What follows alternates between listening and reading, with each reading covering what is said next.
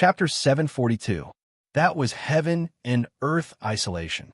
Millions of years ago, Emperor Zhuanxu followed the will of heaven and earth and developed the Sea of Laws, establishing the situation of the human race, ruling the primordial world in one fell swoop. But now, the role of the Sea of Laws had been understood by the world. It might have restrictions on ordinary cultivators, but to important figures, it was almost like a decoration. There were too many ways to avoid it. Look at now. The various races in the primordial world were constantly conquering, but no one was forcefully led to the heaven realm. This meant that the world already had a way to avoid the Sea of Laws. But even so, it only meant that the Sea of Laws had lost its effect, not that heaven and earth isolation had lost its effect. With the Sea of Laws between heaven and earth, there were still many people in the heaven realm who could not come down, but the human race could come and go freely. This was the advantage of the human race. The current situation was that the human race could go up, but they were unwilling to go up. The heaven realm wanted to come down, but they could not. Therefore, what the saints wanted to do was to eliminate the advantage of the human race, reopen the passage between heaven and earth, and abolish the heaven and earth isolation. One had to know that after Emperor Zhuanxu severed the heaven and earth isolation, apart from a small portion of the innate races who were enemies of the human race, most of them entered the heaven realm. They cultivated and recuperated in the heaven realm, secretly accumulating strength in order to counterattack the human race in the future and reoccupy the primordial world. But the Sea of Law was placed horizontally there, completely blocking off the passageway for them to counterattack. No matter how they increased their strength, it was useless if they could not come down. In the current world, the North Sea demon race attacked the human race and delayed most of the human race's energy. It was a good opportunity for them to counterattack the human race. If they missed this opportunity, with the strength of the heavenly realm's races, they would never have any hope of counterattacking the human race. Unfortunately, they could not come down. However, if the heaven and earth isolation was broken, the situation would be completely different. The heavenly realm's races could take advantage of the war between the North Sea demon race and the human race to attack the human race's rear and stab the human race ruthlessly. In this way, the human race would be attacked from both sides. In this case, the human race would be in danger. If they were not careful, they would risk shaking their foundation. The heavenly realm's races were one of the backup plans used by the saints to deal with the human race. Removing the heaven and earth isolation was also one of the saints' plans. However, although they had this plan, they did not intend to use it at this time. According to the saint's original plan, he was prepared to take advantage of the worsening situation between the North Sea monsters and the human race to activate this trump card. But now, Feng Zichen had triggered the power of the killing calamity, erasing their advantage and causing them to fall into a passive state. The sages had no choice but to launch this backup plan in advance to offset the adverse effects of Feng Zichen's actions on them. Fellow Taoists, please make your move. Inside the Jade Void Palace, after the 5 sages had finished their preparations, they summoned their magic treasures at the same time and blasted them towards the Sea of Laws. If it were normal times, they naturally would not dare to make a move against the Sea of Law. If they really did that, the Heavenly Tao would be the first to not spare them. However, things were different now. It was all thanks to Feng Zichen that the tribulation aura filled the world and blinded the perception of the Heavenly Tao. And this also gave the sage the opportunity to attack the Sea of Law. If the Heavenly Tao could not see the primordial world, what were they afraid of? If they were unhappy with the Sea of Law, they could just blast it over. There was nothing that could not be solved with a blast. If there was, then it must be that the blast was not thorough enough. Boom! 5 resplendent rainbows rose from Mount Kunlun and collided with the Sea of Laws between heaven and earth. Rumble! There was a shocking explosion, and the Sea of Law that had been between heaven and earth for millions of years shattered with a bang, turning into boundless connate chi that fell onto the primordial world. Whoosh! At this moment, on the primordial world, there was a sweet rain and heavenly flowers falling. The spiritual chi of heaven and earth skyrocketed at an unimaginable speed. In the blink of an eye, it had become more than 100 times richer, and it continued to rise at a terrifying speed. One had to know that the sudden increase in spiritual chi was not acquired chi, but extremely pure connate chi. The sea of law had existed for millions of years, and who knew how much connate spiritual chi it had accumulated? Now that it had exploded, the connate spiritual chi was swept into the primordial world, and the changes it brought to it could be imagined. Under the nourishment of the connate spiritual chi, the primordial world recovered and gave birth to countless vitality. Immortal fruits and immortal herbs rose from the ground, and spiritual treasures and spiritual objects slowly took shape. There were also countless birds, beasts, fish, insects, flowers, and trees. Under the nourishment of the connate chi, they were able to give birth to spiritual wisdom and take form. Of course, among them, the ones who benefited the most were the humans. When the connate chi was swept back, countless humans were able to break through from mortals to immortals, and their cultivation improved by a step. It was as if the spiritual chi had recovered. Looking at the connate chi that filled the world, if it were not for the fact that the acquired path was still in power and not the connate path that dominated everything, everyone would have thought that the connate era had returned. After the saint's attack broke through the sea of law, it did not dissipate. Instead, it continued to attack upward and blasted into the unknown void. The sea of law had been broken, but it did not mean that isolation of heaven and earth had been broken. This was because the sea of law was only a heaven and earth barrier created by great Emperor Ziwei when he channeled the power of heaven and earth. It was not the main body of isolation of heaven and earth. The main body of isolation of heaven and earth was still the fate of the humans in the unseen world. Only by repelling the fate of the humans that shrouded between heaven and earth would isolation of heaven and earth be completely broken. Only then would the passageway between the two realms be connected, allowing everyone to come and go. Although the fate of the humans was strong, how could it fight against the joint forces of 5 saints? Not to mention, the fate that shrouded between heaven and earth was only a part of the fate of the humans. It was even more impossible to fight against the saints. With a boom, the portion of the fate of the humans that shrouded between heaven and earth was repelled by the saints. It rumbled back and merged with the fate of the humans once again. Rumble. At this moment, the fate of the humans shook violently. The 3 sovereigns and 5 emperors who were guarding the fire cloud cave used all their strength to suppress this tremor. The fate of the humans that had been cut off from the return of heaven and earth soared. Feng Zichen's strength naturally rose as well and became stronger. Oh no, we've been tricked. The moment they saw the sea of laws shatter and the innate spirit chi return, the 5 saints in the Jade Void Palace understood that they had been tricked by Feng Zichen. He had long known that someone would destroy isolation of heaven and earth, so he had made arrangements inside in advance. He was waiting for someone to destroy isolation of heaven and earth, so that the innate spirit chi inside would return to heaven and earth to increase the strength of the humans. Gao Chenghua is so cunning. After understanding that they had been tricked, the saints' faces darkened.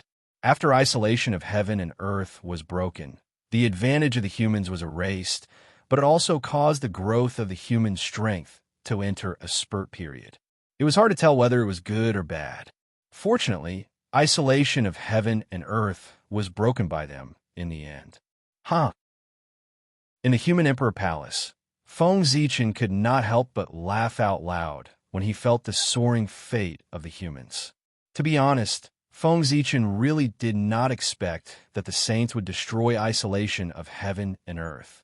However, he knew that sooner or later, someone would not be able to resist attacking the Sea of Laws.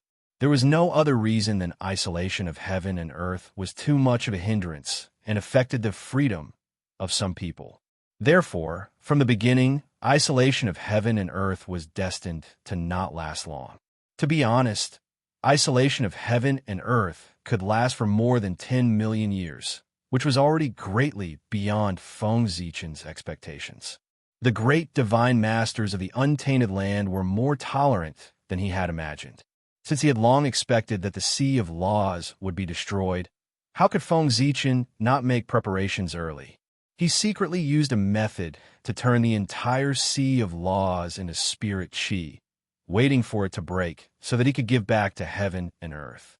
He did not expect that a casual move back then would actually plot against the saints. It was really fate.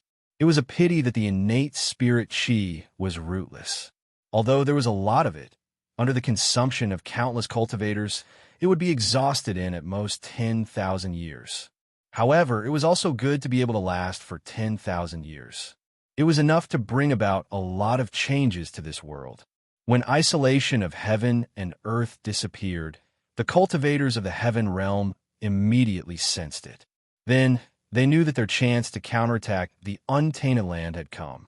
Therefore, under the lead of the 10 Deluo Taoist priests, more than 108 races in the heaven realm secretly descended to the lower realm, planning to take advantage of the human race's unpreparedness to give them a ruthless blow. These were the innate 100 races, which could also be called the heaven realm's 100 races. This race thought that their actions were extremely secretive and that no one would notice.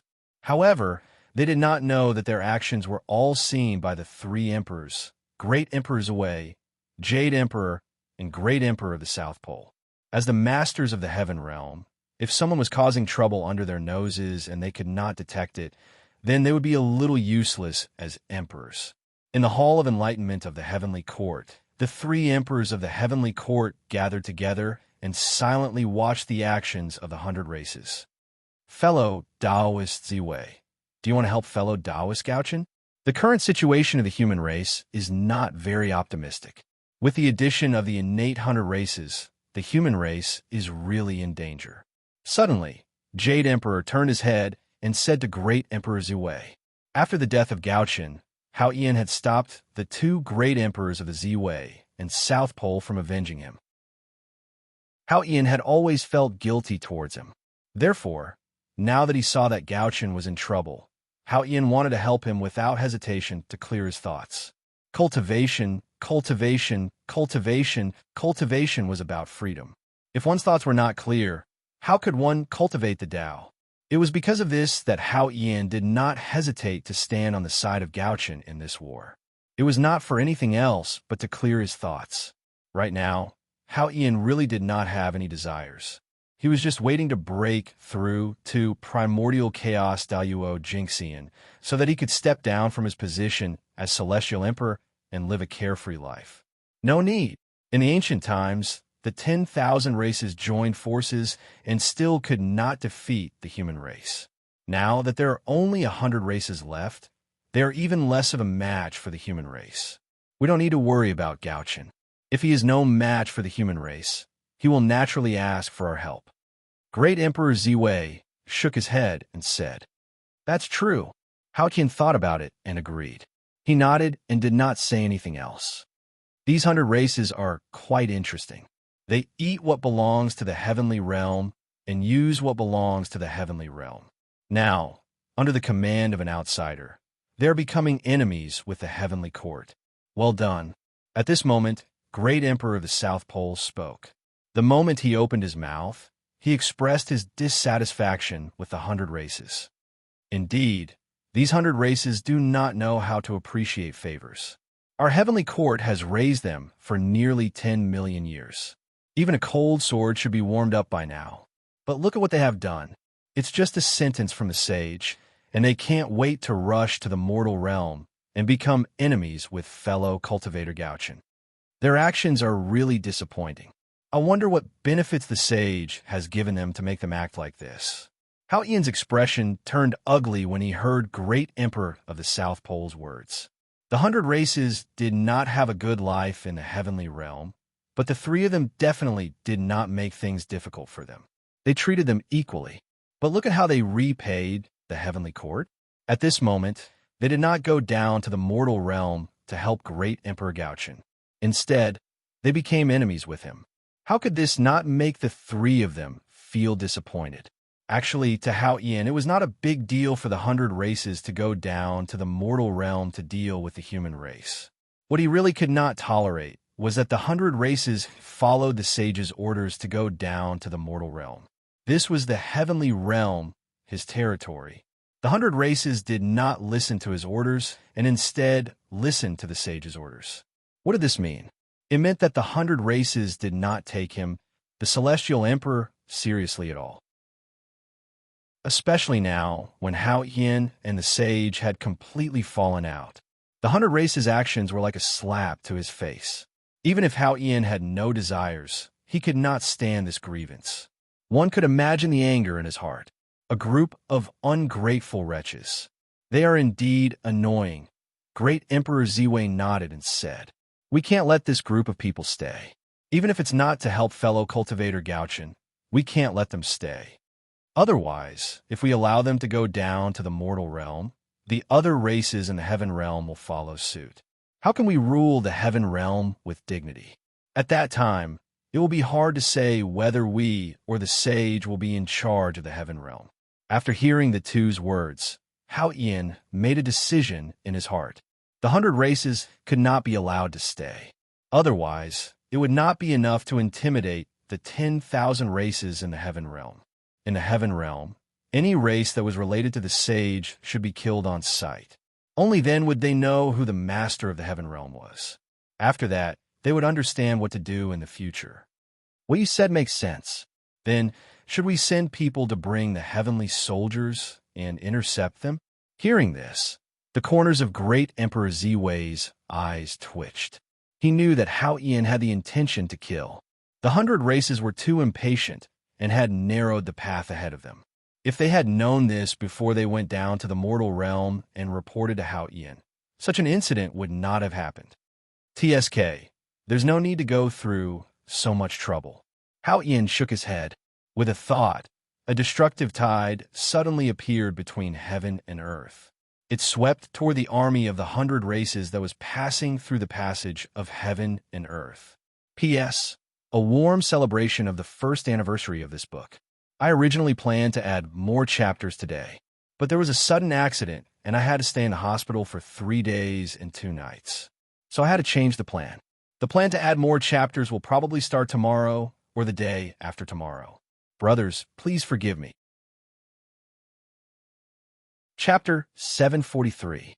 At this moment, under the lead of the 10 Daiyuo Taoist priests, the 100 primordial clans were rushing to the human world in high spirits. They were completely unaware that danger had already arrived. Rumble. Very suddenly, the tide of destruction struck and swept everything around it. Even though the 10 Taoist priests reacted in time, half of the primordial clans were still swallowed by the mighty wave of destruction and completely disappeared. Boom! After the first tide of destruction, the second tide of destruction followed closely behind, and its power was several times stronger than the first tide of destruction. Even the 10 Taoist priests felt a sense of fear from the bottom of their hearts when they saw it, and they felt that they would die in it. Break for the poor way. Frightened, the 10 Taoist priests chose to risk their lives.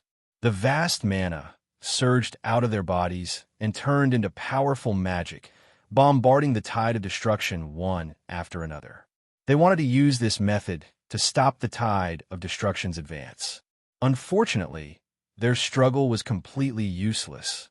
With their cultivation level, how could they fight against Hao Ian, who was infinitely close to the primordial chaos Daiyuo Jinxian? If Hao Ian wanted them to die, they had no other choice but to die, unless an existence far superior to Hao Ian intervened and saved them. The magic of the 10 Taoist priests bombarded the tide of destruction, but other than making it stronger, it had no other effect. No! Seeing this, the 10 Taoist priests couldn't help but have a look of despair in their eyes. However, although they were desperate, they were unwilling to die just like that. They seemed to have grasped the last life-saving straw and shouted desperately, "Saint, save me!" The voice was so loud that it spread throughout the entire untainted land in an instant. The saint in the Jade Mirage Palace immediately heard it and looked in the direction of the voice. seeing that the tide of destruction was about to swallow all the 100 primordial clans, including the 10 Taoist priests. The saint had made his move. Hao Qian, how dare you? An angry voice came from the Kunlun Mountains. Then, the Trijade Rui flew high into the sky and turned into a stream of light. It broke through the layers of the void and blasted into the tide of destruction, shattering it into pieces and saving the Khanate 100 races. You're courting death. Seeing the primeval Lord of Heaven make a move, Hao Tian was naturally furious. Without further ado, he tossed out the supreme grade innate spirit treasure, the clear sky godly sword, and slashed at the 100 innate beings. At the same time, Great Emperor Zhui and the Great Emperor of the South Pole also attacked. Swoosh! Boundless starlight appeared and turned into a myriad manifestation Rui that blasted toward the Khanate 100 races. On the other side, the heavenly punishment divine, I shot out coldly, unleashing countless light of calamity that covered the sky and rained down on the innate 100 races. The heavenly courts were strong, and the saints were not willing to fall behind. The Trijade Rui spun and met the Wanxiang Jade Rui. At the same time, the Qingping sword and the coiling dragon cane flew out from the Kunlun Mountain one after another, each facing the Haotian divine sword and the heavenly punishment divine eye. After that, the wonderful tree of 7 treasures and the guiding divine banner quietly appeared, sweeping up the 100 races who were still alive and were about to leave. How dare you? Seeing this, the 3 great emperors naturally did not let it go. They stood up from their thrones and attacked the 5 saints with all their might. Rumble! Amidst the shocking explosion, an earth-shattering battle broke out. However, the battle came and went quickly. As the 100 races were rescued by the saints, the sudden battle came to an end. The heavenly courts were fighting 3 against 5, so they were naturally no match for the saints. It was normal for the 100 races to be rescued. However, even if they were rescued, the 100 races did not have a good time. Being in the center of the primordial chaos battlefield, even with the full protection of the saints, it was impossible for them to be safe. Although the 100 races were still around, their strength was already less than 10%. Even the 10 Daluo Taoist priests were all injured. As for the 100 races of the Xiantian realm, it could be said that they had died before they were born. They had not even reached the mortal world, but they were already almost dead. Just the word tragic was enough to describe it. Not only was the strength that they had secretly accumulated over the years to deal with the humans gone, but even their original strength was almost gone. The current 100 races were not even as strong as those who had just ascended to the heavenly courts. Bastards, a bunch of bastards, they've gone too far. In the Hall of Enlightenment, Hao Yin could not help but curse. At the same time, he wanted to make a move and wipe out the remaining strength of the 100 races in the heavenly realm. However, at this moment, Great Emperor Ziwei stepped in to stop him. Hey, fellow Taoist Hao Yin, please calm down. Fellow Taoist, you've already made a move once just now. If you continue to make a move now, you'll inevitably be ridiculed. Great Emperor Ziwei shook his head and said, it was just a deal with the small 100 races. It was fine if they failed to wipe them out once, but they still had to make a move a second time. If this spread out, it was inevitable that people would say that the heavenly courts were incompetent. Then we'll just let this matter go. Hao Qian said unwillingly. No, there are tens of thousands of races in the heavenly realm. The saints can mobilize the 100 races, but they definitely can't mobilize the 10,000 races. Since the 100 races have chosen to betray the heavenly courts and join the saints, then we don't have to be merciful. Let the 10,000 races deal with them. Great Emperor Ziwei said slowly as he glanced in the direction of the heavenly realm. The 100 races were not all of the heavenly realm. They were just a part of it. Moreover, not everyone in the heavenly realm was willing to be the lackey of the saints. There were many races that belonged to the 3 emperors. After thinking for a while, Hao Yin asked, what if they refuse? Refuse. Fellow Taoist, you have to know that this is the heavenly realm, our territory. Since they live here, they have to obey our rule. If they don't obey, what's the difference between them and the 100 races? Such people can't be left alive. Hearing this, great Emperor Ziwei was silent for a long time before he said slowly, "Yes, those who obey us are our people. Those who don't obey us, what does that have to do with us? What right do they have to stay in the heavenly realm?" Great Emperor of the South Pole also said, "Yes, the two of you are right. It's the poor Wei who misunderstood." After listening to the two of them, Hao Yin seemed to have understood something. Then, an order jointly issued by the three emperors spread from the Lingxiao Palace and spread throughout the heavenly realm.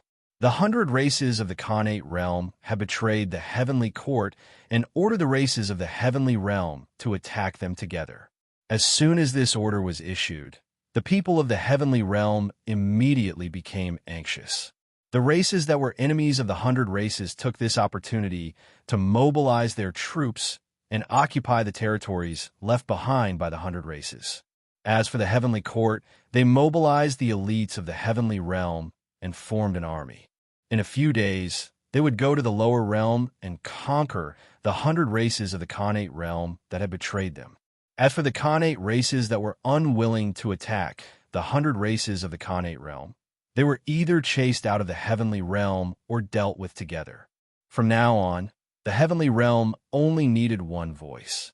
That was the voice of the heavenly court. Putting aside the matter of the heavenly realm, the war at the border of the human territory gradually became more intense. This time, great ancestor Kuanpeng was determined to become enemies with the human clan. Not only did he mobilize hundreds of demon gods, but he also brought out the foundation of the North Sea Demon Clan. They were the elites of the North Sea Demon Clan from the ancient times. What were the elites of the North Sea Demon Clan? They were the elites of the Demon Clan from the ancient times. In the ancient times, only the most outstanding Tai Jingxian were qualified to become the elites of the Demon Clan. Not only did they have powerful cultivation techniques and divine powers, but they were also equipped with powerful Dharma treasures. They ranged from supreme-grade acquired cardinal treasures to Khanate spirit treasures. In the past, the vanguard sent by the demon race to attack the human race was known as the inferior demon soldiers. Each of them had the cultivation base of a primordial immortal, let alone the elites of the demon race who were even stronger. The weakest had the cultivation of Tai Jingxian, and the strongest had already stepped into the half-step Daiyuo realm. Moreover, these demon clans were all ancient demon clans. Since they were from the primordial demon clan, there was no doubt that they cultivated the Khanate Dao. After all, the ancient times were still the Khanate era, and there was no room for the postnatal Dao to survive. If one counted carefully, the elites of the North Sea Demon Clan had 1,000 half-step Daiyuo and 1,000,000 Tai Dao Lords. At the peak of the North Sea Demon Clan, there were definitely more than these Demon Clan elites.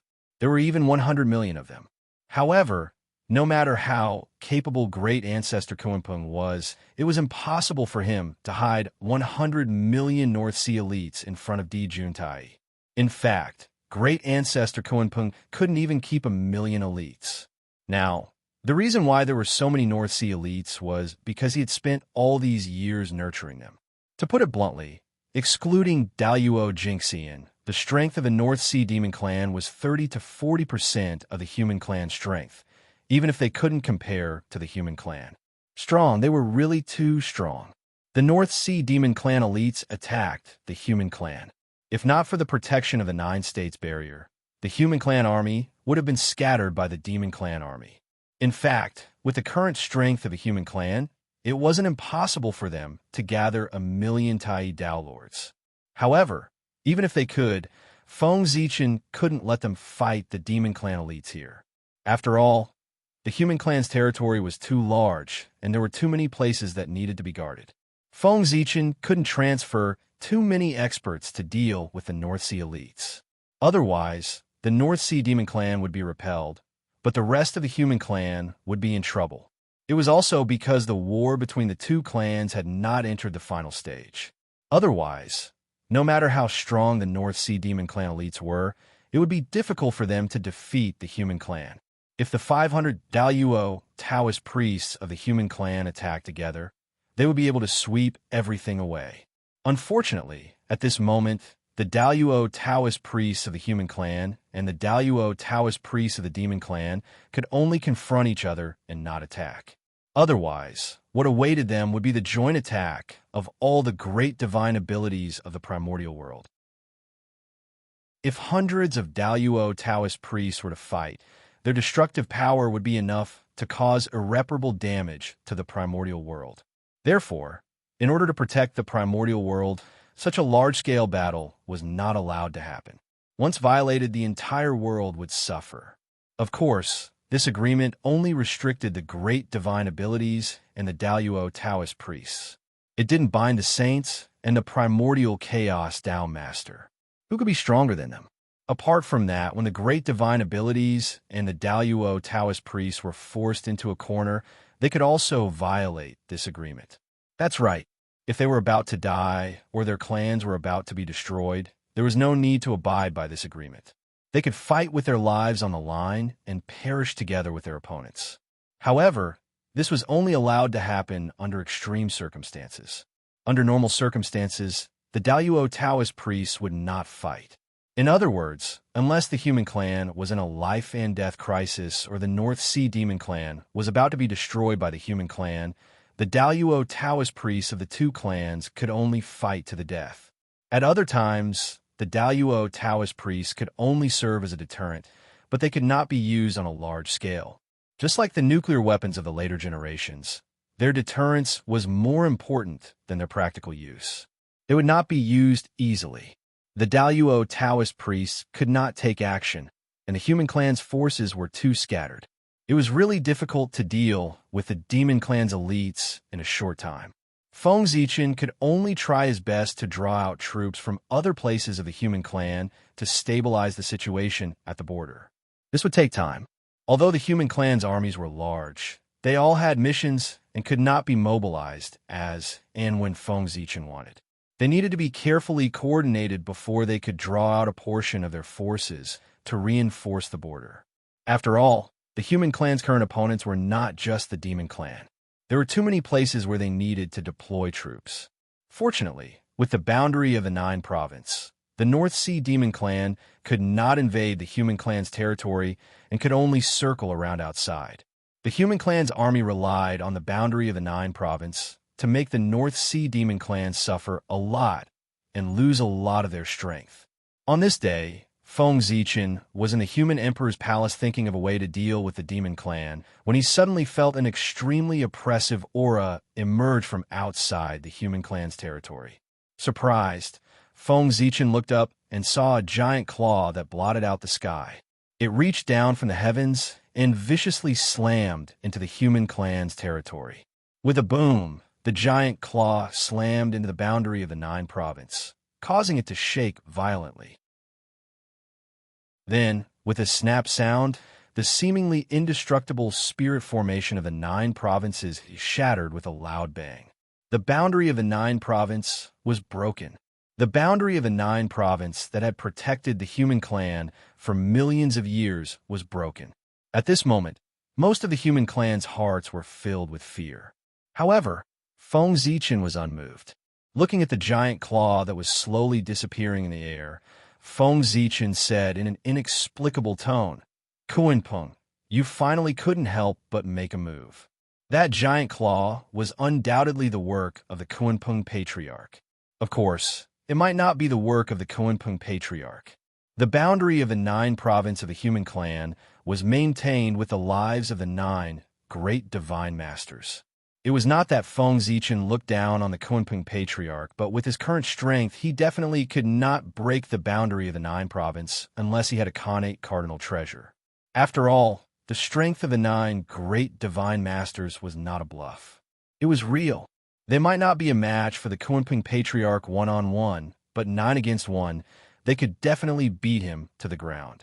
Even so, the Kuanpeng Patriarch still broke the boundary of the Nine Province with one strike. It would be strange if there was no problem. There must be more than one saint helping him in secret. It was not that Feng Zichen was boasting, but with the strength of the boundary of the Nine Province, it was impossible for the saint to break it in a short time without using the power of the Way of Heaven.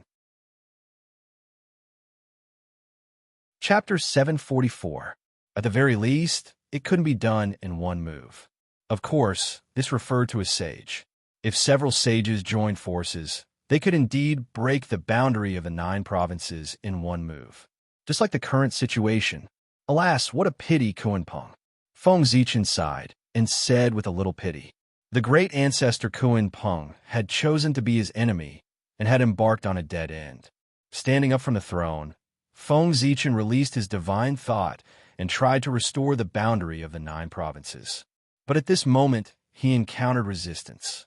As the 9 cauldrons trembled, 5 supreme powers appeared. They firmly imprisoned 5 of the cauldrons, causing them to be unable to connect with the other 4 cauldrons. That was the power of the 5 sages. They hid their magic in the giant claws of the great ancestor Kuan-Pong. While helping him break the boundary of the 9 provinces, they also secretly penetrated the core of the boundary of the 9 provinces, where the 9 cauldrons were. Rumble. No matter how the remaining 4 cauldrons trembled, they could not break through the blockade of the sage's power and awaken the 5 cauldrons that were sealed. With the 5 cauldrons sealed, the chi of the 9 cauldrons could not be connected. The power of the boundary of the 9 provinces was reduced by half. Go! With a thought, a majestic power gushed out of Feng Zichen's body and blasted toward the 9 cauldrons to help them break the blockade of the 5 sages. Rumble. At this moment, the human domain began to shake violently. 2 supreme forces clashed and collided in the depths of the earth, causing devastating shockwaves to surge out. After a few breaths, Feng Zichen withdrew his power with a dignified face. He had to admit that with his own strength, even with the help of the 9 cauldrons, he was far from being a match for the 5 sages. He could not shake the power of the 5 sages at all to help the 9 cauldrons break the seal. It seems that the boundary of the 9 provinces cannot be used in a short time. Feng Zichen sighed and said helplessly. Although he was helpless, his tone was not too surprised. That's right, it was expected. The sages had broken the boundary of the 9 provinces. How could they let Feng Zichen repair it in a short time? Then what was the meaning of the saints' intervention? However, although the power left behind by the 5 saints had sealed the 5 cauldrons, this was only temporary. Their powers were ultimately rootless duckweeds that would slowly be obliterated by the 9 cauldrons over time and become nutrients for their growth. At that time, the barrier of the 9 provinces would reappear in an even stronger form. This was inevitable and irreversible, but it required time. At least 1,000 years, and at most 10,000 years. During this period of time, the barrier of the 9 province had completely lost its function. No matter what race they were, they could freely enter and leave the borders of the human race. The moment the boundary of the 9 states shattered, the elites of the North Sea moved. Like a sharp sword, they directly pierced through the human army and rushed into the human territory. If the reinforcements from other places had not arrived in time and joined forces with the human army to block the North Sea elites, they would have been able to charge straight into the ancestral land of the human race. Troublesome. In the human emperor palace, Feng Zichen could not help but shake his head when he saw the scene outside the border. He was very disappointed with the performance of the human army.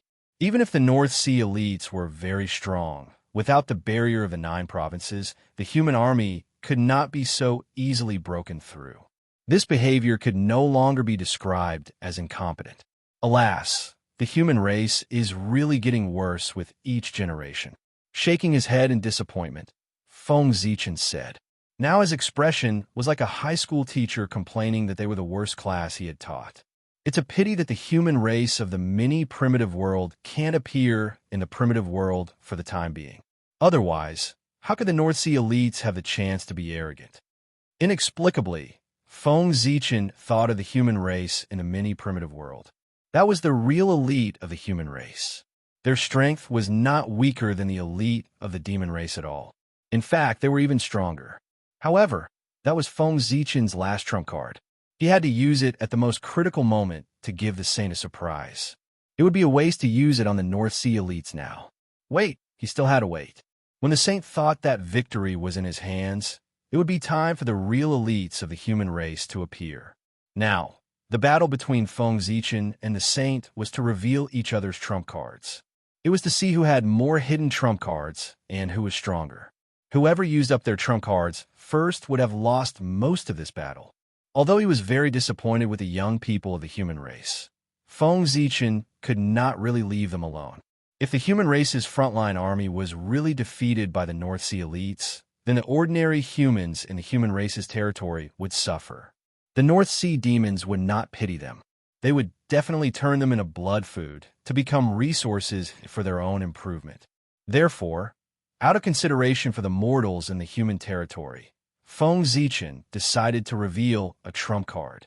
He released his divine consciousness, crossed the endless void, and came to a battlefield full of devastation. Here, broken flags fluttered, the sky was stained with blood, there were traces of a great battle everywhere, and there were countless corpses on the ground.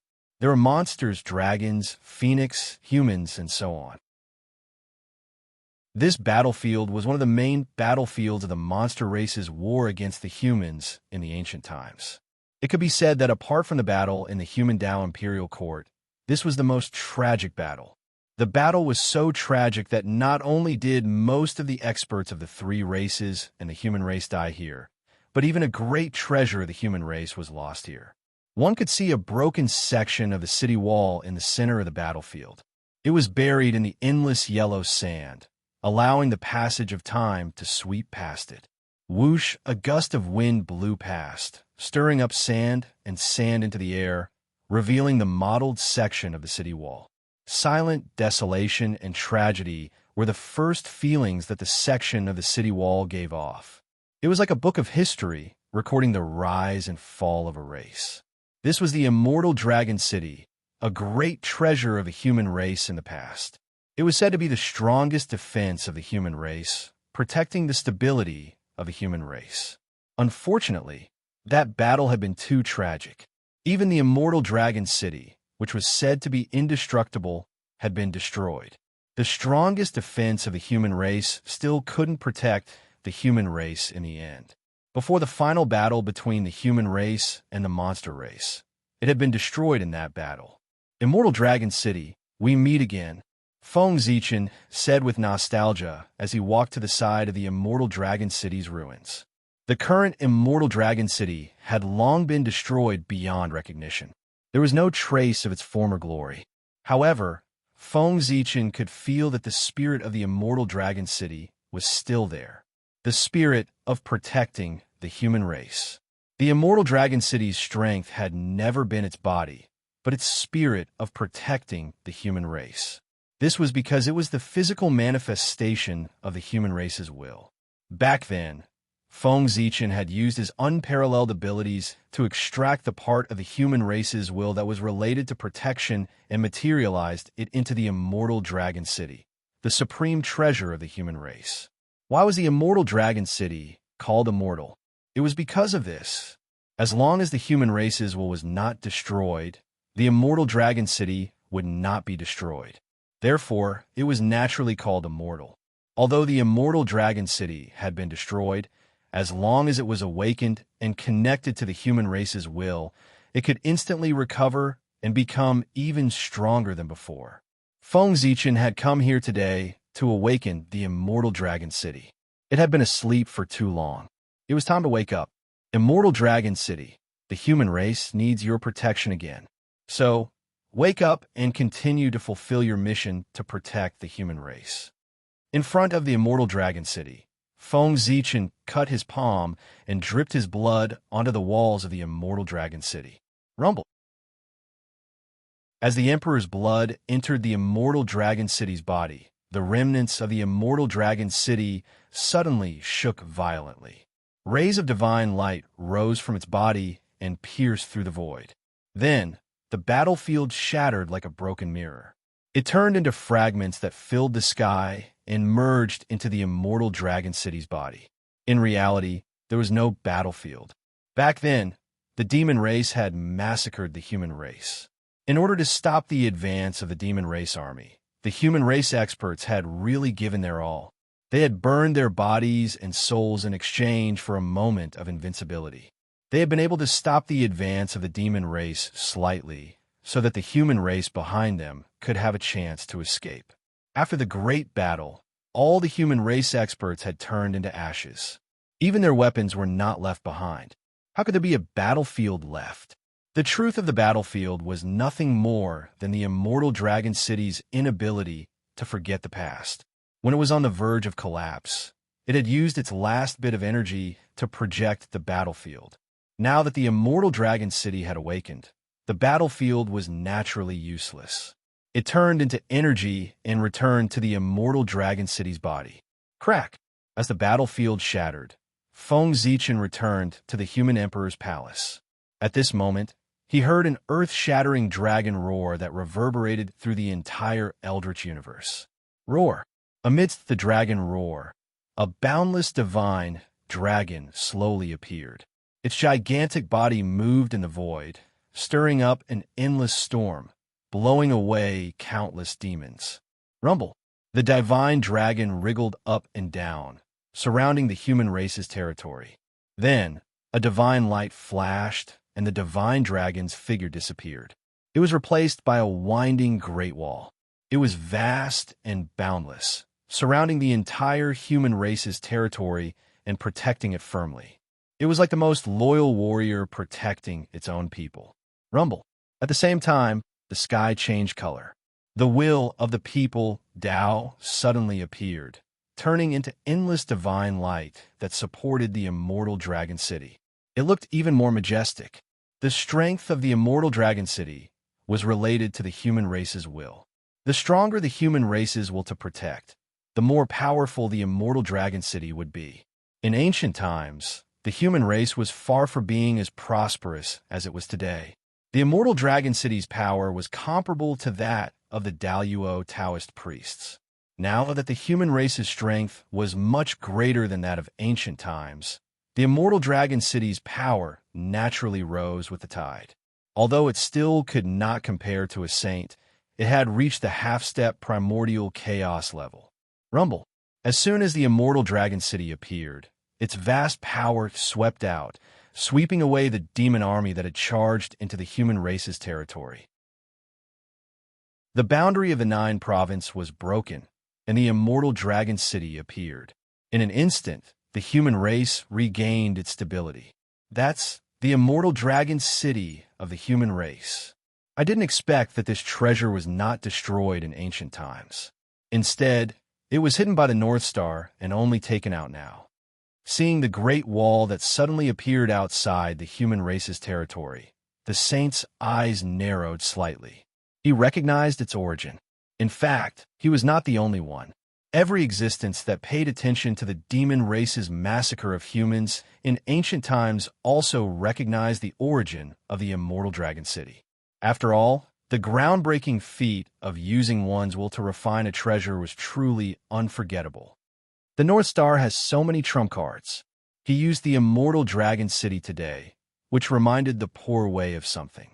In the later stages of the Great War between humans and demons, Tai used all his strength to seal a human city, the Imperial Court of Human Tao.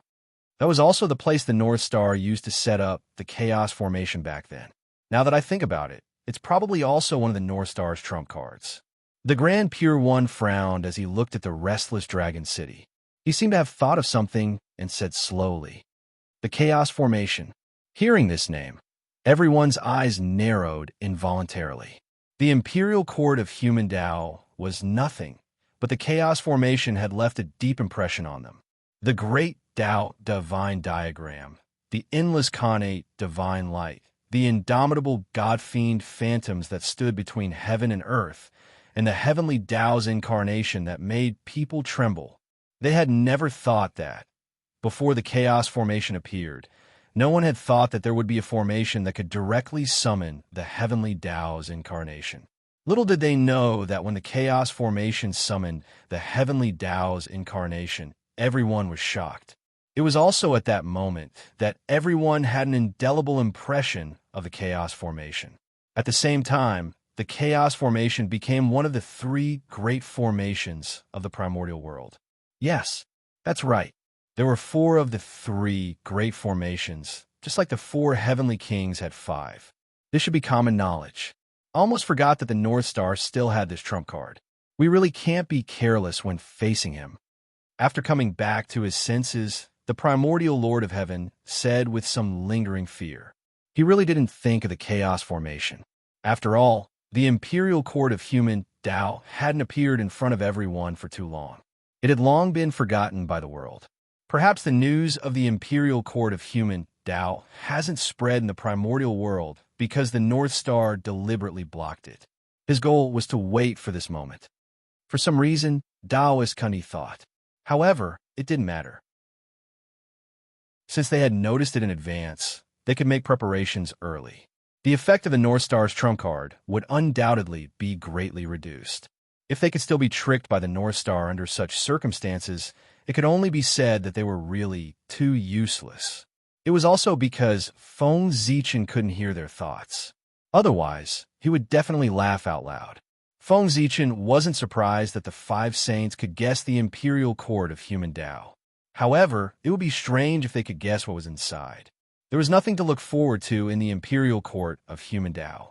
However, the humans inside were the surprise that Feng Zichen gave to the saints. They were also his greatest trump card. This was something that the saints would never have thought of. They would never have thought that there were millions of Tai Dao lords in the imperial court of human Tao.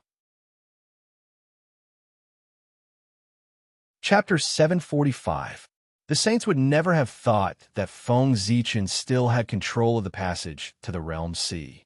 This huge difference in information was Feng Zichen's biggest advantage when facing the saints. In the human emperor's palace, after Feng Zichen awakened the immortal dragon city, he called Feng Zichen and instructed him, Kang Meng, take my sword and go to the fifth manor of the Longevity Mountain to visit the great deity, Zhen Yuan. As he spoke, Feng Zichen took off the Zichen sword and handed it to Feng Kangmei.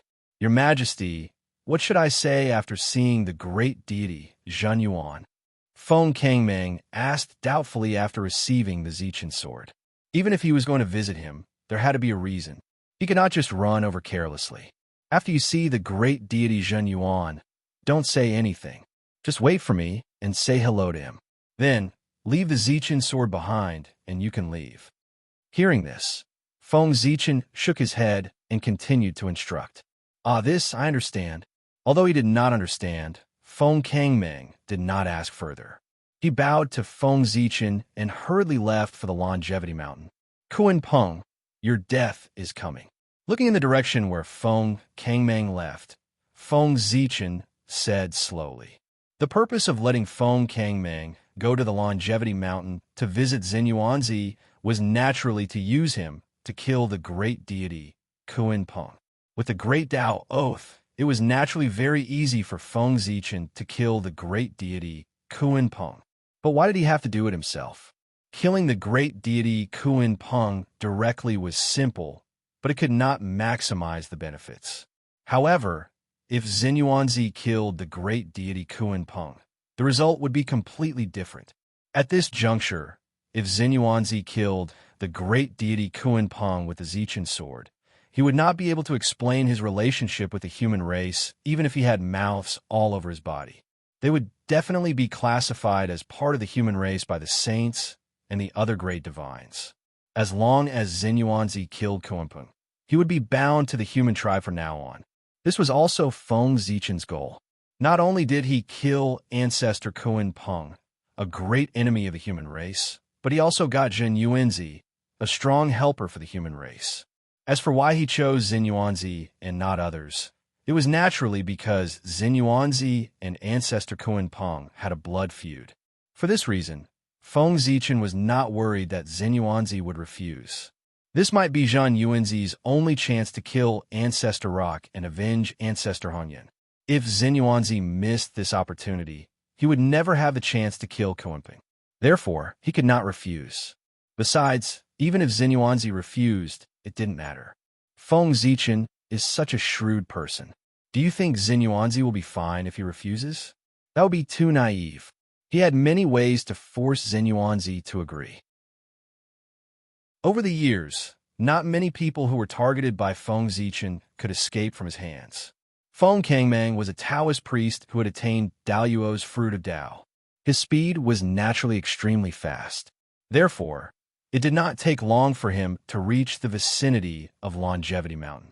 When he was still some distance away from Longevity Mountain, Feng Kangmang walked out of the void and changed a walk to Fifth Manor Temple to show his respect to the ancestor of earthly immortals. In Fifth Manor Temple, Xin Yuanzi, who was in seclusion, suddenly opened his eyes. He called for 2 Taoist children and ordered, "Qing Feng, Mingyu, there's an important guest.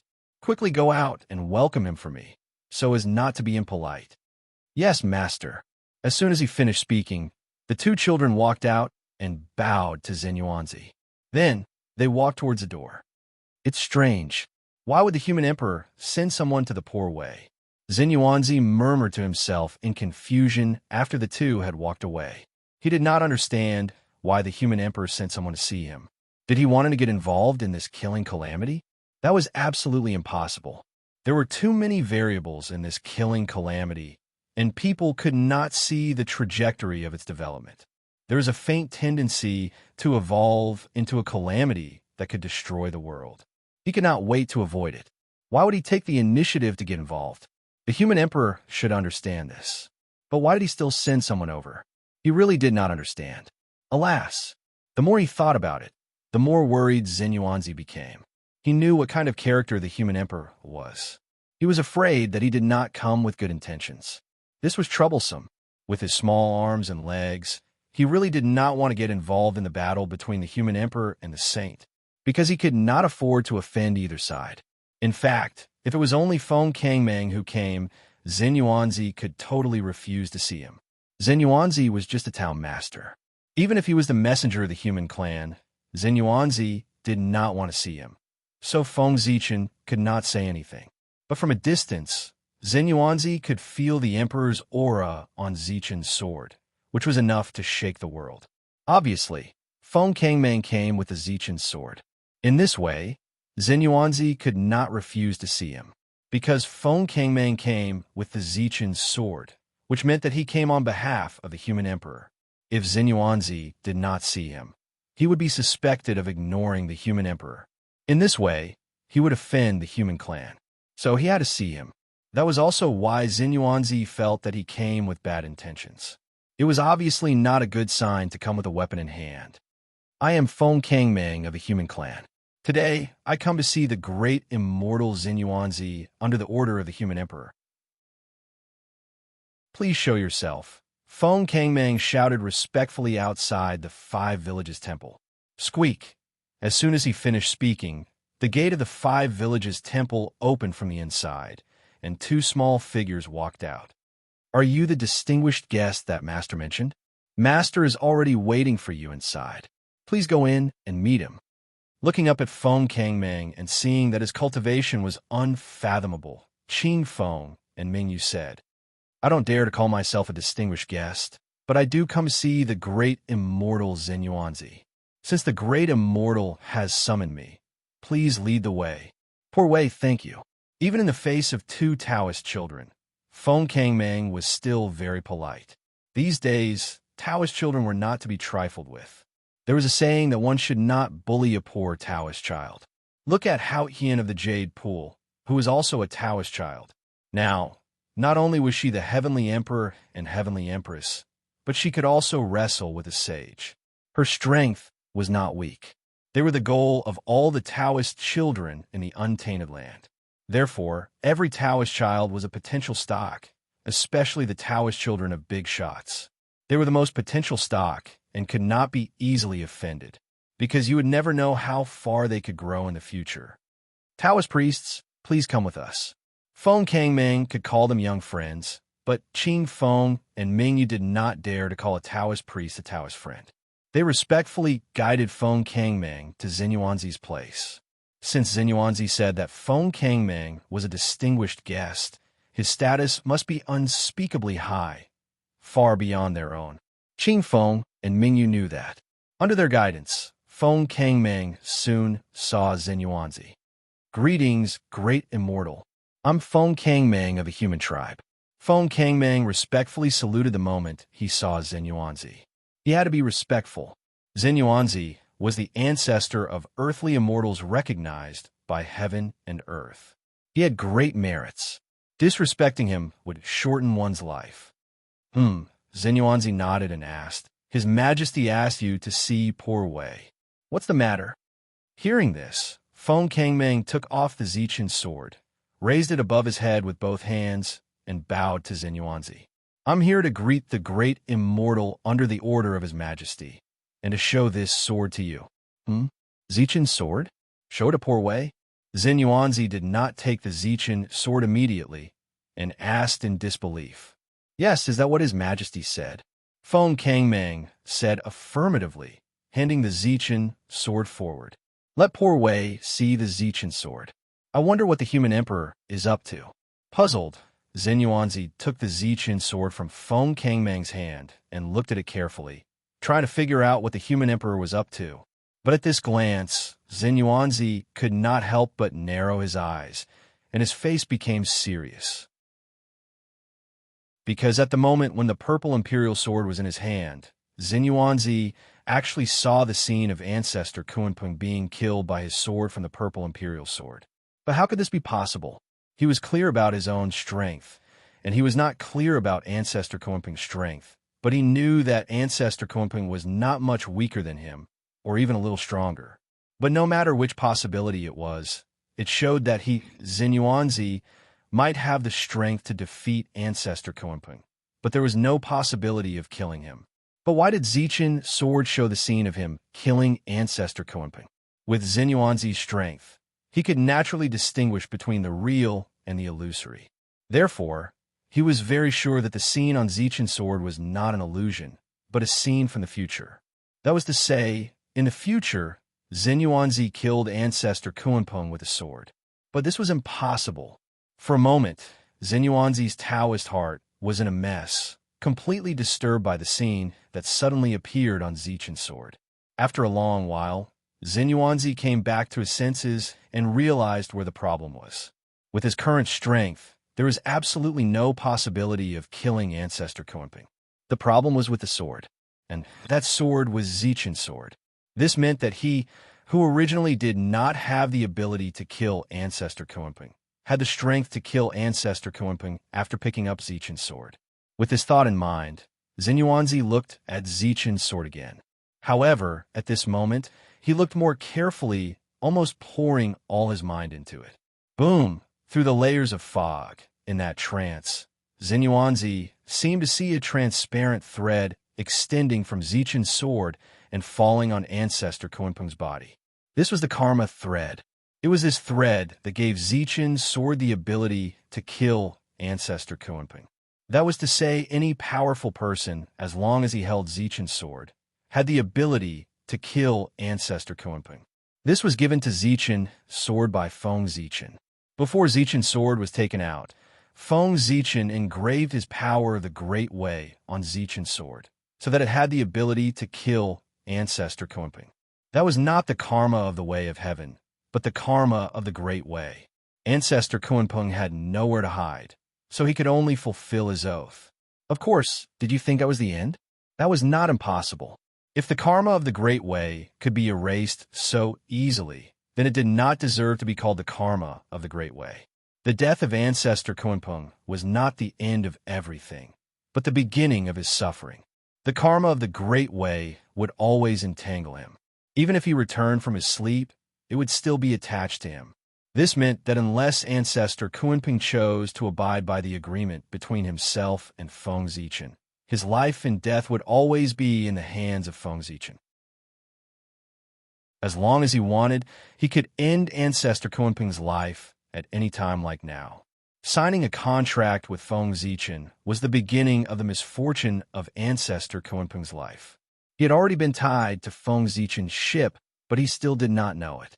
Holding Zichen's sword, Xinyuanzi understood Feng Zichen's plan at the first time.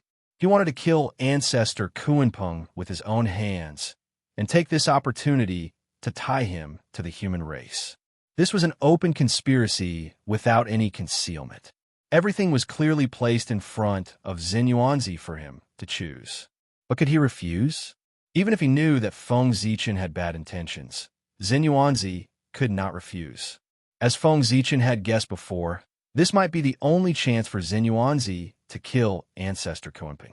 In order to take revenge, he had no choice. Putting away Zichen's sword, Zhen Yuanzi turned to Feng Kangming and said, "Poor Wei has understood the meaning of your emperor. Go back and tell him that Poor Wei has agreed." After that, Zhen Yuanzi waved his hand and called Qing Feng and Mingyu.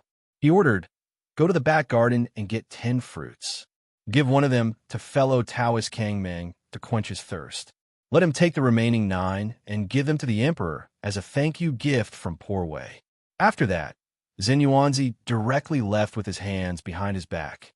The whole process was done in one breath, leaving no chance for Feng Kangming to reply. Fellow Taoists on Mount Kunlun, Poor Wei did not want to be your enemy, but you forced Poor Wei. Since you have chosen to cooperate with Kunpeng, you are destined to be the enemy of Poor Wei.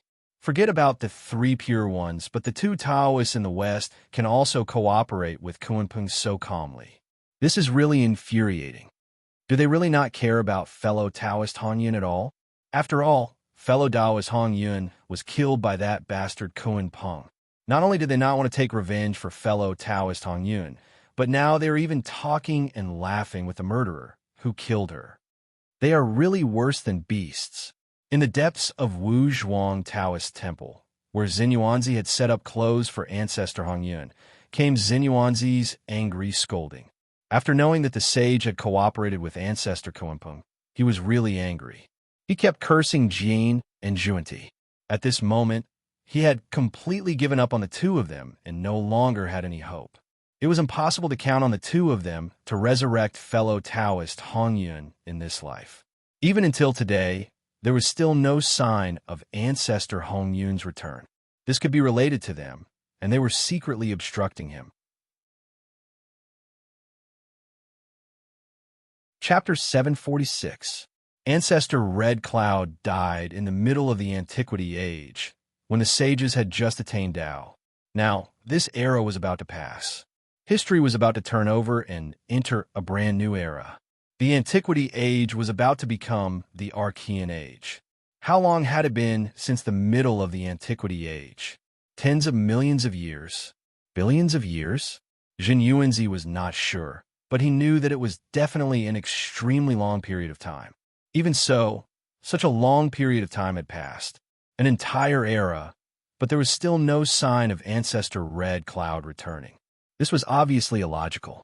Ancestor Red Cloud was not Di Jun, who had enemies all over the world. Even the sages were trying to stop his return. He only had Ancestor Rock and Ancestor Nether River as his enemies. The 2 of them did not have the ability to hide from Zhen Yuanzi and stop Ancestor Red Cloud's return. Under such circumstances, Zhen Yuanzi had worked hard for an entire era, but there was no result. Ancestor Red Cloud's real spirit was still dead. There was no sign of him returning. At this point, even if Zhen Yuanzi did not want to believe it, he had to admit that there was someone stronger than him who was secretly stopping Ancestor Red Cloud's return. There were not many people stronger than Zhen Yuanzi in the Eldritch world. The range was easy to pinpoint. There was an 80% chance that the sages were secretly involved. Among the 6 sages, Zhen Yuanzi could not think of anyone else other than the 2 sages, Zhen Yuanzi and Zhuanti. They owed Ancestor Red Cloud too much karma. They could either return Ancestor Red Cloud the position of a sage, or give him a primordial treasure each. This was the only way to end the karma between them. There was no other way. However, even if the 2 sages of the West were willing to pay such a price to repay Ancestor Red Cloud, they could not afford it. In order to get rid of this karma, the best way was to prevent Ancestor Red Cloud from ever returning. As long as Ancestor Red Cloud no longer existed, the karma would naturally cease to exist. Therefore, no matter how hard Zhen Yuanzi tried, he could not revive Ancestor Red Cloud. The 2 sages of the West would not allow it. A long time ago, Zhen Yuanzi thought of this possibility. However, he did not want to believe it or confirm it, because once he confirmed his guess, it would mean that Ancestor Red Cloud had no hope of returning. For the hope in his heart, Zhen Yuanzi chose to deceive himself, unwilling to accept the cruel truth. As time passed, the resurrection of ancestor Hong Yun became a knot in his heart. It had even dragged down his cultivation, causing his cultivation progress to be somewhat slow in recent years. Of course, if this knot could be untied, it meant that Xinyuanzi was not far from breaking through the realm of Daoyuo Jingxian. However, with Zhen Yuanzi's power, it would be impossible for him to revive ancestor Hong Yun under the combined suppression of the two from the west. However, the appearance of Feng Zichen gave Xinyuanzi a chance to turn things around. First of all, Feng Zichen used Zichen's sword to tell Xinyuanzi that he had the ability to help him kill ancestor Kunpeng and avenge ancestor Hong Yun. Secondly, Feng Zichen's arrival made Xinyuanzi see another possibility. The other possibility of reviving ancestor Hong Yun. Yes, it was true that he could not deal with the two Western saints alone, but he could also find help. Feng Zichen. This was Xinyuanzi's best choice. After all, he was one of the few experts in the untainted land who could stand shoulder to shoulder with the sages. At the same time, like Xinyuanzi, he had a blood feud with the two Western saints. Moreover, Feng Zichen's power was not weaker than the two Western saints. This was not Xinyuanzi's guess, but Feng Zichen's real battle record. After all, he had fought against 3 sages by himself. If he could get the help of Feng Zichen, then the matter of ancestor Hong Yun's return would be settled. That was why Xinyuanzi chose to accept Zichen's sword. Otherwise, did he really think that Xinyuanzi would sell himself to the human tribe just because of ancestor Kunpeng's life? This was obviously impossible. In Xinyuanzi's heart, killing ancestor Kunpeng was not worth mentioning compared to reviving ancestor Hong Yun. Killing ancestor Kunpeng was of no use except to vent his anger. Xinyuanzi was one of the few great mediums in the untainted land. He could not sell himself to the human tribe just to vent his anger. There must be a deeper reason. He wanted to borrow Feng Zichen's hand to revive ancestor Hong Yun. He had already sold himself to the human tribe. Feng Zichen could not help him. Even if he did not want to help, he had to. Otherwise, who would dare to rely on the human tribe in the future? This time, Xinyuanzi and Feng Zichen were using each other. However, overall, Feng Zichen had profited. After all, reviving ancestor Hong Yun was part of his plan to deal with the two Saint Junyi. Taking advantage of this opportunity, Xinyuanzi, a future Zenith Heaven Golden Immortal of the Origin, was Feng Zichen's gain no matter how he looked at it. When ancestor Hong Yun was revived in the future and Xinyuanzi became the primordial chaos Daoyuo Jingxian, the human tribe would have 2 more supreme beings. After that, if the 3 sovereigns also attained Dao, the scene would be TSK, it would be spectacular.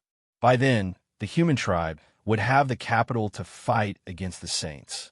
They would be able to say no to the arrangements of the saints. This was what Feng Zichen was looking forward to. He firmly believed that the day would come soon. Junyi, when ancestor Hong Yun returns, Poor Wei and Junyi will definitely settle the karma of all these years with you 2 brothers. After worshipping ancestor Hong Yun again, Xinyuanzi said with murderous intent. At this moment, with the change of his thoughts, the hatred in his heart for Junyi could no longer be suppressed. Almost all of it surged out in an instant and surged in his heart. It was difficult to calm down, and it was difficult to calm down. Only the blood of the 2 could wash it away. Fortunately, the sage had lost the ability to deduce the divine mystery. Otherwise, Xinyuanzi's current actions would have been sensed by the 2 sages, Jinin and Junyi, and unknown troubles would have arisen. After a long time, Xinyuanzi suppressed the murderous intent in his heart. Then, he carried Zichen's sword and went to the quiet room to cultivate in seclusion. This was the prelude to killing. In Xinyuanzi's current state, it was not good to directly find trouble with ancestor Kunpeng. Therefore, he had to go to the quiet room to meditate for a while to adjust his state of mind. In addition, revenge was a very sacred thing. He needed to make all the preparations and kill ancestor Kunpeng at the best time. For example, on the day ancestor Red Cloud fell, Killing ancestor Kuan Peng on this day was the final sacrifice to ancestor Hongyan. Your Majesty, Zichen's sword has been accepted by the Great Immortal. In addition, the Great Immortal asked me to tell your Majesty that he has understood your intention and he agrees. In the Human Emperor Palace, Feng Kangming, who had returned from Longevity Mountain, reported to Feng Zichen. At the same time, he did not forget to offer the 9 ginseng fruits. Oh yes, your Majesty, these 9 ginseng fruits are a gift from the Great Immortal. Feng Kangming took out the ginseng fruits that Qing Feng and Ming you had given him. Yes, you did well. You can keep the ginseng fruits, or you can give them to whoever you like, or you can keep them for yourself. Anyway, just treat them as your reward for this task. Feng Zichen nodded and praised. As for the ginseng fruits, they were useless to him. He might as well give them to Feng Kangming. Yes. After accepting the ginseng fruits, Feng Kangming got up and left. Ancestor Kuanpeng, let's see if you can die this time. Feng Zichen turned his head to look at the North Sea and sneered. At least 100 years, or at most 1,000 years, Ancestor Kuanpeng would definitely die. Time passed quickly. In the blink of an eye, 130 years had passed. And this day, according to the time in the Heaven Realm, was the death anniversary of Ancestor Hongyan. Boom! On Longevity Mountain, a violent wave suddenly rose, shaking the entire untainted land. Then, the ancestor of Earth Immortals, Xinyuanzi, who had not moved for a long time, walked out of Longevity Mountain with a shocking murderous intent and headed toward the North Sea. Kuanpeng, it's time for you to pay with your life for fellow Taoist Hongyan. His cold voice reverberated between heaven and earth, waking up countless great divine ability users from their stupor. That's Brother Xinyuanzi's voice. What is he doing? Is he going to attack Ancestor Kuanpeng at this moment? After waking up from their seclusion, everyone looked in the direction of Longevity Mountain in shock and doubt. A battle of life and death between great mediums was not a small matter. Moreover, it was at this crucial moment. Ancestor Kuanpeng had just received the support of the sage and was preparing to fight with the human emperor to seize the position of the Emperor of Earth. Now that he was full of himself, it was unwise for Xinyuanzi to choose to fight with him at this moment. In addition, during the cultivation tribulation, although it was the best time to take revenge, it was the first time that such a vendetta between great mediums had happened. It was beyond the scope. It was really beyond the scope. It was already a big deal that Daluo Jingxian was involved in the cultivation tribulation. But there were actually top great mediums in the world who took the initiative to enter the cultivation tribulation. What was he doing? Did he think that the situation was not chaotic enough and the power of the cultivation tribulation was not strong enough? Did he want to add fuel to the fire? At this moment, the most anxious ones should be the 5 sages on Kunlun Mountain. Xinyuanzi suddenly attacked Ancestor Kuanpeng, which really caught them off guard. Why did Jin Yuanzi suddenly want to make a move against old Ancestor Kuanpeng without any rhyme or reason? He had endured for countless years. Why couldn't he bear it at this moment? Without the ability to deduce the mysteries of heaven, even the sages could not know everything. Therefore, they did not know that Feng Zichen had sent Feng Kangming to Longevity Mountain. Damn it, we can't let fellow Taoist Xinyuanzi attack Kuanpeng. Otherwise, whether we win or lose this battle, it will affect our plan. Saint Juanti said with a gloomy face. As long as Xinyuanzi attacked Kuanpeng, Kuanpeng would not be able to show up in a short time. How could a battle between great mediums of the same level be decided without hundreds or thousands of years? It would be even more difficult to determine life and death. Unless they had overwhelming strength, they could only rely on time to slowly wear them down. But at this critical moment, when the demon clan was attacking the human clan, how could Ancestor Kuanpeng not show up for a long time? It would not take many years. As long as Ancestor Kuanpeng did not show up for 1,000 years, the morale of the North Sea demon clan would be completely destroyed. It would not be a matter of time before they were defeated by the human clan. Therefore, Xinyuanzi could not fight Ancestor Kuanpeng, at least not now. Xinyuanzi was very popular in the Untainted Land. Therefore, seeing that he was stupid at this time and wanted to attack Kunpeng to destroy the saint's plan, everyone showed up to persuade him. Fellow Taoist Xinyuanzi, please think twice. It's unwise to fight Kunpeng now. That's right. Now that the general trend is with him, you'd better avoid him.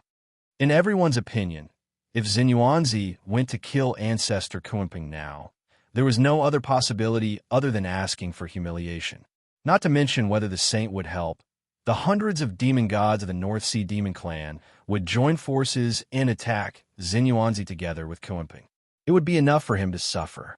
Everyone was worried that Xinyuanzi would fail to take revenge and lose face, so they persuaded him to go back. It could be seen that Xinyuanzi was very popular. If it were others, how could they persuade him? It was good enough that they did not laugh at him. Poor Wei appreciates your kindness, fellow Taoists. But to avenge fellow Taoist Hongyun has become my obsession. If I can't do it, I'm afraid that poor Wei won't be able to go any further. Therefore, fellow Taoists, please return. I have no room to turn back. Now, this is the only chance for poor Wei. If I miss it, I'm afraid there won't be a second chance. Xinyuanzi shook his head and said, how could he, who had made up his mind, be swayed by a few words from outsiders? Today, he had to kill Kunpeng. Alas, seeing the firmness in Xinyuanzi's eyes, everyone knew that he had made up his mind. Therefore, they did not persuade him, but followed him silently. They thought that with them following fellow Taoist Xinyuanzi, even if Kunpeng won, he would not dare to go too far. Anyway, with them here, fellow Taoist Xinyuanzi's life would be saved anyway. At most, he would lose some face, which should not be a big deal. Seeing the crowd following him silently, Xinyuanzi could not help but be moved. What was the spirit of brotherhood? This was it. It had to be said that Xinyuanzi knew how to conduct himself. They were all famous good people in the untainted land. When ancestor Hongyun was in danger, they chose to stand by and watch. When Xinyuanzi was in danger, they showed up one after another and stood by him silently. This was the difference in conduct. If Ancestor Red Cloud was half as capable as Zhen Yuanzi, then he would not have fallen into such a state. Seeing that the crowd did not persuade Xinyuanzi, but followed him to the North Sea, the saint had no choice but to persuade him to go back. Fellow Taoist Xinyuanzi, please wait. Before he arrived, Saint Juni's voice came from afar. However, Xinyuanzi turned a deaf ear to his voice, as if he did not hear him at all, and continued to walk forward. Seeing that Xinyuanzi ignored him, Taoist Junyi felt embarrassed and appeared in front of him in a flash. Chapter 747. Friend, it's been a long time. Please listen to the poor Wei. Taoist Kundi stopped Xinyuanzi and said with a smile. However, Xinyuanzi's cold eyes responded to him. Friend Kundi, are you here to join forces with the poor Wei to kill Kunpeng? Xinyuanzi asked as he stopped and stared at Saint Kundi. This. Hearing that, Saint Junyi was immediately embarrassed. He did not know how to continue. What could he say? Could he say that he was here to stop Taoist Kundi from seeking revenge on Kunpeng? He really couldn't bring himself to say such words. He was in no position to say that. However, Saint Junyi was embarrassed, but Xinyuanzi was not. He continued as if he did not see Saint Junyi's expression. An era has passed. A whole era has passed. The poor Wei thought that Taoist Kundi had forgotten about Taoist Hongyun's hatred.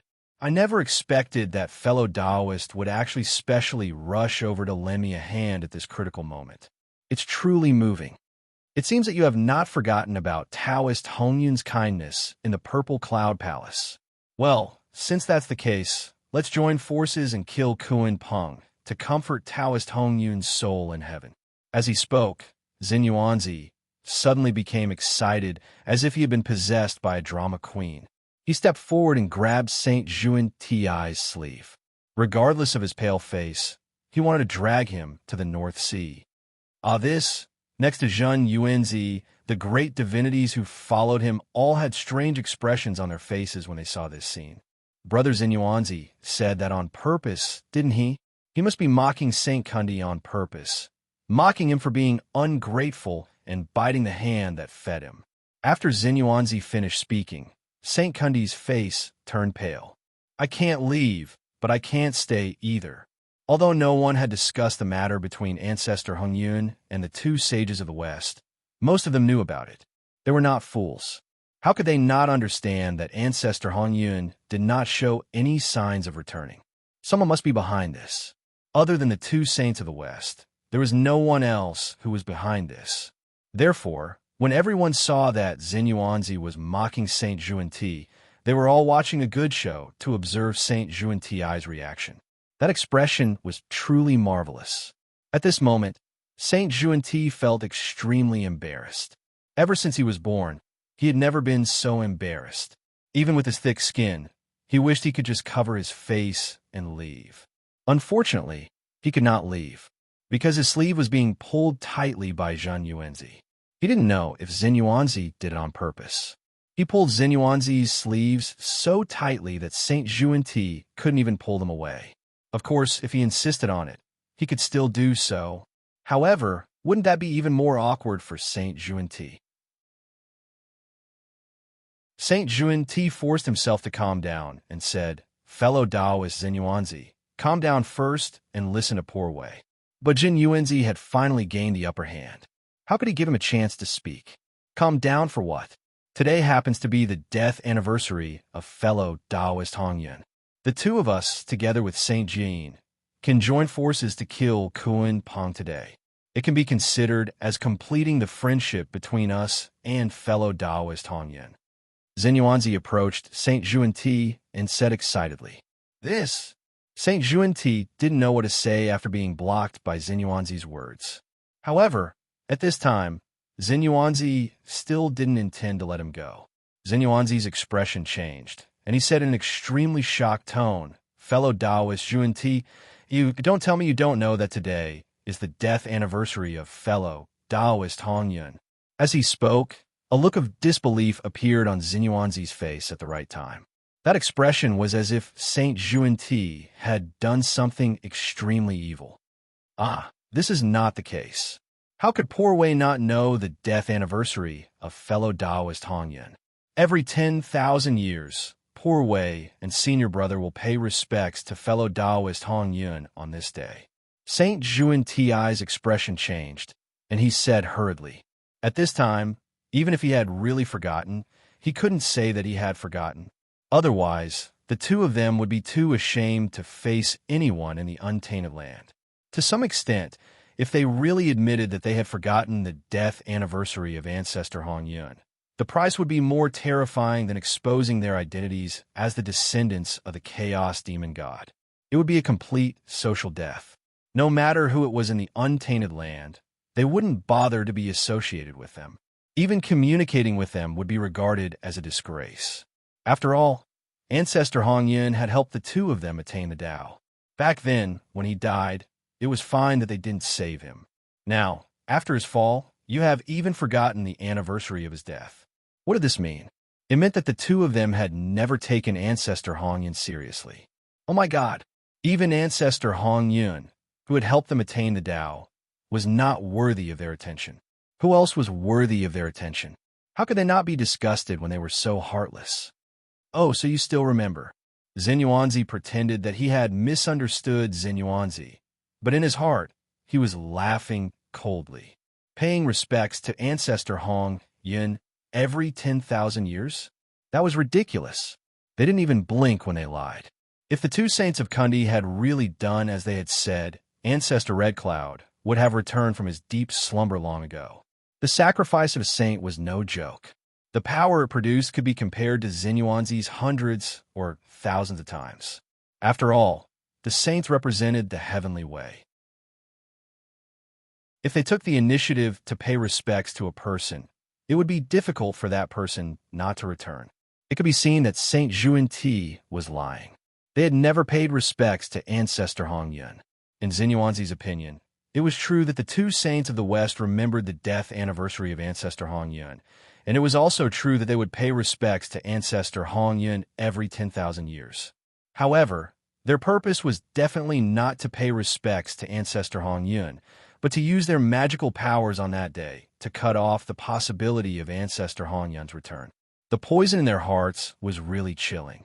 At the side, the crowd watched Xinyuanzi use his words to make fun of Saint Juan-Ti, and they were amazed. This kind of battle of words was even more satisfying than watching a real battle. Cool, it was really cool. Especially when coupled with Saint Juan-Ti's expression. It was simply too appetizing. Today was the first time in his life that Saint Juan-Ti had been insulted the most. He could not even speak, and he could only respond passively. After insulting Saint Juan-Ti, Xinyuanzi only felt that all the anger in his heart had been vented, and he had a hearty pleasure. It was really comfortable. Then, perhaps because he had tasted the sweetness, Xinyuanzi changed the topic and began to target Saint Juanin. Taoist Juan-Ti. Where is Taoist Juanin? Why didn't he come? How can he not be involved in the matter of avenging Ancestor Hanyun? If Taoist Juanin doesn't come, there will inevitably be unfavorable rumors about him in the untainted land. They will say that he is ungrateful. That's not good. Hearing that, Saint Juan-Ti could not help but curl his lips in his heart. Rumors? Other than you, who else would dare to say those words? Wantonly talking about saints would shorten one's lifespan. That was what he thought, but Saint Juan-Ti naturally could not say that. He said, "Senior brother is behind. He'll be here soon." As soon as he finished speaking, the 3 pure ones and the 4 saints of Saint Juan-In appeared in front of everyone. Although the 3 pure ones were also happy to see Saint Juan-In. Greetings, fellow Taoist Xinyuanzi. The 4 saints stepped forward and bowed. Greetings, fellow Taoists. Seeing this, Xinyuanzi returned the greeting. Fellow Taoist, can you give face to Poor Wei and the others? Let's leave first today and settle the score with fellow Taoist Kuan Peng another day. Without exchanging pleasantries, the Grand Pure One stepped forward and said directly. His words were not very clear, but the Grand Pure One knew that Xinyuanzi would definitely understand. As for the remaining 3 saints, although they did not say anything, they all stared at Xinyuanzi and waited for his answer. Fellow Taoist, you do have a lot of face. If it were any other time, Poor Wei would definitely retreat if he were to appear. However, today is the only day. Kuan Peng. Poor Wei is definitely going to be killed. Therefore, I hope that the 5 of you will give Poor Wei some face and make way. Facing the saint, Xinyuanzi still said in a neither servile nor overbearing manner. At this moment, there was no longer the excitement on his face when he was refuting Saint Juan-Ti. There was only determination on his face. Even the saints could not shake his determination to kill Kuan Peng. The Grand Pure One was silent for a while before asking, "Fellow Taoist, have you really made a decision?" "That's right.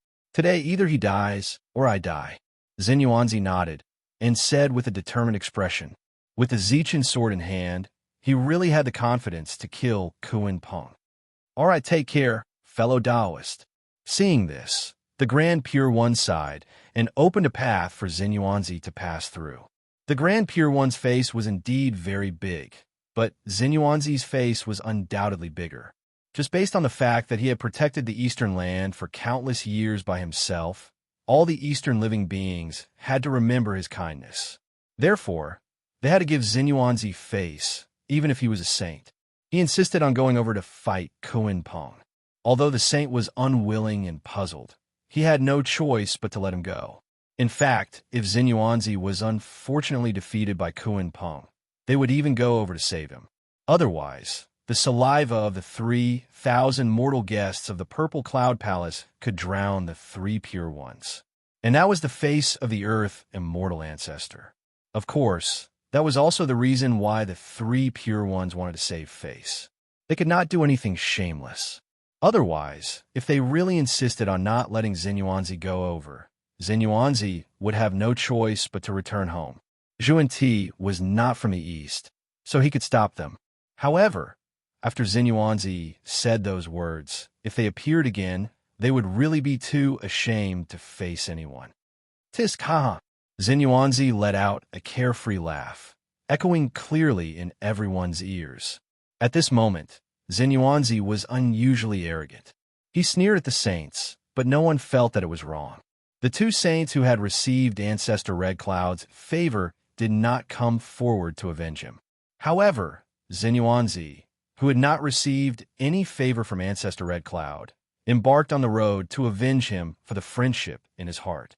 The gap between them was clear at a glance. After this incident, the two saints, Zhuan Ti and Jin, would not be able to raise their heads in front of Xinyuanzi for the rest of their lives. This would become a shadow in their hearts. The more outstanding Xinyuanzi's performance was, the more despicable they were. After Xinyuanzi left, the two saints of the West's faces were so gloomy that it could drip water. Today, they had lost all their face in the untainted land again. Xinyuanzi. Clenching his fists, Saint Zhuan Ti remembered this name and sentenced him to death in his heart. Since you still can't forget fellow Taoist Red Cloud, the poor way will send you down to accompany him. Looking at Xinyuanzi's back view, Saint Zhuan Ti thought silently. The Longevity Mountain was very far from the North Sea.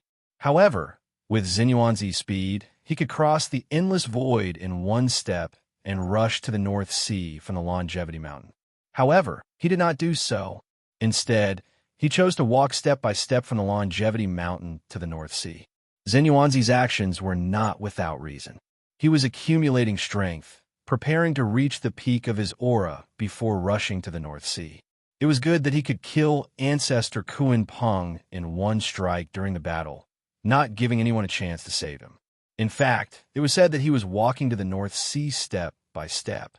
However, how could a great medium be the same as an ordinary person when he took a step? Xinyuanzi took a step and crossed the distance of thousands of rivers and mountains. In just 9 steps, he rushed from the Longevity Mountain to the North Sea. At the same time, the aura on his body had accumulated to the limit. Little Kuan Peng, come out and die. Above the North Sea, the power that Xinyuanzi had accumulated for a long time suddenly erupted, turning into a world-destroying storm that swept across the North Sea. Haha, fellow Taoist Xinyuanzi, you couldn't do anything to the poor way in ancient times. Now, you can't do anything to the poor way at all. Why come to the North Sea to humiliate yourself? A cold air emerged from the depths of the North Sea, freezing the world-destroying storm formed by the eruption of Xinyuanzi's aura.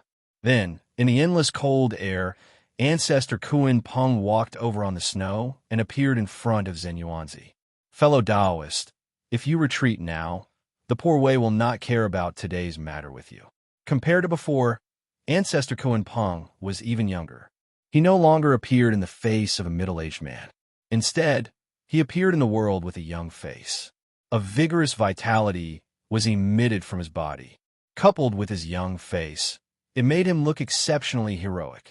This was Kuan Peng, but it was not the demon master Kuan Peng. It was the North Sea demon Emperor Kuan Peng. That's right. Before attacking the human race, Kuan Peng had already been crowned as an emperor. He had changed from a demon master to a demon emperor. His young face. It was because of this that he was born. Chapter 748. When his mentality became younger, his body naturally became younger as well. At the same time, this also showed his ambition. Being young and full of vigor, it was the time for him to work hard.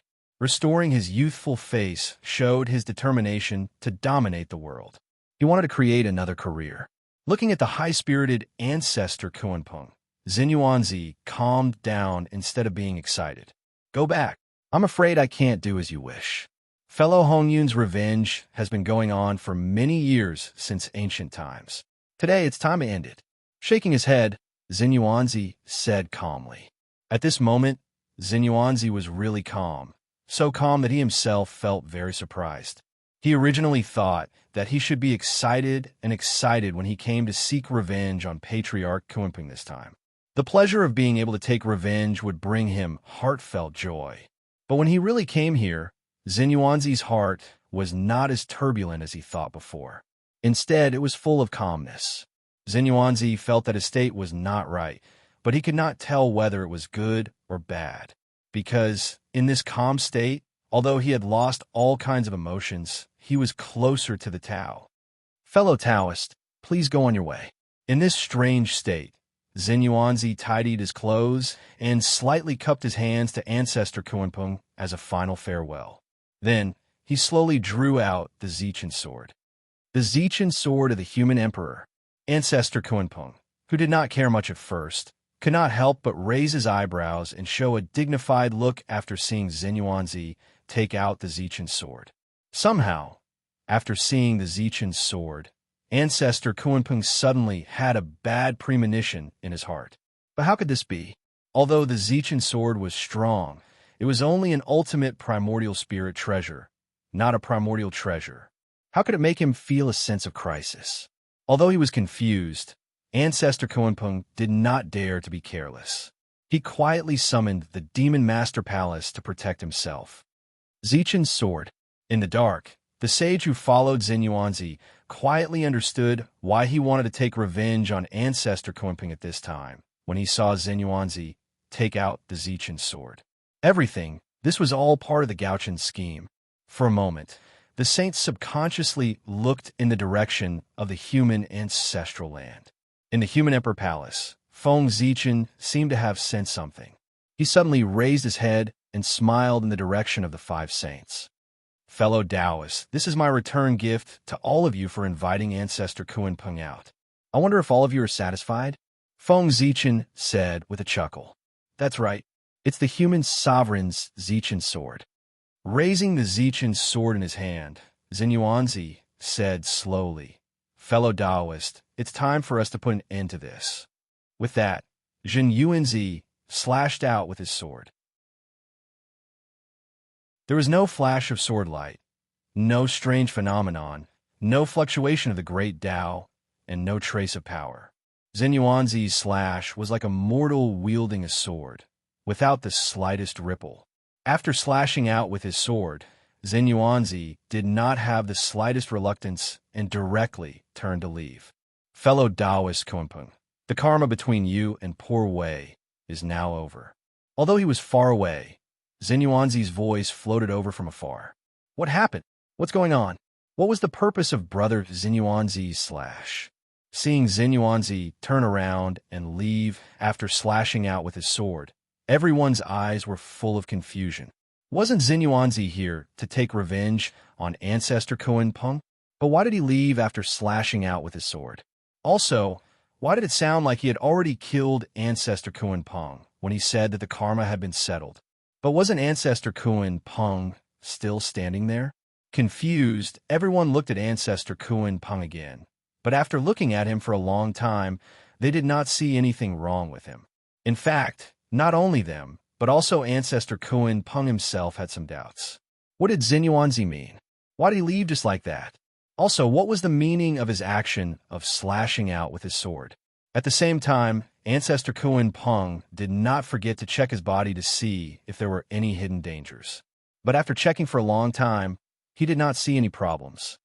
Xinyuanzi, driven by curiosity, Ancestor Kunpeng wanted to catch up with Xinyuanzi and ask him the reason. However, just as he took a step forward, he stopped. Just now, he suddenly felt his heartstrings tremble violently. Then, he saw a bright sword light flash in front of his eyes, and then he did not know anything. Because he was already dead. The supreme master of a generation, the North Sea demon emperor who had dominated the untainted land for many years, the demon master of the demon clan, and Ancestor Kunpeng, had died so muddle-headedly. And, until his death, he did not figure out how he died. Xinyuanzi only waved his sword gently. How could he kill him? Doubts and puzzlement filled Ancestor Kunpeng's heart. But his doubts and puzzlement were destined to be unanswered, and no one could answer them, because he had already died. With the greatest doubts and puzzlement, he died silently. Fellow Taoist Kunpeng, what's wrong with you? Are you feeling unwell? Beside him, everyone saw that Ancestor Kunpeng was suddenly stunned and could not help but ask curiously. However, in the face of their questions, Ancestor Kunpeng was destined to be unable to answer. Fellow Taoist Kunpeng, fellow Taoist Kunpeng? Seeing that Ancestor Kunpeng did not respond, Tong Tian realized that something was wrong and quickly went forward to shout. While speaking, his hand had already been placed on ancestor Kuan Peng's body. However, the moment he touched ancestor Kuan Peng, his face suddenly became ugly. The Kuan Peng patriarch had died, and he had died quietly in front of them. In addition, before the incident, no one noticed anything unusual. One had to know that more than half of the experts of the primordial world were gathered here. But even so, no one noticed anything unusual. This was extremely frightening to think about. It's the power of karma. Fellow Taoist Zhen Yuanzi's sword contained the power of karma. That's why he could kill fellow Taoist Kuan Peng silently and directly destroy his true spirit. On the other side, the Grand Pure One hesitated for a long time before explaining the reason for ancestor Kuan Peng's death. However, although he said so, in his heart, there was still a trace of doubt. The power that killed ancestor Kuan Peng was indeed the power of karma. However, the power of karma was too strong. Not only did it easily kill an expert like ancestor Kuan Peng, but it also hid from their perception. Compared to the path of karma that the Grand Pure One was familiar with, it was really much stronger. If the power of karma was really so strong, there would not be so many conflicts in the world. The people of the world were afraid and naturally would not easily form karma with others. Naturally, there would be fewer conflicts. There was something wrong with the power of karma. Although he was suspicious, the Grand Pure One did not say it out loud. The power of karma? When everyone heard that, they released their spiritual senses and checked carefully. In the end, just as the Grand Pure One had said, they felt a slight karma fluctuation on ancestor Kuan Peng's body. How strong is the power of karma to be able to kill fellow Taoist Kuan Peng? After understanding the truth, everyone exclaimed. It was not that they did not know about the power of karma, but it was the first time they had seen such a strong power of karma. It was simply beyond their imagination. Since this method could kill ancestor Kuan Peng, it could also kill them. Thinking of this, everyone could not help but fear Feng Zichen. They were all smart people. Naturally, everyone could see that the key to Zhen Yuanzi killing ancestor Kuan Peng was Zichen's sword. Without Zichen's sword, Zhen Yuanzi would definitely not be able to kill ancestor Kuan Peng with his strength. Human Emperor, what a good method. As they thought about it, everyone secretly decided in their hearts that unless they had no other choice, they would never form karma with the Human Emperor. The example of ancestor Kuan Peng was right in front of them. They did not know what kind of karma ancestor Kuan Peng had with the Human Emperor that he could use the power of karma to kill him. It was really terrifying. In the void, Feng Zichen walked in front of Zhen Yuanzi and asked with a smile, "Fellow Taoist, how does it feel to have your revenge?" After returning Zichen's sword to Feng Zichen, Zhen Yuanzi sighed and said, "Alas, the poor Wei is too persistent." After killing ancestor Kuan Peng, he did not obtain the slightest pleasure. He only felt relieved. He had really been a little persistent these years. He should focus on reviving fellow Taoist Hong Yun. Why was he obsessed with a hatred between him and Kuan Peng? As for fellow Taoist Hong Yun's revenge, Zhen Yuanzi only needed to revive her and let her take revenge herself. When it came to taking revenge, it was obviously more satisfying to do it himself than to have someone else do it for him. Zhen Yuanzi had only figured this out after killing Kuan Peng. If he had figured it out earlier, he would not have been so tired these years. Ancestor Kuan Peng is dead, and only sect Master Mingi is left. Fellow Taoist, do you want to find trouble with him? If that's what you're thinking, then I don't mind lending you a hand. After putting away Zichen's sword, Feng Zichen said slowly, "Ancestor Kuan Peng was not the only one who killed ancestor Kuan Peng. There was also ancestor Mingi. It was the two of them who joined forces to kill ancestor Kuan Peng. Otherwise, ancestor Kuan Peng would have run away if he could not defeat them. No, the poor Wei has already accepted it. The life and death of sect Master Mingi will be decided after fellow Taoist Hong Yun returns in the future." Shaking his head, Zhen Yuanzi replied, "Since coming to the North Sea, the knot in his heart had been untied, and his realm had also increased. The way he looked at things was obviously different from before. He had already touched the level of Tao and looked at problems from the perspective of Tao. He was not far from the level of primordial chaos Daluo Jinxian. When Ancestor Kuan Peng returned, he would completely untie the knot in his heart, and then he would be able to take the crucial step and be free. Fellow Taoist, it's good that you have thought it through. As for fellow Taoist Hong Yun, when the time is right, I will help. Seeing that Xinyuanzi had a breakthrough, Feng Zichen was very happy. After this, Xinyuanzi had become his ally, and the stronger his allies were, the more help they could bring to him. Then I thank you on behalf of Hong Yun. Hearing Feng Zichen's words, Xinyuanzi was completely relieved.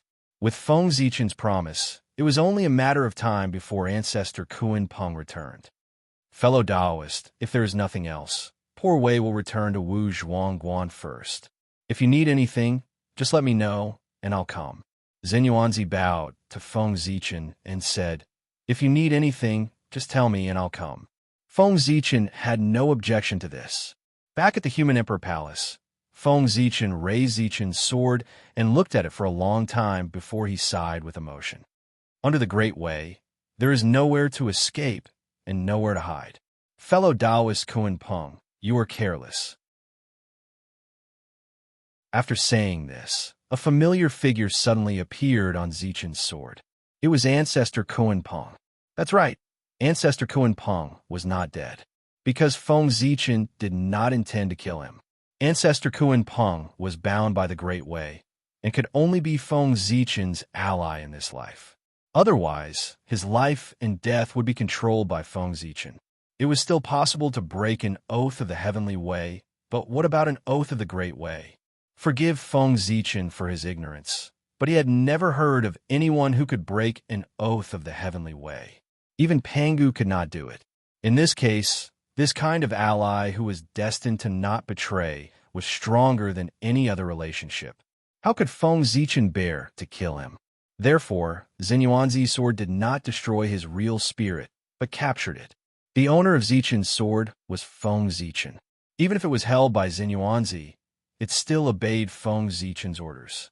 Therefore, when Xinyuanzi waved his sword, Feng Zichen forcibly captured Ancestor Kuan Peng's real spirit with the power of an oath of the Great Way and created the illusion that his real spirit was broken. Yes, this time, Poor Wei was really careless.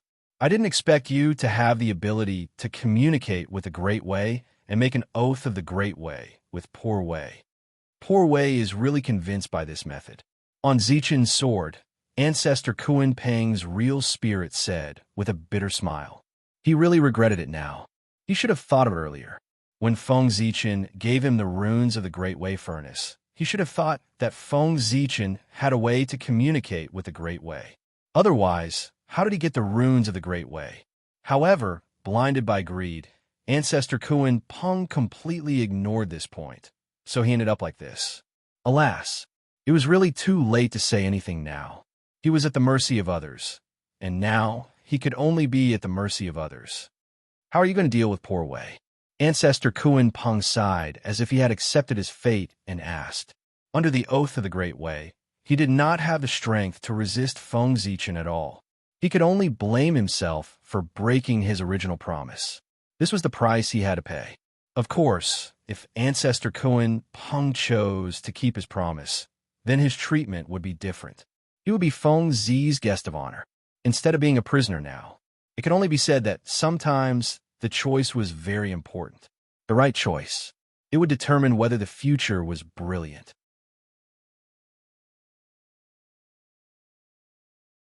Chapter 749. Fellow Taoist Kuan Peng, don't think too much. You're my ally. What can I do to you? I'll just have to trouble you to stay by my side for a while. I'll let you go when the time is right. Feng Zichen said unhurriedly as he looked at Patriarch Kuan Peng, whose expression kept changing. Patriarch Kuan Peng, who had fallen, would become his new trump card. Sai, whatever you say, fellow Taoist. Poor Wei will do as fellow Taoist says. Now, Patriarch Kuan Peng would naturally listen to whatever Feng Zichen said. He still had this bit of insight. The atmosphere in the Jade Void Palace became more and more oppressive. The five saints were silent and did not speak. There was nothing they could do about it. They had tried their best to come up with a plan against the human clan. Not only did it not cause any harm to the human clan, but it also increased the strength of the human clan, who would be happy about such a thing if it happened to them. After a long silence, the heavenly lord of primordial beginnings said with a sullen face, Kuin Peng has fallen. The situation is becoming more and more unfavorable for us. Saint Jiayin hesitated for a while and said, Then let's start the next plan. Let's take advantage of the fact that the North Sea Demon Clan is not in chaos and can cause some trouble for the human clan. Today, even the Saints had some tricks up their sleeves. There were not many methods they could use to deal with the human clan. If the next plan still failed, then they only had one path left, a path that they were unwilling to choose, which was to revive the ancient demon god. Then let's begin. Saint Taiching opened his eyes and glanced at everyone. Seeing that they did not show any signs of rejection, he opened his mouth and made the final decision. As soon as he finished speaking, the bodies of the 5 saints shook together. A majestic and vast aura surged out of their bodies. In the blink of an eye, it swept through the sky, the earth, and every corner of the primordial world. In an instant, the laws of heaven and earth changed. It was as if there was a layer of fog, making it hazy. At the same time, the weather in the human clan's territory changed. At this moment, the sun seemed to be hotter, causing the temperature in the entire human clan's territory to inexplicably rise by a lot. The water level also dropped a little.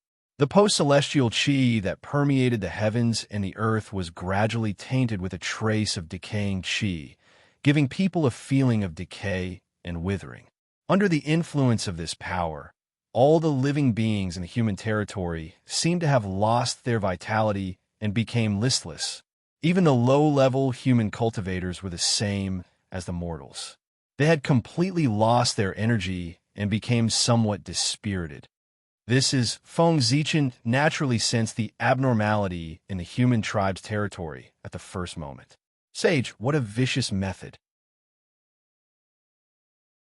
Releasing his divine sense, Feng Zichen carefully sensed for a while and found the reason for the change. It was the saints who had changed the laws of heaven and earth and distorted the astronomical phenomena in the human territory.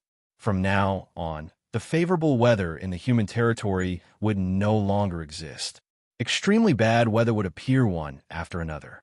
Summer would get hotter and hotter, winter would get colder and colder, and spring and autumn would slowly disappear. Hail, thunderstorms, gales, droughts, floods, such extreme disasters would appear one after another in the human territory until Feng Zichen completely abdicated.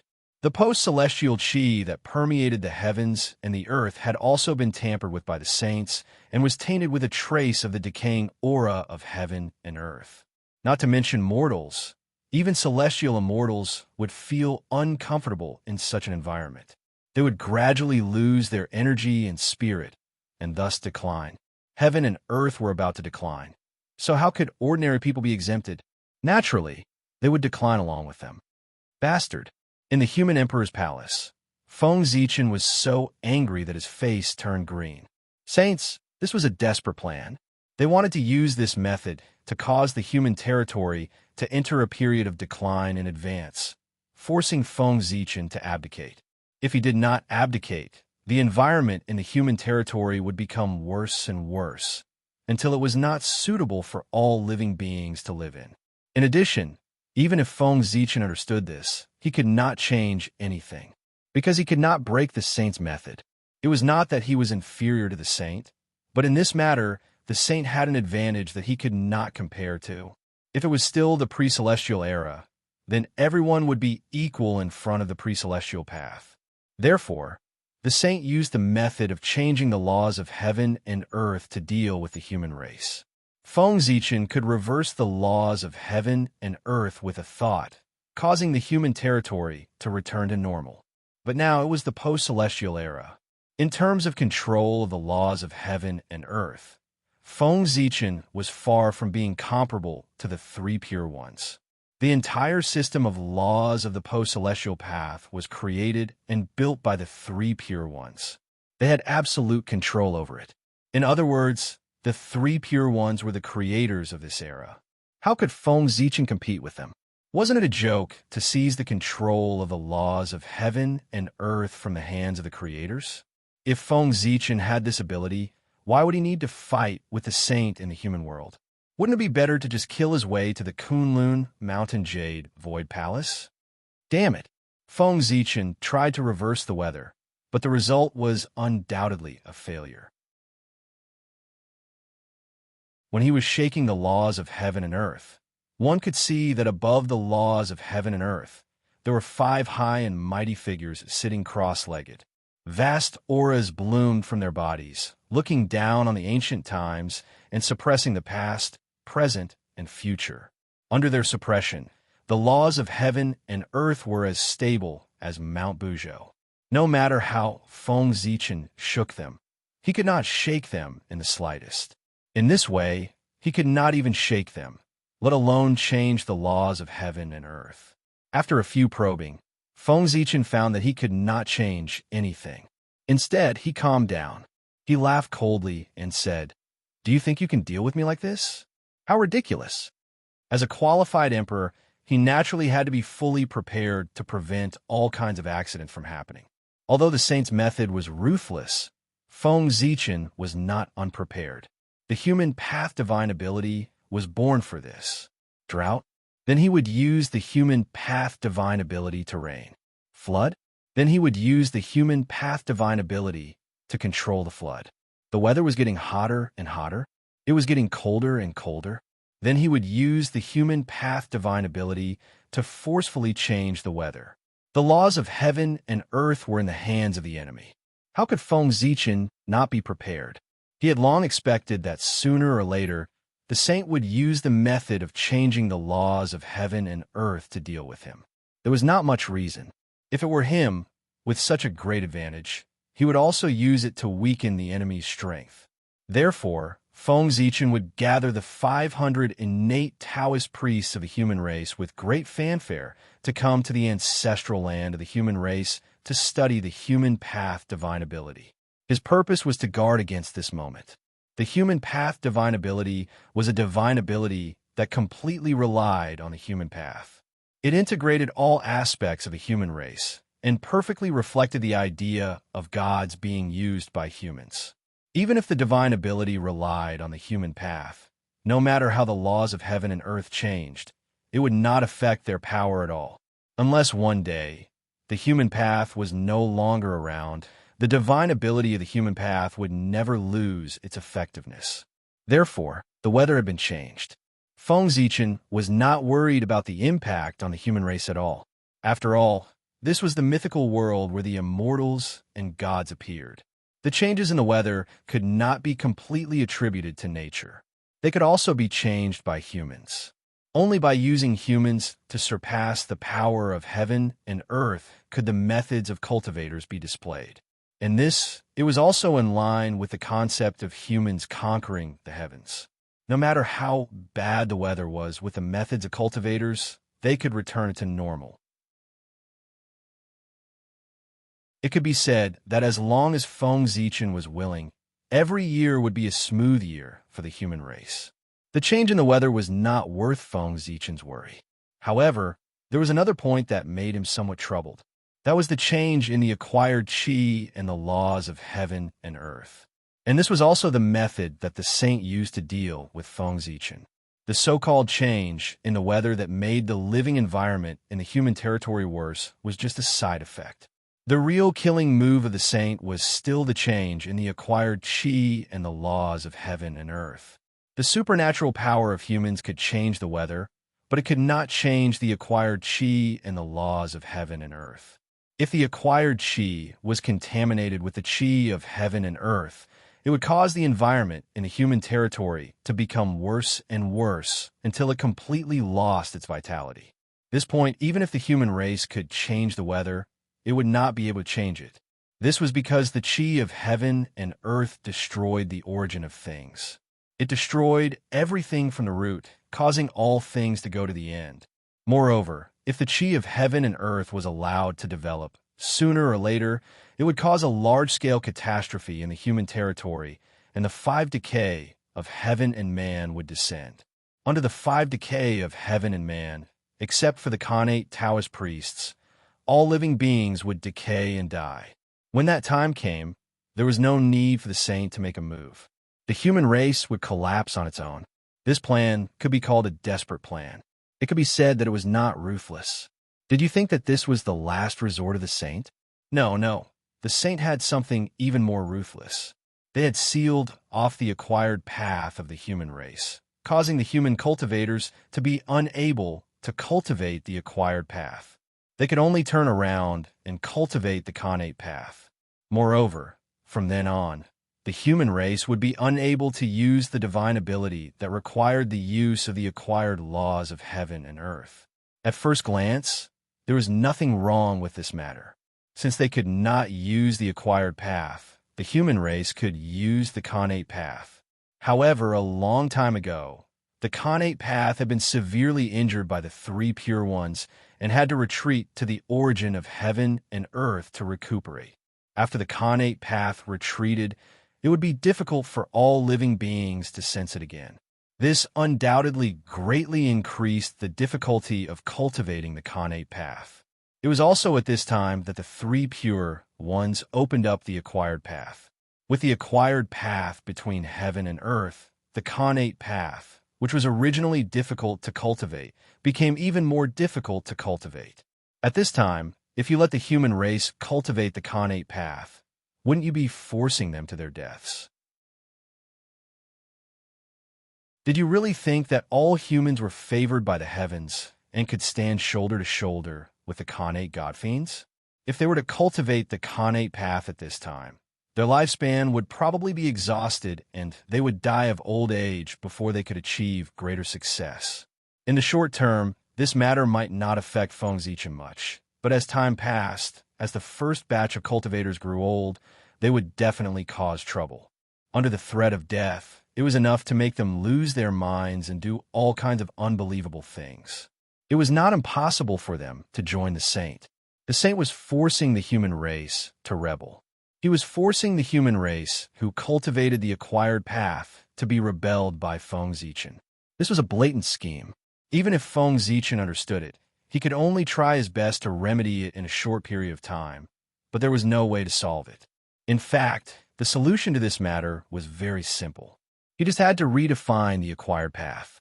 The three pure ones could open up the acquired laws, so could Feng Zichen. As long as the postnatal laws were shattered and re-established, the three pure ones' plan would fall apart on its own. However, this required time and opportunity. If he were to break the acquired laws now, it would be equivalent to declaring war on the saint. However, this was not the best opportunity to make a move. This was because Feng Zichen had not finished accumulating his power, and his strength had not recovered to its peak. If he were to fight a decisive battle with the saint now, all his previous preparations would be in vain. Therefore, Feng Zichen still needed to endure for a while. When he had gathered his power and fought a decisive battle with the saint, he could shatter the acquired laws and redefine the acquired path. For now, he could only endure. Retreat. With a thought, Feng Zichen channeled all his dermic powers and shook. Immediately, an invisible wave spread out in all directions with him as the center. Boom, boom, boom. At this moment, an endless storm swept up in the human territory, driving out all the acquired qi that filled the air. In an instant, the entire human territory was cleared. There was no longer a trace of acquired qi, and only the innate qi remained. Of course, with the disappearance of acquired qi, the concentration of spiritual qi in the human territory also decreased greatly. At the same time, in the boundless starry sky on the Ziwei star, the great emperor of Ziwei suddenly opened his eyes. Then he waved his hand, and Zhoxing immediately shone brightly, casting down boundless starlight. Fall! With this command, the stars in the sky trembled. Boundless starlight poured down toward the primitive desolation realm. At this moment, stars appeared in broad daylight in the primordial world. They filled the entire sky, reflecting a rare scene that was rarely seen in 10,000 years. The starlight fell and turned into boundless innate chi that flowed into the human territory to make up for the spiritual chi that had decreased due to the disappearance of acquired chi. Break! At this moment, Feng Zichen, who was in the human emperor palace, suddenly clenched his fist and blasted towards the void. Rumble! The domineering fist mark, carrying the mighty dragon chi of the human path, hit the void in front of him and erupted with astonishing fluctuations. In an instant, the golden dragon chi of the human path surged out. It was boundless and covered every inch of the void in the human territory. Then, with a loud bang, the acquired laws that enveloped the human territory directly shattered. They were shattered into pieces by the dragon chi of the human path, turning into specks of light and disappearing. After doing all this, Feng Zichen snorted coldly. At the same time, the innate Tao in the boundless starry sky descended, turning into endless divine chains of order that enveloped the entire human territory, replacing the acquired Tao. At this moment, with the help of the boundless starry sky, the acquired Tao in the human territory was completely replaced with the innate Tao. In an instant, the environment in the human territory changed drastically. It was more lively and full of vitality.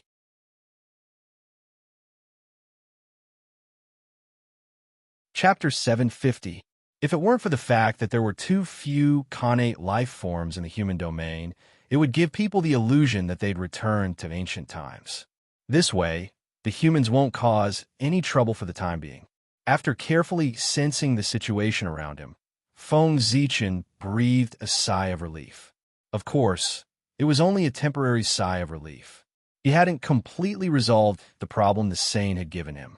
Although Feng Zichen had replaced the acquired path with the connate path, there were still flaws in this method.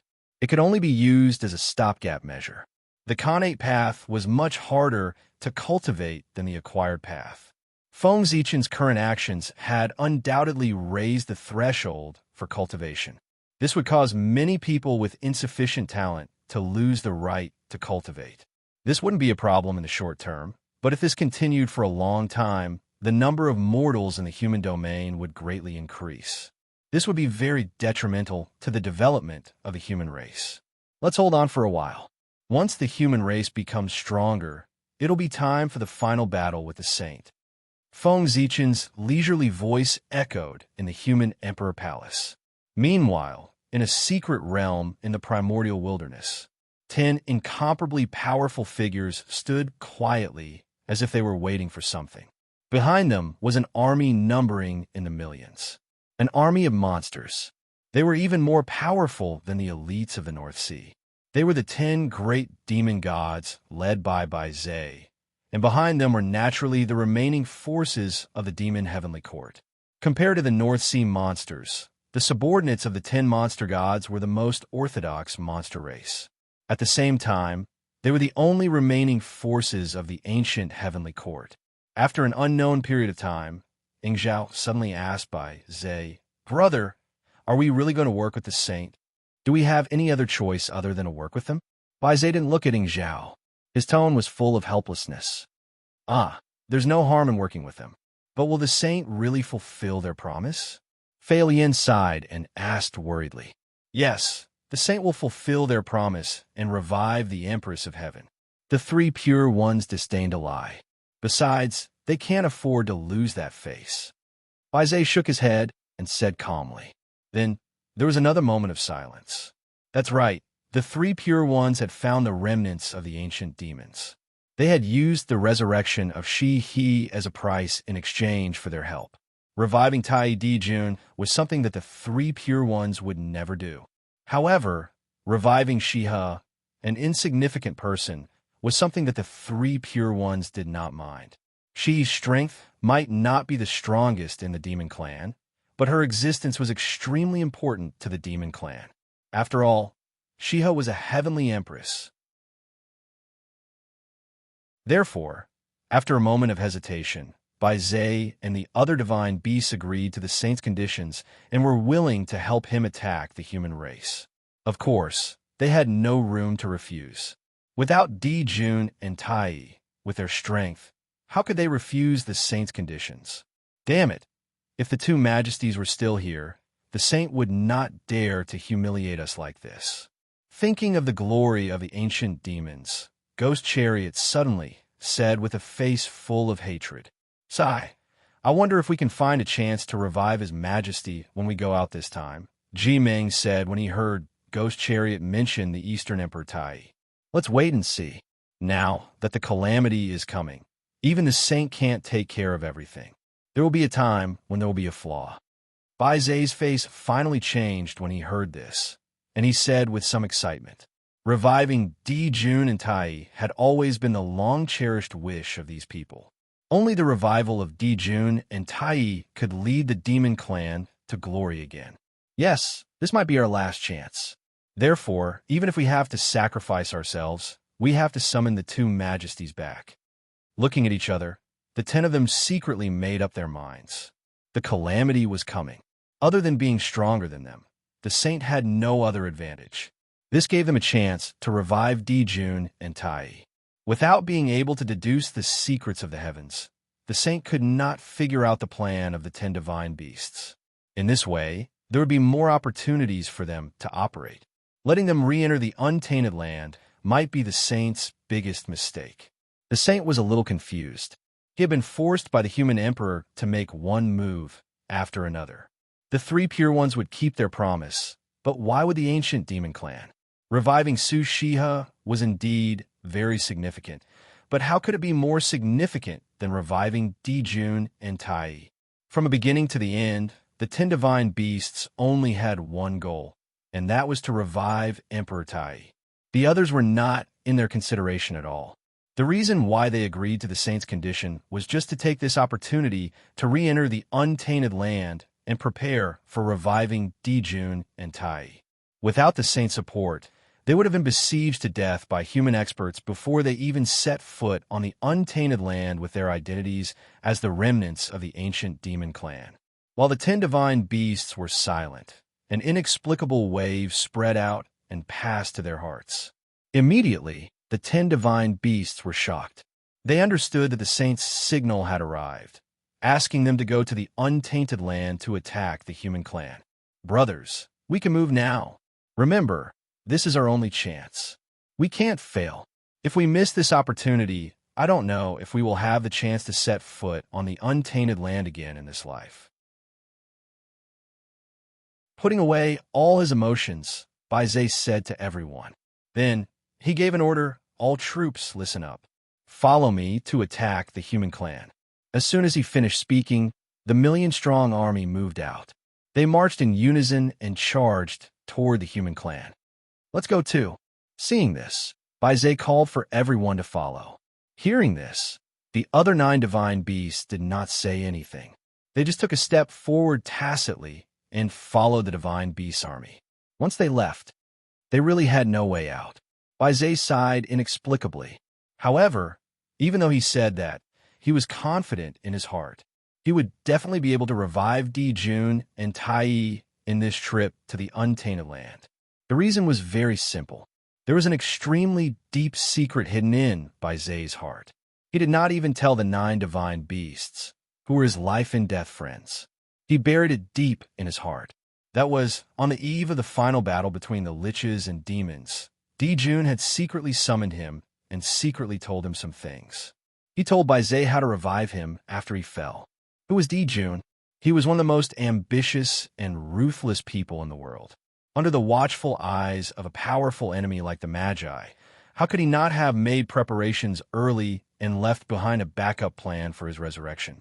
A long, long time ago, Jun had already considered what would happen after he fell. He knew very well that after he fell, not only would no one be willing to help him resurrect, but there would also be people who would hit him when he was down and prevent his return. Therefore, he had already arranged a backup plan in the untainted land to help him resurrect after he fell. Moreover, Jun had left behind more than one backup plan. There were many of them. One of the backup plans was told to Bai Zai by him. Everything had to be prepared in many ways. Feng Zichen was like that, and so was Jun. It was because he knew where Di-jun's backup plan was that Bai Zhe was confident in reviving Di-jun. This time, attacking the human tribe was secondary. His main goal was to find an opportunity to activate Di-jun's backup plan. It was just that no one except Bai Zhe knew about this. As soon as the demon tribe army entered the untainted land, they were sensed by Feng Zichen. Regarding this, he only had 2 words to say: courting death. When the ancient demon tribe appeared, he did not need to do anything at all. Feng Zichen did not do anything. At the moment when the ancient demon tribe army entered the untainted land, the barrier between the netherworld realm and the human realm suddenly trembled violently. Then, a noble and tyrannical aura suddenly spread out and filled the world. It's a magi. Although they did not see anyone, from this familiar aura, everyone already knew what had happened. It was the magi. The magi had reappeared. Rumble. Accompanied by a cold and murderous aura, troops of the magi walked out of the netherworld realm and stepped into the untainted land. They majestically attacked the ancient demon tribe army. The ancient demon tribe and the ancient magi were mortal enemies. When the ancient demon tribe army moved out, there was no need for Feng Zichen to do anything. After the magi received the news, they would naturally send out an army to fight with them. What a joke! Using the ancient demon tribe to deal with the human tribe. I don't know what the sage is thinking. How did he come up with such a stupid idea? Could it be that they have forgotten that the ancient magi still exist? In the human emperor palace, Feng Zichen could not help but shake his head and laugh as he looked at the magi and demon tribes who had already started fighting. He felt that the sage's current means were becoming more and more incomprehensible. He was going further and further down the road of insanity. Alas, Feng Zichen could not see the current situation in the Jade Virtual Palace. Otherwise, he would not think so. The 2 tribes have already started fighting. Everyone's attention has also been attracted. It's time for the 3 of us to make our move. As everyone's attention was focused on the battlefield between the Magi and Demon tribes in the Jade Virtual Palace, the 3 Pure Ones joined forces again after a long time. The 3 of them released their true spirits at the same time, which rotated according to a kind of magical track. Suddenly, an incomparably majestic power spread out from the 3 Pure Ones. That power could be said to be extremely virtuous and majestic. It transcended everything. It was so majestic that no one would have any thoughts of fighting against it. Normally, once this power appeared, it would startle the entire untainted land. That was because that was Panga's power. Once it appeared, it would resonate with heaven and earth. But now, the 3 Pure Ones used some unknown method to restrain this power in the Jade Virtual Palace, so that it could not leak out at all. Under the influence of this power, the 3 Pure Ones' figures slowly faded and then disappeared. After that, in the original position of the 3 Pure Ones, a majestic figure replaced them. Pangu. There was no need to describe it with words. Just by looking at that shocking figure, one would know that that person was the beginning of heaven and earth, the origin of all things, the great Taoist priest Pangu. To be precise, this was Pangu's primordial spirit. The 12 ancestors of sorcerers could summon Pangu's physical body together. The 3 Pure Ones could also summon Pangu's primordial spirit together. However, since the birth of the 3 Pure Ones, no one had seen the 3 Pure Ones use this move. Therefore, many people thought that the 3 Pure Ones did not have the ability to summon Pangu's primordial spirit. But now, the 3 Pure Ones used facts to prove that the 3 brothers did indeed have the ability to summon Pangu's primordial spirit together. However, no one saw this scene. With the 3 Pure Ones' strength, it was obvious how powerful the Pangu's primordial spirit that they summoned was. In the Jade Void Palace, other than the 3 Pure Ones, there were also 2 saints, Zhuanti and Jiayin. However, the 2 of them turned a blind eye to the Pangu's primordial spirit that suddenly appeared in front of them. They did not have any reaction. No, they did not want to turn a blind eye to it. However, they cannot see it, nor could they feel it. Yes, that's right, they cannot see it. Even if the three pure ones summoned Pangu's primordial spirit in front of the two saints, Xuanti and Jane. However, the two of them could not feel the majestic aura at all, nor could they see the existence of Pangu's primordial spirit. In their eyes, the three pure ones were still sitting there cross-legged, as if they were comprehending the Tao, but also as if they were deep in thought. In short, there was nothing unusual. The strength of Pangu's primordial spirit could be seen from this. As long as the three pure ones were unwilling, even the other saints, Xuanti, would not be able to detect any abnormalities. This meant that Pangu's primordial spirit already had the power to easily suppress the two of them. What incredible power! It was so powerful that it was beyond imagination. Without a doubt, this was a power that had surpassed the level of primordial chaos. It had definitely reached the level of Wuji Daluo Jinxian. In the entire primordial world, perhaps only Hongjun Dao Lord could contend against it. Open. Suddenly, Pangu's primordial spirit moved. A vast and unimaginable power surged out of his body, piercing through layers of void and arriving in the netherworld. What was he doing? Why did the three pure ones attack the netherworld? Boom, boom, boom. Pangu's power blasted into the deepest part of the netherworld, where the six paths of reincarnation disk was. During this period, no one noticed the appearance of this power. Even Hutu was the same. With a boom, Pangu's power blasted the six paths of reincarnation disk, causing it to undergo an unknown change. What? For some reason, Hutu's heart skipped a beat. She opened her eyes and looked at the six paths of reincarnation disk beside her. Just now, she seemed to have felt that there was a problem with the six paths of reincarnation disk. Puzzled, she began to carefully examine the six paths of reincarnation disk. But in the end, she found nothing. There was no problem with the six paths of reincarnation disk. Not having any problems was the biggest problem. With Hutu's strength, it was impossible for her to be mistaken. Since she felt that there was a problem with the six paths of reincarnation disk, there must be a problem with the six paths of reincarnation disk. But she couldn't detect it. Hutu couldn't help but think more. Did Father God make a move? In the primordial world, only Pangu could shake the six paths of reincarnation disk without being sensed by Hutu.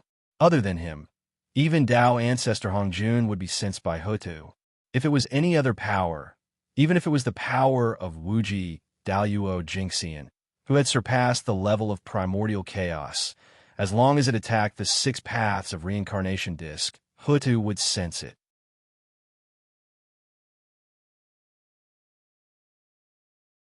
Chapter 751. But Pangu's power was different. He came from the same source as Hutu, so if he was too much higher than Hotian, Hutu would not be able to sense his existence. When the shamans and demons were fighting, the three pure ones suddenly joined forces to target the six paths of reincarnation. There must be a conspiracy in it. But other than the three pure ones, no one knew about this. In the netherworld, Hutu was puzzled. She did not pay attention to the battle between the shamans and demons. She focused all her attention on the six paths of reincarnation. She wanted to see what was wrong with the six paths of reincarnation. If she could not figure it out in a day, she would look at it for a year. If she could not figure out in a year, she would look at it for 100 years. Anyway, she had plenty of time. She was not afraid that she could not figure out the problem. After the three pure ones attacked the six paths of reincarnation, they gradually fell silent. Pangu's primordial spirit, which had dispersed, returned to its original form. However, in a corner where no one could see, the three pure ones were much more dispirited. Obviously, deriving Pangu's primordial spirit was not an easy task for them. They did not respect Pangu, but wanted to forcefully derive Pangu's primordial spirit and borrow his power. The three pure ones must have suffered an unimaginable price. One had to know that the three pure ones were not the 12 groups of shamans. They regarded Pangu as their faith and were willing to give up everything for him. They only had themselves in their hearts. Therefore, countless years ago, the three pure ones had cut off the connection between themselves and Pangu. In other words, the three pure ones did not have the ability to derive Pangu's primordial spirit at all. They gave up this right on their own initiative. However, although it was said that they had cut it off, it was not completely cut off. The connection between the three pure ones and Pangu could not be completely cut off. Otherwise, the three pure ones would not be called the Pangu three pure ones. The kindness of giving birth to him was greater than the sky. This was a connection that could not be cut off no matter what power. Therefore, the three pure ones could only try their best to weaken this connection. The origin marks of the three pure ones were given to them by Pangu. Their achievements today were mostly due to Pangu's orthodox name. They could rely on their own Tao to destroy the chi of Pangu's primordial spirit in their bodies, but they could not cut off the connection between their life imprints and Pangu. That was the foundation of the three pure ones. If they were really killed, they would be crippled.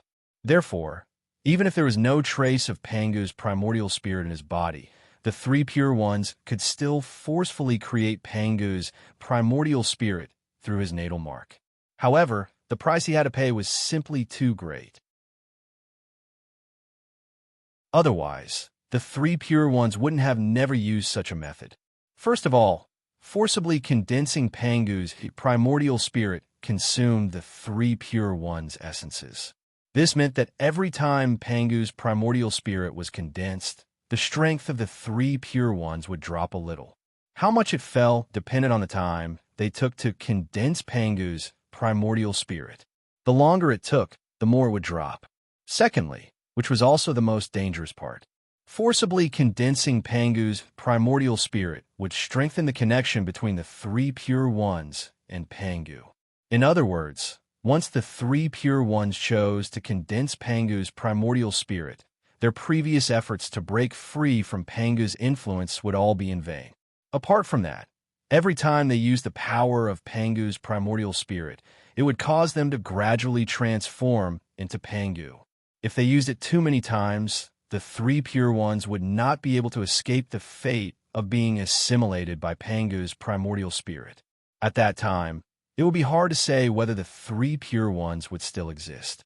Therefore, to the three pure ones, using Pangu's primordial spirit was their last resort. It was a desperate method that they would not use unless they had no other choice. Now, they used this method. From this, one could see how far Feng Zichen had forced them. They were really in a desperate situation.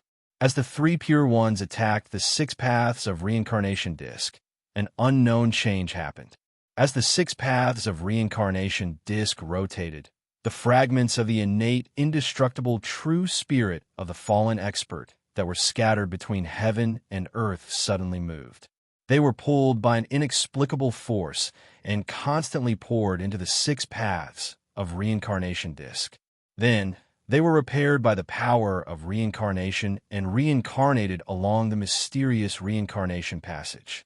And the direction of their reincarnation was the human clan. What were the three pure ones doing? First, they used the six paths of reincarnation disc to condense the true spirit fragments of the fallen experts. Then, they repaired them and sent them into reincarnation to the human clan. Were they helping the human clan to increase their strength? Obviously not. The three pure ones were not that kind. Then why were they doing this? Although he did not know the specific reason, there was no doubt that this was not a good thing for the human clan. However, Feng Zichen did not notice this at all, because at this moment, his attention was completely attracted by the battle between the ancient shaman and demon clan. In order to defeat the ancient demon clan army in the shortest time possible, ancestral shaman Xianming made a move. He took a step forward and directly came from the nether realm to the primitive world. He punched out at the 10 demon gods. Ancestral shaman Xianming was the most powerful person in the world. Over the years, he had been cultivating in the nether realm. With the help of the Xianming temple, his cultivation had long broken through to the half-step primordial chaos realm. He was only one step away from the unrestrained and carefree primordial chaos Daluo Jinxian realm. The terrifying power that surged out of his punch was enough to tear apart the untainted land and destroy all the acquired laws. There was no doubt that under the punch of ancestral shaman Xianming, even the Daluo Jinxian would die. There was no possibility of survival. However, countless years had passed. How could the 10 demon gods, who were infinitely close to the Sage-to-Be realm, still stay in the realm of the Daluo demon god? Seeing the punch of ancestral shaman Xianming, the 10 demon gods roared in unison and transformed into their original forms. In an instant, 10 earth-shattering auras spread out and shook the entire primitive world. Sage-to-Be. The 10 demon gods had stepped into the Sage-to-Be realm. Their leader, Bai Zhe, was in the late Sage-to-Be realm and had barely touched the threshold of becoming a great medium. It was obviously inappropriate to call them the 10 demon gods now. They should be called the 10 demon saints. The 10 demon saints had not lived in vain all these years. They had been working hard to cultivate. If it was someone else, they would have been affected by the tribulation aura and would never be able to break through. However, the 10 demon saints were different. On the eve of the shaman and demon cataclysm, Tai did not hesitate to consume his own origin to forcibly wash away the tribulation aura for them and opened up the path for them to become Sage-to-Be. It was because of this that the 10 demon saints could advance by leaps and bounds after the end of the cataclysm and enter the Sage-to-Be realm in one fell swoop. The 10 of them roared and joined forces to block the punch of ancestral shaman Xianming. 10 Daluo Taoist priests could not block the punch of ancestral shaman Xianming, but 10 Sage-to-Be could. Sage-to-Be? Ancestral shaman Xianming was slightly stunned when he saw the realms of the 10 of them. He seemed to be shocked, but that was all. If the 10 late Sage-to-Be demon race joined forces, they might be able to pose a great threat to ancestral shaman Xianming. However, 9 early and middle Sage-to-Be plus 1 late Sage-to-Be demon race would not be a threat to him. Not bad. You have amazed me. I did not expect that after the heavenly court was destroyed, there were still capable people in the demon race who could cultivate to the Sage-to-Be realm. However, it's still not enough. After a slight compliment to express his recognition of the 10 demon saints, ancestral shaman Xianming attacked. Splash! Between heaven and earth, there was a sudden heavy rain. At the same time, a gust of cold air swept toward the 10 demon gods with ancestral shaman Xianming as the center. Ancestral shaman Xianming, the ancestral shaman of rain, controlled the power of rain and snow. He was the goddess of cold winter in the extreme north. As soon as he attacked, there was an overwhelming amount of connate cold air. Along with the heavy rain, it froze all life in the world. Moreover, the rain was not ordinary water. It was connate cold water, which contained connate cold air.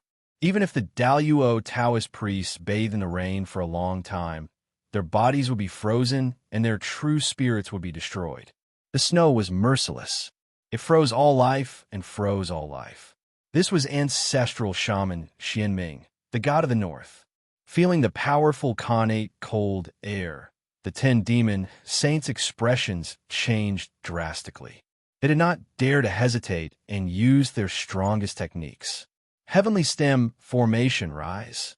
The 10 great demon saints moved and set up the ancient demon clan's unparalleled formation, the first heaven stem formation.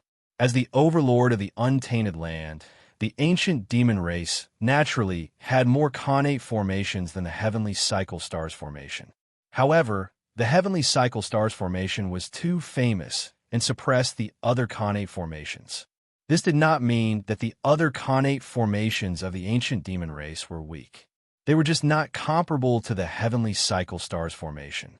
The great heavenly stem formation was second only to the great heavenly constellation formation among the connate formations mastered by the ancient demon race. Any array formation related to time was not simple. The primordial heaven stem array was an array formation that Dijun had comprehended from the river of time and space. It contained the power of the primordial time sequence, and its power was unfathomable.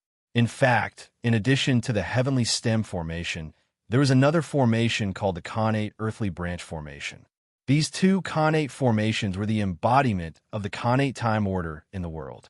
If these two formations were combined, they would become the heavenly stem formation and earthly branch formation, which was enough to be ranked in the top 10 connate formations of the untainted land. Unfortunately, Jun had only comprehended the heavenly stem formation with great effort. He had no clue about the connate earthly branch formation. Otherwise, the ancient demon race would have another great foundation. The outcome of the battle between the liches and the demons might have changed. However, there were no buts in this world. If he did not comprehend it, he did not comprehend it. No matter how regretful he was, it was useless. However, although Jun did not comprehend the connate earthly branch formation, countless years later, when the human Emperor Fuxi was drawing up the 12 zodiac signs, he accidentally comprehended this formation. Jun begged bitterly, but he did not get anything. Fuxi was unintentional, but he was happy to get this formation. It had to be said that fate was really wonderful. With the help of the heavenly stem formation, the 10 great demon saints temporarily obtained the power to fight against ancestral witch Xianming. However, this was only temporary. This was because ancestral witch Xianming had not used his magic treasure yet. With the identity of ancestral witch Xianming, attacking the 10 great demon saints was already suspected of bullying the weak. If he used his magic treasure, he could easily win. However, in this way, he would lose all his face. Therefore, in the beginning, ancestral witch Xianming did not choose to use his magic treasure. Instead, he planned to defeat the 10 great demon saints in one blow. However, the reality was beyond his expectations. He actually fought with the 10 great demon saints for a long time. For ancestral sorcerer Xianming, this was a humiliating matter. He had lost face left and right. If ancestral witch Xianming was still unable to take down the 10 great demon saints, then he would really become a joke. Therefore, ancestral witch Xianming did not have any worries. With a thought, he was about to use his magic treasure to kill the 10 great demon saints. Xianming divine banner, come. Ancestral witch Xianming waved his hand, and a divine banner suddenly flew out from the Xianming temple that was located in the untainted land and fell into his hand. It was the magic treasure that Feng Zichen had tailor-made for the 12 ancestral witches, the 12 heavenly divine banner. At this moment, after countless years of nourishment, the 12 heavenly divine banner had already been promoted to the highest level of primordial spiritual treasure. Its power was beyond imagination, and it was almost comparable to the 12 ancestral witches in the middle of ancient times. Go! As soon as the Xianming divine banner was in his hand, ancestral witch Xianming felt a sense of joy that was connected by blood. Then, with a thought, he raised the Xianming divine banner. Suddenly, the primordial cold qi and heavy rain between heaven and earth soared several times. With a sudden sound, the primordial cold qi swept past, and the 10 great demon gods were covered in white frost. Even with the protection of the primordial heaven stem formation, they were still frozen. Seeing this, the 10 great demon saints knew that with their strength, there was no possibility of fighting against ancestral witch Xianming. After understanding this, Bai Zhe did not hesitate and directly roared to the sky. Why are you still not attacking? Are you really going to sit and watch us be killed by ancestral witch Xianming? The voice was so loud that in an instant, it spread throughout the untainted land. There's still a helper? Hearing this, ancestral witch Xianming was slightly stunned. Then, the movement of waving the Xianming divine banner in his hand became faster. Who cared who their helper was? Before they appeared, they had to kill all the remaining members of the ancient demon clan first. Ancestral witch Xianming thought so and did so. However, he did not succeed, because at the critical moment, a burly man suddenly appeared in front of the 10 great demon saints and blocked the attack of ancestral witch Xianming for them. It's you, heavenly ant. You didn't fall? No, that's not right. You were resurrected by the saint. Seeing the person who came, ancestral which Xian Ming's pupils constricted as he exclaimed in disbelief. It's Lord Ant Saint, but didn't he fall long ago? Why did he suddenly appear here? It was not only ancestral, which Xian Ming. On the other side, the 10 great demon saints also exclaimed in disbelief when they saw the person who came. In fact, not only them, but even the other great mediums who were watching the battle also revealed an incredulous expression when they saw the face of the person who came. Obviously, they all knew this person. Only Feng Zichen had a blank expression. He really did not know this person. It's the poor Wei. The poor Wei has recovered from the silence. Nodding, the burly man who was called Heavenly Ant by ancestral, which Xian Ming said.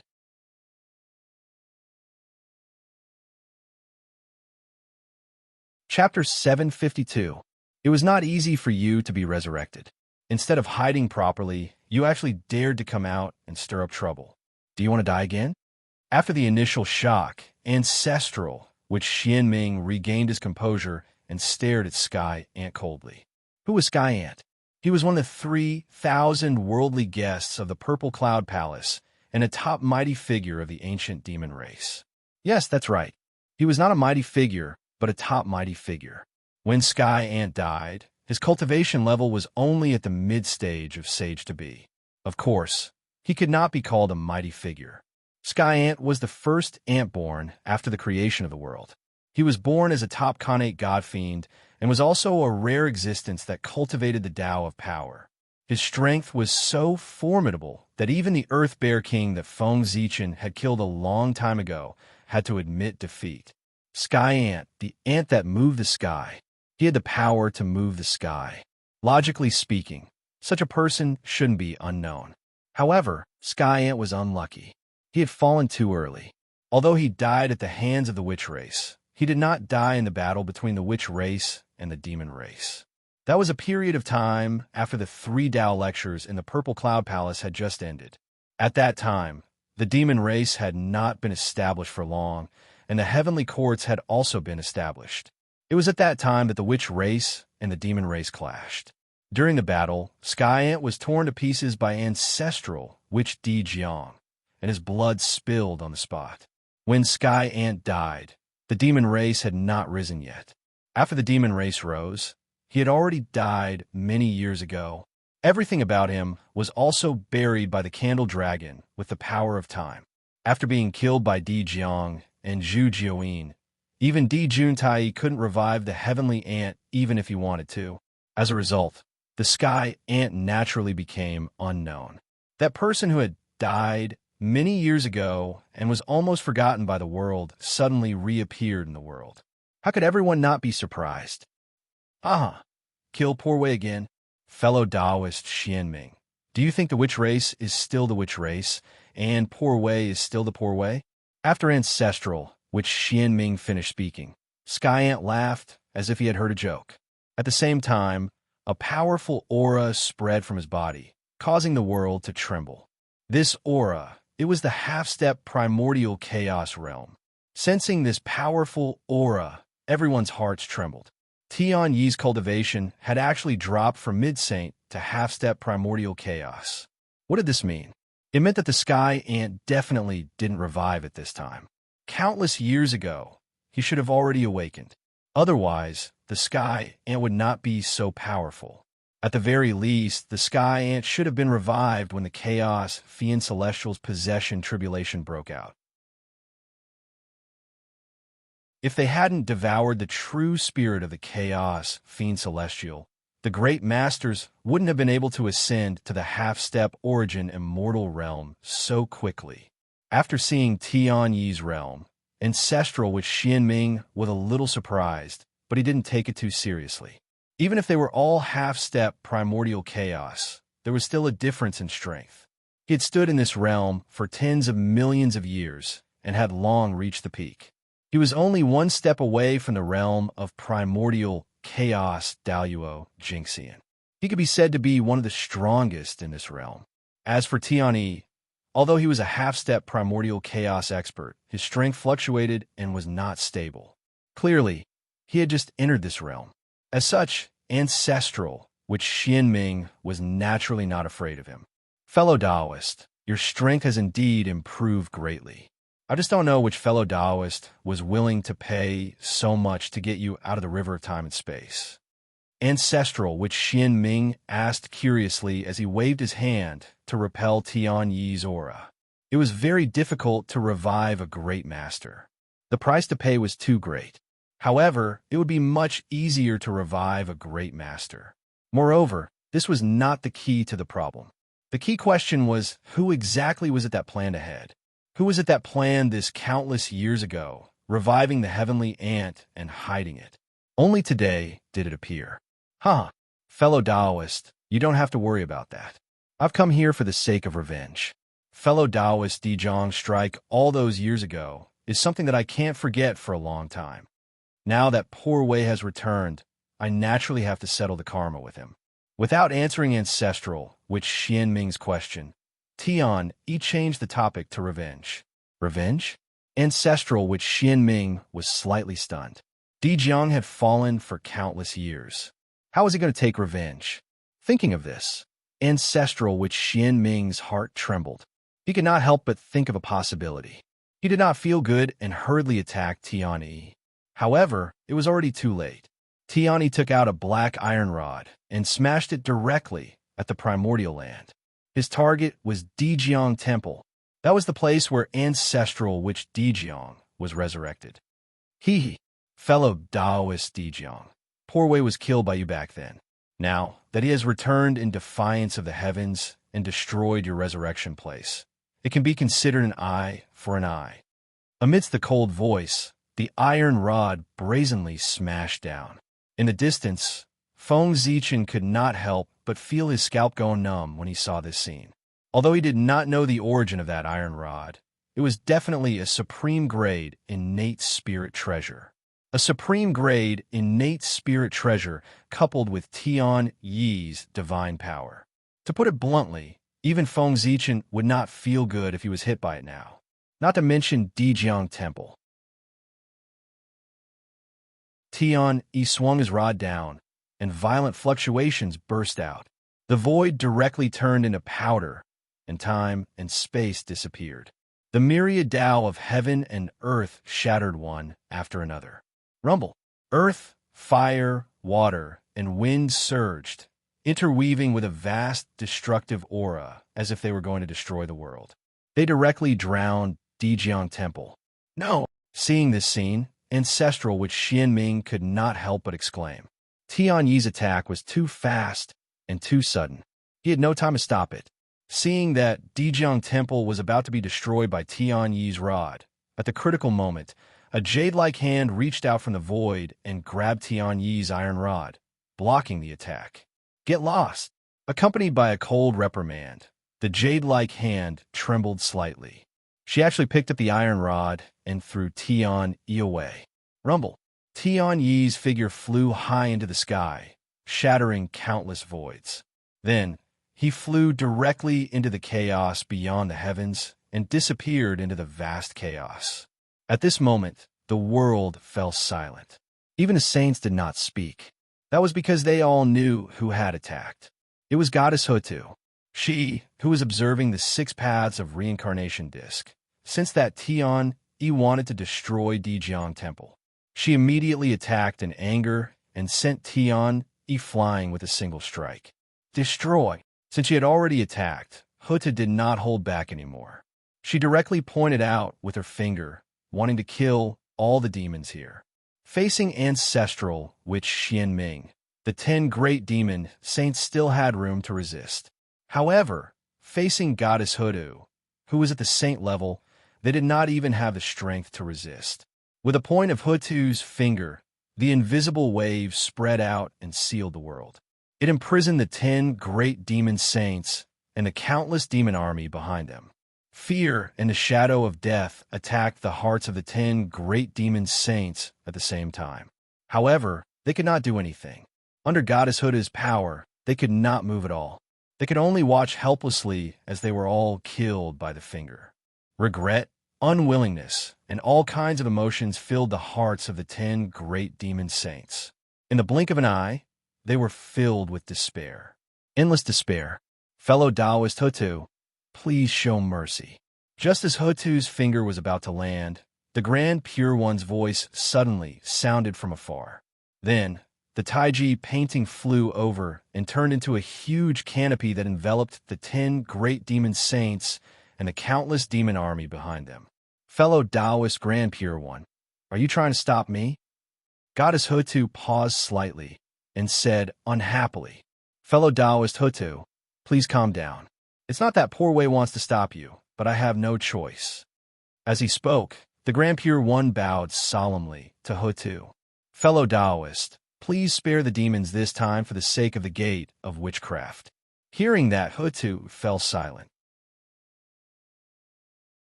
If the Grand Pure One asked her to give him face and let the demons off, Hotu could naturally reject him in disdain. However, since the Grand Pure One used the gate of witchcraft as an excuse, Hotu could not attack the demons. The gate of witchcraft was the current barrier of the primordial world. It was also formed by countless experts of the witchcraft and demons. This gate concerned the safety of the primordial world and was very important.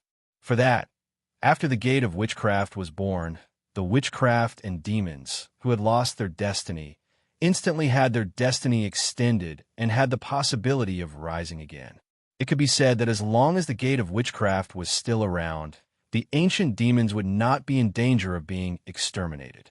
Once the ancient demons were exterminated, the gate of witchcraft would probably collapse in half. In that case, it would probably give the Chaos Fiend Celestial a chance to enter. At that time, the living beings would really be plunged into misery and suffering. In order to obtain the great Tao fruit, the Chaos Fiend Celestial did not want to destroy the primordial world. However, they needed to obtain the essence of the primordial world so that they could gain the upper hand when the great Tao fruit appeared. Goddess Hotu could ignore the Grand Pure One's words, but she could not ignore the safety of the primordial world. Therefore, Hotu hesitated. Forget it. I'll forgive them this time. After a long silence, Hotu said. Then, she slowly retracted her hand. However, just as she was about to leave, she suddenly thought of something and said, Taoist Tian, he wants to destroy my brother's temple. He can be exempted from death, but he can't escape punishment. Punish him to guard my brother's temple. When my brother returns, I'll set him free. After saying that, regardless of whether the Grand Pure One agreed or not, Goddess Hotu directly captured Taoist Tian from the chaos outside the sky and turned him into a stone statue, standing at the entrance of the Dijiang Temple. What was domineering? This was it. After this incident, no one in the primordial world would dare to touch the ancestral Magus Temple. Seeing this, the Grand Pure One's mouth twitched and said, As long as you're happy, fellow Taoist. Little did he know that when he said this, his heart was bleeding. The person who had revived Taoist Tian countless years ago was him, the Grand Pure One. It could be said that Taoist Tian was one of the few trump cards in the Grand Pure One's hands. However, he did not expect that Taoist Tian would be suppressed by Goddess Hotu the moment he appeared before he could do anything. It really made one's heart bleed. If he had known that this would happen, the Grand Pure One would not have revived Taoist Tian back then. He would have wasted so much of his effort. To be honest, the Grand Pure One really did not expect that Taoist Tian would destroy the Dijiang Temple. He clearly knew that the Lady of Earth was still in the world. So why did he dare to attack the Dijiang Temple? Did he really think that the Lady of Earth was made of mud? If the ancestral Magus Temple was so easy to destroy, it would have been destroyed long ago. How could it have stood in the primordial world for so many years? Taoist Tian, he was simply retarded. The Grand Pure One had asked him to come out to block the ancestral Magus Xianming for a period of time. If he did that, the Lady of Earth, who was observing the 6 paths of reincarnation, would not have the time to attack him. Unfortunately, he had recklessly touched the ancestral Magus Temple. That was the Lady of Earth's reverse scale. If he touched it, he would die. Over the years, there had been more than 1 or 2 great mystical abilities who had died because of it. It could only be said that Taoist Tian had brought this upon himself. Sister, go back. Don't interfere in this battle. The children of my race have not experienced the baptism of war for too long. We can use this opportunity to let them experience the cruelty of the ancient times. Before leaving, the Lady of Earth suddenly said to the ancestral Magus Xianming. From the looks of it, she wanted to use the ancient demon army to train the Magi army. The new generation of the Magi had never experienced the turmoil of the ancient times. Naturally, their quality was far inferior to the ancient Magi warriors. Now that the ancient demon clan had reappeared, they could use them to train their clansmen. At the same time, they could let the people of the Magi remember the hatred between them and the demon clan. Time was enough to dilute everything. As the old people withered, the new clansmen did not have the unforgettable feeling and would gradually forget the hatred of the past. That was why the Lady of Earth let the Magi fight with the demon clan. Only when they were in pain, injured, and saw blood could they understand the feelings of the older generation of the Magi. Yes, I understand. The ancestral Magus Xianming's heart moved, and he understood what the Lady of Earth meant. Seeing that she did not refuse, he put away the Xianming divine banner and left with the Lady of Earth. Just as they left, a few figures that the 10 great demon gods were very familiar with rushed out of the ancestral Magus temple. There were 10 ancient great wizards, including 9 Phoenix, Xiang Lu, and Tianhao. These were also sage-to-be experts. Alas, there were originally 12 great wizards, 1 for each tribe. However, Ho-I of the Dijiang tribe and Xing Tian of the Hoda tribe were no longer there. Ho-I was still in the reincarnation cycle, while Xing Tian was in the critical period of transformation and could not appear. Otherwise, Xing Tian alone would have been able to sweep through the 10 great demon saints without the use of formations. There were 10 great demon saints and 10 great wizards. After meeting again, after countless years, there was no nostalgia between the two sides, only hatred. After looking at each other, they directly attacked. And as soon as they started fighting, it was the most intense life and death battle. One of them would die, and the other would die. Not long after the battle broke out, the 10 great demon saints gradually fell into a disadvantageous position. It was not that they were inferior to the 10 great wizards, but because they had been injured when fighting with the ancestral Magus Xianming.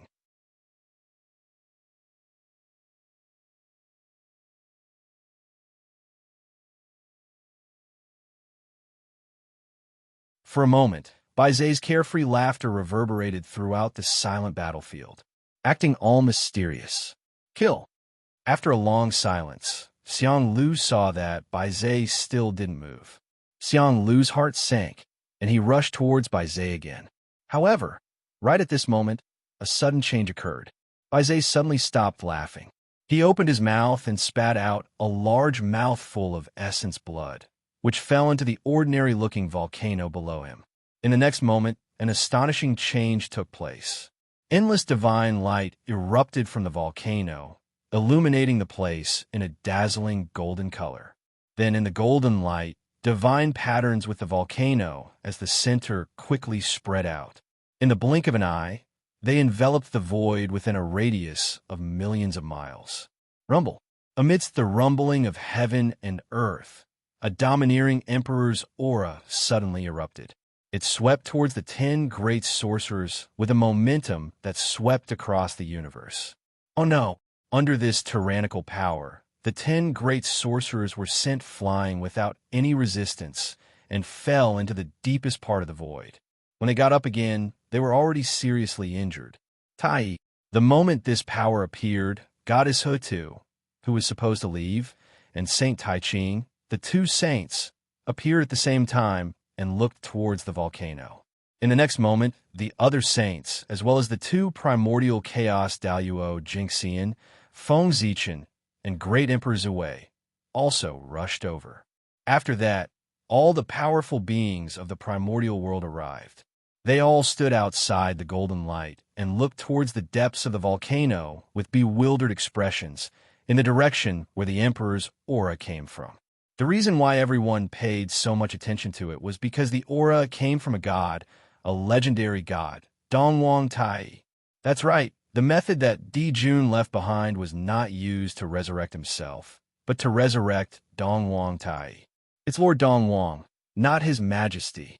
At this moment, not to mention others, even Bai Zhe, who had activated Di Jun's backup, was shocked. Back then, when Di Jun told him to do it, he did not say that it was prepared for Tai. That day, when Bai Zhe was in seclusion, Di Jun suddenly appeared in front of him and gave him a ball of essence blood. He said that if he could not be resurrected after he died, he could take this ball of essence blood to his secret realm. The secret realm that Di Jun mentioned was the volcano under his feet. Countless years after Di Jun's death, there was still no sign of him being resurrected. Bai Zhe thought of Di Jun's words back then and took this opportunity to rush here. As for that ball of essence blood, it was naturally the ball that Bai Zhe spat out. The backup plan that Di Jun left behind was not something that Bai Zhe's essence blood could activate no matter how bad it was. In fact, the ball of essence blood that Di Jun left behind was the innate sun origin that he had spent hundreds of millions of years collecting in the sun star. The power contained in it was almost comparable to that of a half-step primordial chaos existence. And that volcano was not simple either. It looked ordinary, but in fact, Di Jun had secretly set up the 10 suns burning sky formation inside. And in the Great Formation, what had been refined was the innate origin of all the experts that the Demon Clan had killed since the establishment of the Demon Clan. Since the establishment of the Demon Clan, countless experts have been killed, and the origin of those experts have been secretly collected by Di Jun, using the 10 suns burning sky formation to refine it back to its origin and turn it into the purest origin item. How many powerful experts had died at the hands of the Demon Clan? It was simply unimaginable. Even if it was only a part of the innate origin of these experts, it was still ridiculously powerful. In addition to Di Jun's essence blood, these two forces combined. Di Jun's goal was probably not only to resurrect Tai, but to resurrect Tai in his peak state. A shocking change. What kind of unprecedented change was this? This was it. The resurrection of Tai was really a big deal that was beyond imagination. TSK, fellow Taoist, in order to deal with me, you are really willing to sacrifice yourself. You actually did not hesitate to resurrect Dong Wang Tai.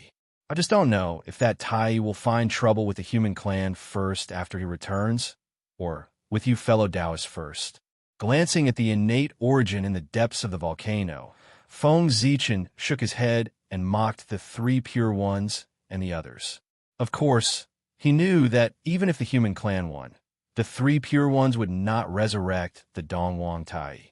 In the current situation, it was obvious that they had messed up. This was not the original intention of the 5 saints. However, although he understood, this did not affect Feng Zichen from mocking the saints. Who asked him to mess up? Hearing this, the 5 saints' faces darkened, but they did not refute. Because this time, they had indeed messed up. Before asking the ancient demon clan to take action, the 3 pure ones, Zhuan Ti, and the other saints had already carefully investigated the primitive world countless times. It was not until they were sure that there were no more backup plans left behind by Di Jun that they were relieved to ask the ancient demon clan to take action. However, they did not expect that even though they had taken precautions, they did not prevent the demon clan from having such a trick up their sleeves. To be honest, it was not that they had not seen this volcano before, but before Di Jun's backup plan was launched, no matter how they checked, they did not find anything unusual here. It had to be said that Di Jun was indeed worthy of being the Celestial Emperor.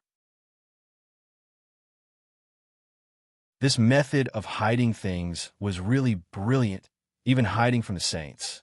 Thinking of this, Feng Zichen was amazed by Di Jun's brilliant method, but suddenly, he felt a familiar aura from the divine pattern. That aura was high and indifferent. If it was deeper, it would be exactly the same as the aura of the Tao ancestor. The Tao ancestor. Thinking of this, Feng Zichen's heart trembled slightly, and he thought of a possibility. Then, he turned his head to look at the 3 pure ones, and, as expected, he saw that their faces were even darker. Feng Zichen could sense the aura of the Tao ancestor, so naturally, the three pure ones, as their direct disciples, could also sense it. At this point, the truth had been revealed. It was not that Dijun's method was so brilliant that the saints could not discover it, but that the Tao ancestor's method was too brilliant. Back then, out of his own bad taste, the Tao ancestor had left many small things on the treasure-snatching rock. These things, how to put it, might not be very powerful, but their functions were definitely strange. Some were for escaping, some were for hiding auras, and some were for attacking. In short, there was nothing they could not do, as long as you could not think of it. Looking at the current situation, it was obvious that Dijun had obtained a treasure that could hide auras and used it here. It was no wonder that the saints could not discover the problem. This time, the three pure ones had been cheated by their master, so it would be strange if their faces were not dark. Suppressing his anger, Saint Juni said to Feng Zichen, Taoist friend Gaochen, "Don't be sarcastic. Do you want to see Tai return?" If there was anyone present who did not want to see Tai return, it was none other than Saint Juni. Just as Feng Zichen had said, after Dongwang Tai returned, if he wanted to take revenge, his first target would not be the human clan. The human clan regarded the demon clan as their mortal enemy, but the demon clan did not think so. Their mortal enemy was the wizard clan. If they wanted to take revenge, the first thing they would look for was the wizard clan. The second, of course, was our Saint Juni. If he had not released the 10 golden crows, so many things would not have happened. With this karma, Taoist Juni was naturally unwilling to see Dongwang Tai return.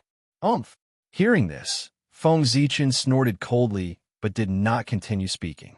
At this time, the human clan was in a critical period, so he was naturally unwilling to see Tai return at this time. Everyone, let's do it. If we continue to hesitate, Tai will really come back. Saint Taiching glanced at everyone and said, he wanted to combine everyone's strength to forcefully interrupt Jun's backup plan. Resurrection required time. The more powerful the existence, the longer the time needed. During this period of time, outsiders would have a chance to destroy it. By forcefully interrupting Jun's backup plan, even if it could not stop Tai from returning, it could weaken his strength and prevent him from reappearing in his peak state. That's right. Everyone, the other 5 saints, Feng Zichen, and Great Emperor Zhui, nodded in agreement. They did not want to see Tai return. However, when they nodded, Feng Zichen looked at Saint Taiching in surprise. He felt that Saint Taiching's reaction was a little strange. He was too calm, as if he had expected this situation. There was something strange about this matter. Feng Zichen could not help but ponder. That's right, Saint Taiching was indeed very calm because the situation in front of him was completely within his expectations. How could a saint make such a simple mistake? If they really wanted to stop Bai Zhe, how could Bai Zhe have a chance to activate Jun's backup plan? With just a thought, he could freeze Bai Zhe on the spot. He even wanted to spit out blood essence. Dream on. The reason why Bai Zhe could complete his plan so easily was the result of the saint's deliberate plan. The saint had always been unafraid of figuring out Jun with the greatest malice. Therefore, even if they searched the entire primordial world, they did not think that they had completely destroyed the backup plan left behind by Jun. There must be something left behind by Jun in the primordial world. It was just that they could not find it. After thinking about it, the saint felt that Jun's backup plan should be related to the ancient demon race. Therefore, they planned to use the ancient demon race as bait to lure out Jun's backup plan. If they succeeded, they could destroy Jun's backup plan in one fell swoop and solve a huge problem. If they failed, it would be fine. They could use the ancient demon race to deal with the human race. Both sides were beneficial to them. Why didn't the saint use it? This was the thought of the other saints. As for the Grand Pure One, he thought deeper. He was using this method to verify a guess in his heart. It was a very bold guess. Saint Taiching suspected that Tai Yi had already been resurrected, but he had not appeared. This guess was not groundless. First of all, the Chaos Bell had disappeared after Tai Yi died. Who could guarantee that Tai Yi's true spirit had dissipated and was not hiding in the Chaos Bell? Secondly, for some reason, the Grand Pure One kept thinking of the Chaos Bell a while ago. That was a whim. Otherwise, why would he think of the Chaos Bell for no reason? Recently, something big had probably happened regarding the Chaos Bell. Apart from the East Emperor Tai Yi, Saint Tai Ching could not think of anything else related to the Chaos Bell. For that, he planned to take this opportunity to test the East Emperor Tai Yi and see if he had been resurrected. The brotherhood between Di Jun and Tai Yi was very deep. If they attacked Di Jun's backup plan, Tai Yi would definitely stop them.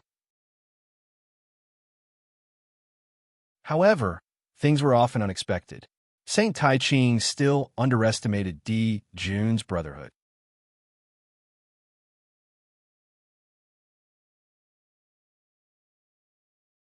Chapter 754. Who would have thought that the backup plan Di Jun left behind was not to revive himself, but to revive Tai Yi? This kind of brotherly love was truly moving. However, it did not matter. The Grand Pure One's goal was only to confirm the life and death of the Eastern Emperor Tai Yi. As for who this backup plan was left behind for, he did not care much. Kill. At a certain moment, everyone attacked. At the same time, they unleashed their divine abilities and blasted towards the core of the volcano. Including Feng Zichen and Great Emperor Zhui, there were a total of 7 primordial Chaos Daluo Jinxian figures. When they joined forces to attack one place, their power could be imagined. Rumble. In an instant, the sky collapsed and the earth cracked. Unparalleled power erupted, almost drowning everything. It seemed that the 7 terrifying divine abilities were about to blast into the volcano.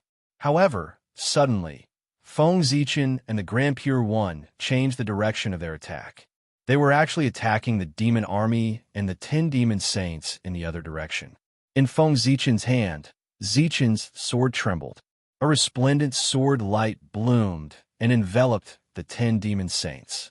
In the Grand Pure One's hand, Tai's horsetail whisk gently flicked, releasing a vast and boundless wave that drowned the countless demon army. Without a doubt, if their 2 divine abilities were to hit, the 10 demon saints and the millions of demon army would definitely not be able to survive. Seeing this sudden change, the hearts of the powerful cultivators at the side could not help but skip a beat. What were they doing? Why did they attack the ancient demons for no reason? And it was a fatal blow. If he were to kill all of the ancient demon race, the gate of the shamans would crumble right away. At that time, the primordial world would be in danger. Just as everyone was worrying about the fate of the demon clan, a bell suddenly rang out from an unknown place. The bell rang slowly, cutting through the past, present, and future. As soon as it appeared with a mighty force that suppressed everything. At this moment, all the Daos and space-time froze. Feng Zichen and the Grand Pure One's divine abilities were also frozen the moment they were about to approach the demon army and the 10 demon saints. Clang! After that, another bell chime was heard. The mystical abilities of Feng Zichen and the Grand Pure One were instantly destroyed. Bell of Chaos. Tai Yi, you really didn't perish. Feng Zichen and the Grand Pure One shouted at the same time when they heard the familiar bell. Then, the 2 of them unleashed their connate cardinal treasures and charged toward the depths of the void. It turned out that Feng Zichen and the Grand Pure One did not intend to destroy the backup plan left behind by Di Jun. This was because in their hearts, Tai had most likely been resurrected, or rather, he hadn't fallen at all back then. Since that was the case, even if they destroyed the backup plan Di Jun left behind, they might not be able to force Tai Yi out. At that thought, Feng Zichen and the Grand Pure One made up their minds and attacked the ancient demons. They wanted to use their lives to force Tai Yi out. Tai Yi could ignore the backup plan that Di Jun had left behind for him, but he definitely could not ignore the survival of the ancient demons. Therefore, if Tai Yi was still alive and saw that someone wanted to destroy the ancient demons, he would definitely appear to save them. Feng Zichen and the Grand Pure One thought of the same thing. Of course, although the 2 of them were ruthless, they could not really destroy the ancient demons. Therefore, when the two of them attacked, they restrained their strength. This was also why Tai had been able to easily destroy their mystiques with a single strike. At that moment, before everyone could figure out the exact situation, they saw Feng Zichen and the Grand Pure One charging into the depths of the void at the same time. Rumble. Almost at the same time, a terrifying fluctuation came from the depths of the void. Clearly, an unimaginable battle was erupting inside. It was also at that moment that everyone understood what had happened. The East Emperor was not dead. Tai of the East Sea was not dead. Just now, the chaos bell rang. There was no doubt that the East Emperor Tai had attacked.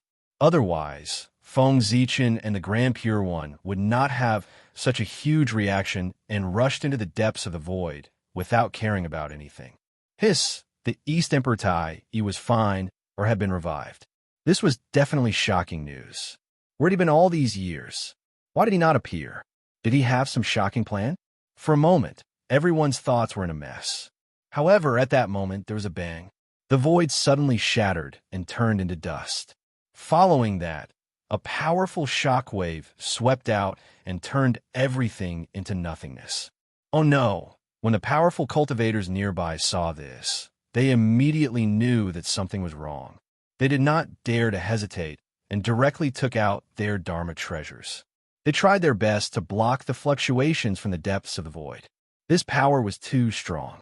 If it was allowed to spread, even the entire primordial world would be stirred into nothingness.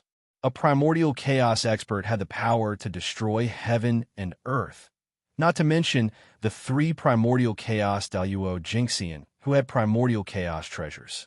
They fought fiercely in the depths of the void. The aftermath of their divine powers would definitely cause the destruction of the primordial world. Although everyone joined forces and could not completely block the aftermath of the three people's fight, they were still able to limit it to a certain range so that it could not harm the primordial world. On the other side, the Saints' joint attack on the backup left by Di Jun was also hindered.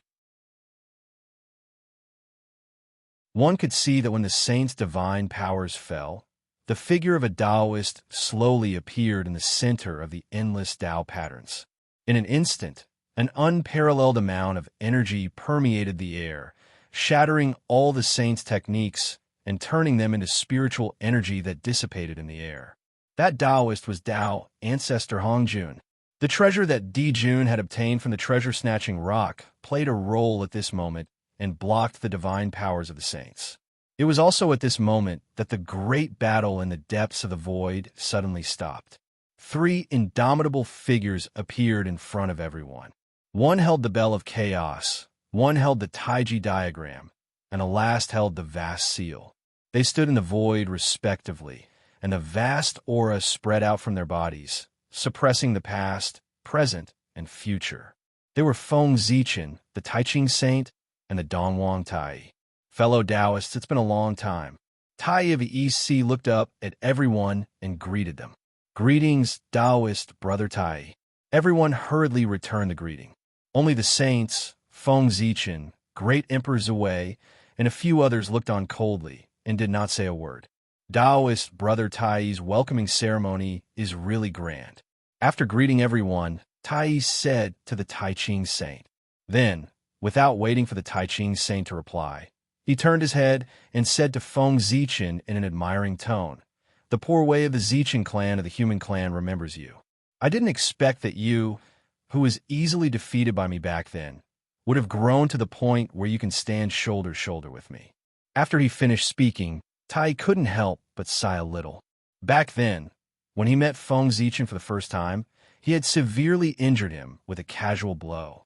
And when he met Feng Zichen for the second time, the other party was actually able to contend with him for a short time with the help of the Chaos Formation. Now that he thought about it, he still found it unbelievable. Now, it was the third time that Tai and Feng Zichen met. It was also this time that Tai was greatly shocked. The young man of the human clan of the past had actually reached this step. Without relying on any external forces, he could compete with him with his own strength. Such talent was truly frightening. After being flattered by Dongwang Tai, Feng Zichen couldn't help but feel a little proud. However, he didn't show it. Instead, he said with a serious face, "Sixth heaven of primordial chaos. Your Majesty Donghuang's strength is still amazing. As expected of the number one expert of the primordial world." That's right. The strength that Donghuang Tai currently displayed was at the sixth heaven of primordial chaos. It was still terrifyingly powerful. Among all the saints, only the Taiching saint could suppress him in terms of cultivation realm. As for Feng Zichen, only the Ziwei Emperor could stand shoulder to shoulder with him. They were both at the sixth heaven of primordial chaos. As for the other identities, even the strongest North Star was still inferior to him in terms of cultivation realm. Donghuang Tai's strength was evident from this. At the same time, this also meant that Donghuang Tai definitely wasn't resurrected now. He should have been resurrected countless years ago. In other words, he didn't die in the battle between the liches and demons back then. Instead, he faked his death and escaped. If that wasn't the case, Donghuang Tai's cultivation realm wouldn't be so strong. He remembered that when Donghuang Tai died back then, he was only at the third heaven of primordial chaos. Now, he was already at the sixth heaven of primordial chaos, infinitely close to the seventh heaven of primordial chaos. Wouldn't it be an insult to people's intelligence to say that he was resurrected recently? One resurrection directly raised his cultivation realm by 3 heavens. If that was the case, then what cultivation did they have to cultivate? If that was the case, what was the point of cultivating? They could just do sit-ups and revive each time they died. Well, since it was confirmed that Tai wasn't resurrected recently, then the question was, where had Tai been all these years? What had he done? Why didn't he show up? However, despite his doubts, Feng Zichen didn't ask. This was because someone was more curious than him about what Tai had done all these years. Tai, since you've been resurrected long ago, why didn't you show up? What plans did you have for hiding all these years? Saint Juanti asked with a sullen face. At this moment, he was already a little flustered. To be honest, Saint Juanti had thought that Tai might be resurrected, but he had never thought that Tai would be so strong after being resurrected. One had to know that Saint Juanti's current realm was only at the fifth heaven of primordial chaos. Tai, on the other hand, was at the sixth heaven of primordial chaos. This was a realm stronger than him. Back then, he couldn't compare to Tai, so it was fine. However, countless years after Tai's death, he still couldn't compare to Tai. This made it difficult for him to accept. How could Tai be so strong? A wave of anger burned in Saint Juanti's heart, almost drowning his rationality. In his heart, unwillingness and hatred intertwined. He hated that he was inferior to Tai. In fact, Saint Juanti's heart was filled with fear rather than anger. Thinking of what he had done in the past, he was afraid that Tai would settle the score with him. Although saints were immortal, they would still feel pain and be injured. If he couldn't beat Tai, then Tai could beat him and humiliate him. To a saint, this was something that was even more unacceptable than death. Donghuang Tai looked at Saint Juanti meaningfully and said slowly, "Fellow Taoists, don't worry. Fellow Taoists, please rest assured. Although I've been resurrected for some time, I've been lost in the chaos and can't find the way back to the untainted land." It wasn't until recently that she vaguely sensed the coordinates of the primordial world and embarked on the way back from the vast chaos. Speaking of which, it's a coincidence. Originally, it would take a long time for poor Wei to return to the primordial world. However, at this moment, a call suddenly came from the primordial world, pulling poor Wei back to the primordial world. It's also because of this that poor Wei was able to appear in time and save the children of our demon clan from the 2 fellow Taoists. I have to thank Big Brother for leaving behind a backup plan. Otherwise, poor Wei would have been lost in the chaos for some time. After saying that, Tai glanced at the backup plan left behind by Dijun, his eyes full of gratitude. Although he didn't use the backup plan left behind by Dijun, he felt the friendship in it. After hearing Tai's explanation, everyone hesitated for a moment and chose to believe him. Tai had never lied in his life, because he disdained lying. He was such a proud person. Since Tai said that he was lost in the chaos, then he must have been lost in the chaos. Fellow Taoist, you didn't die. Is it because of the Bell of Chaos? After thinking for a while, the Grand Pure One asked. When the others heard this, they also looked at Tai curiously, looking forward to his answer. It was really strange. Tai had clearly sacrificed himself, so why hadn't he died? It was almost impossible to say that Tai had faked his death. Back then, Tai had sacrificed himself in front of everyone. If he could successfully fake his death like this, then everyone's eyes could be thrown away. Tai definitely had the ability to hide from one or two people. However, if he really had the ability to hide from everyone, the outcome of the battle between the liches and demons would not have been like that. Since he didn't fake his death, why did Tai revive so quickly? Everyone was very curious about Tai's resurrection method. Such a good resurrection method might be used one day. How could everyone not be curious? That's right, it's the Bell of Chaos. It was it who protected me and allowed me to survive the battle between the liches and demons. Nodding, Tai told everyone about his experience. When he sacrificed himself and transformed into the gate of the liches, Tai also thought that he would definitely die. However, he didn't expect that at the last moment, the Bell of Chaos would suddenly erupt with all its strength and protect a trace of his true spirit from being destroyed. Then, the Bell of Chaos brought his remaining true spirit through the barrier of heaven and earth and came to the great chaos outside the realm. The Bell of Chaos, the legendary heaven-opening treasure, had the power to suppress the chaos. When Pangu opened the sky, he used the Bell of Chaos to suppress the chaotic chaos chi. The chaos chi here referred to the chaos chi of the great chaos outside the realm, not the chaos chi of the chaos outside the realm.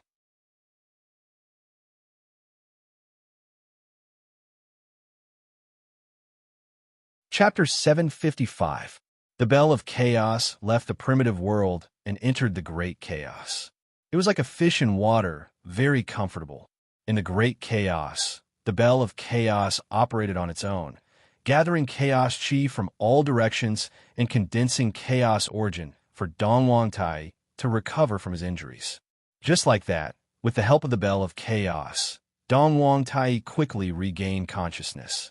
After regaining consciousness, Tai wasn't in a hurry to return to the primitive world. Instead, he focused on recovering from his injuries in the great chaos. By the time he reassembled his body and fully recovered, countless years had passed. It was also at this time that Tai suddenly realized that he, who had drifted in the great chaos for countless years, had lost his way. He couldn't find his way back to the primitive world. Left with no choice, Tai could only cultivate while searching for a way back to the primitive world. Under the protection of the Bell of Chaos, Tai wasn't afraid of encountering any danger, nor did he have to worry about encountering chaos demon gods. The Bell of Chaos still had the ability to block the chaos demon god senses. Just like this, Tai began to wander around the great primal chaos by himself. Countless years had passed. Although Tai still hadn't found his way back to the primitive world, his strength had increased greatly. He descended from the third heaven of primordial chaos to the sixth heaven of primordial chaos. Primordial chaos experts themselves were Tao. The process of them becoming stronger was to constantly improve their Tao. They absorbed knowledge from the myriad Taos to strengthen their Tao.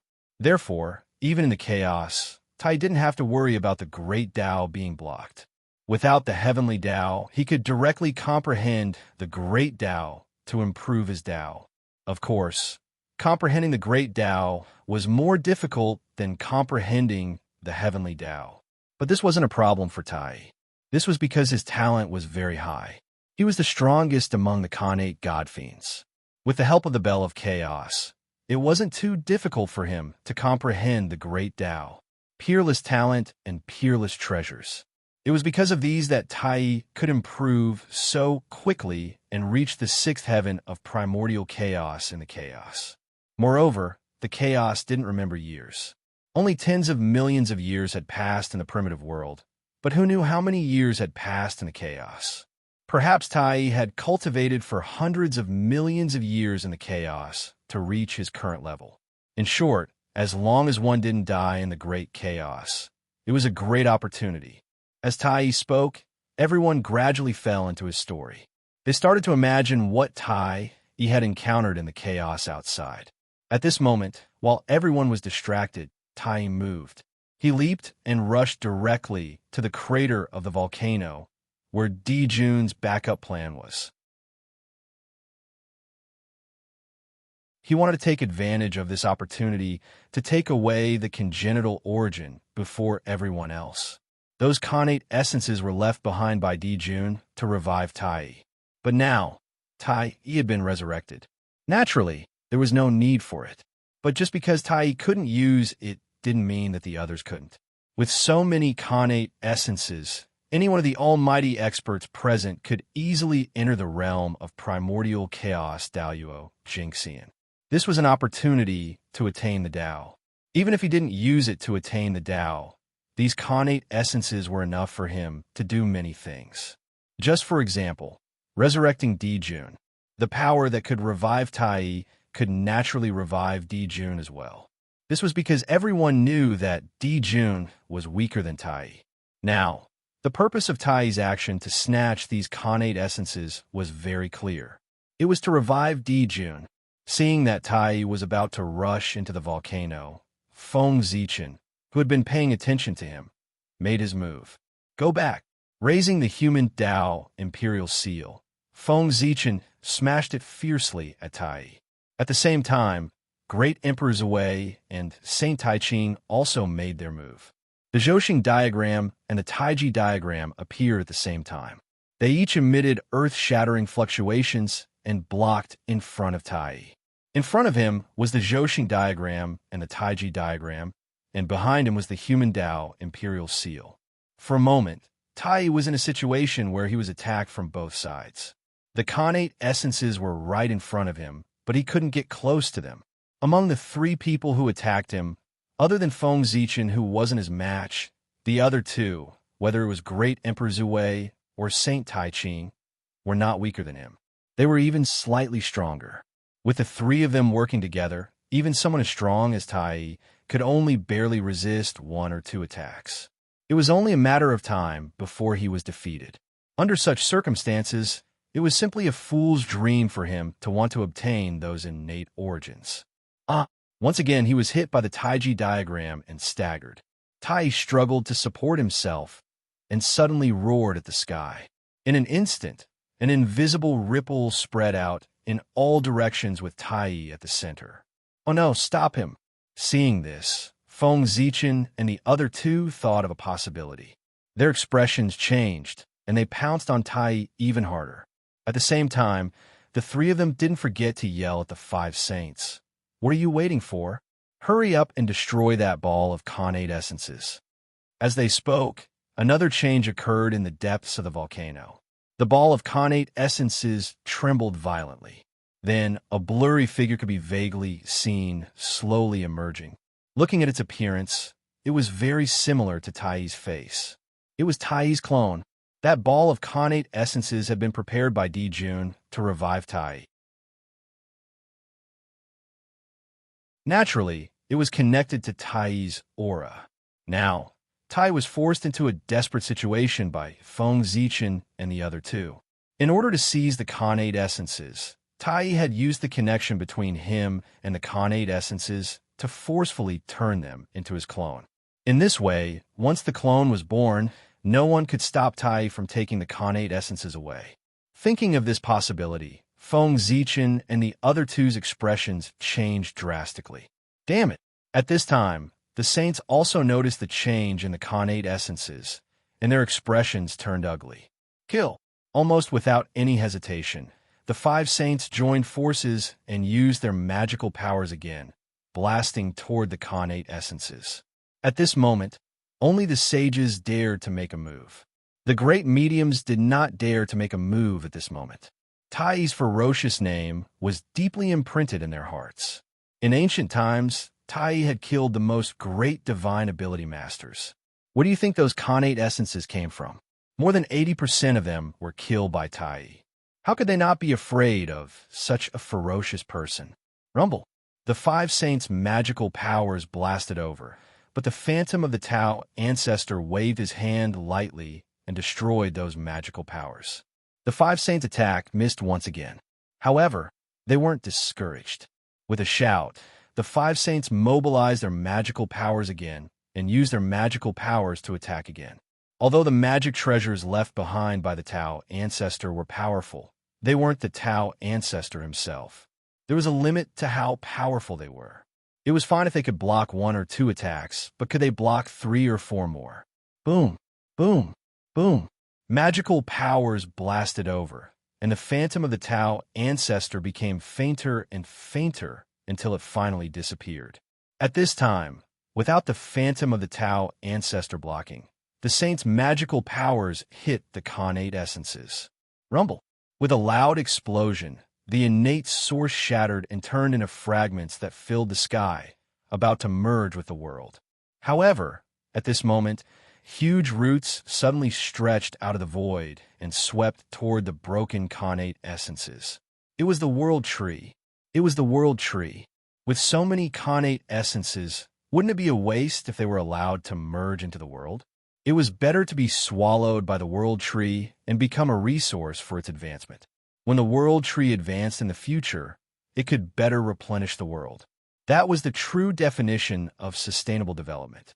Thinking of this, while fighting with Dongwang Tai, Feng Zichen didn't forget to secretly communicate with the World Tree and inform it to devour these Khanate essences. Seeing the roots that had suddenly rushed out and were wantonly devouring the Xiantian origin fragments, everyone's first reaction was to destroy them. However, the moment they attacked, everyone suddenly recognized the origin of the World Tree. Oh no, it's the World Tree. Stop quickly. Don't hurt it. Otherwise, we'll be in big trouble. Amidst the exclamations, everyone quickly stopped, but they didn't dare to attack the roots of the World Tree. As everyone knew, the World Tree was the only chaos spiritual root in the untainted land and was also the foundation of the untainted land. It was also an object of great importance to the heavenly Tao. If they hurt it, they would have to face the wrath of the heavenly Tao. In an instant, even if they were killed, they would lose a layer of skin. Even if they attacked a saint, they couldn't attack the World Tree. Its identity was that important. In the eyes of the heavenly Tao, the World Tree was much more precious than a saint. After all, with the World Tree, the Eldritch world wouldn't be completely destroyed no matter what. As the World Tree grew, the Eldritch world would also be qualified to advance. How could the heavenly Tao allow such a treasure to be destroyed? Damn it! Seeing the Khanate essences being shattered by the saints, Dongwang Tai was furious. He placed the Bell of Chaos in front of him and pushed fiercely. Instantly, with a clang, the Bell of Chaos collided with the Human Tao Imperial Seal, the Zhouxing Diagram, and the Taiji Diagram. Rumble. Destructive fluctuations spread out. In an instant, everything melted and everything ceased to exist. Everything turned into nothingness. After a fierce collision, the 4 Khanate cardinal treasures were sent flying back. Poof, poof, poof, poof. The 4 treasures flew back, and the terrifying recoil came. The 4 immediately spat out mouthfuls of blood, each of them injured. Among the 4, Dongwang Tai's injuries were the most serious. His body almost collapsed like a broken porcelain, and his entire body was covered in cracks. After all, Feng Zichen and the other 2 each suffer a portion of the recoil, but he suffered 3 portions. After the 4, the ones injured were the great gods. To prevent the 4's battle from affecting the Eldritch world, everyone had been trying their best to seal off the battlefield. But this time, the 4 of them had used their full strength, and the aftermath of the divine ability had far exceeded the limits of what they could bear. As soon as they came into contact, they were heavily injured and broke through the defense they had set up. If the other saints hadn't helped at the critical moment and spread the aftermath of the divine powers, the Eldritch world would have been destroyed. Come. Using the opportunity of being sent flying, Dongwang Tai finally came to the depths of the train. He waved his sleeve and began to compete with the Tree of World for the fragments of the Khanate origin. At this time, every time he collected a fragment of the Khanate origin, it would take less time for him to resurrect Di Jun in the future. Seeing this, Feng Zichen and the other two didn't care about besieging Tai. They also joined the battle for the Khanate origin. Di Jun had left behind too many Khanate origins. Its value wasn't much lower than that of Khanate treasures. If not, how could he resurrect Tai in his peak state?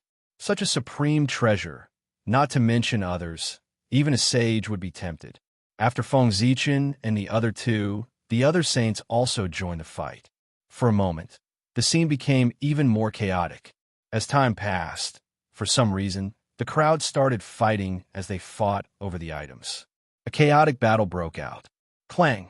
Tai suddenly shook the bell of chaos and charged towards Saint Juanti.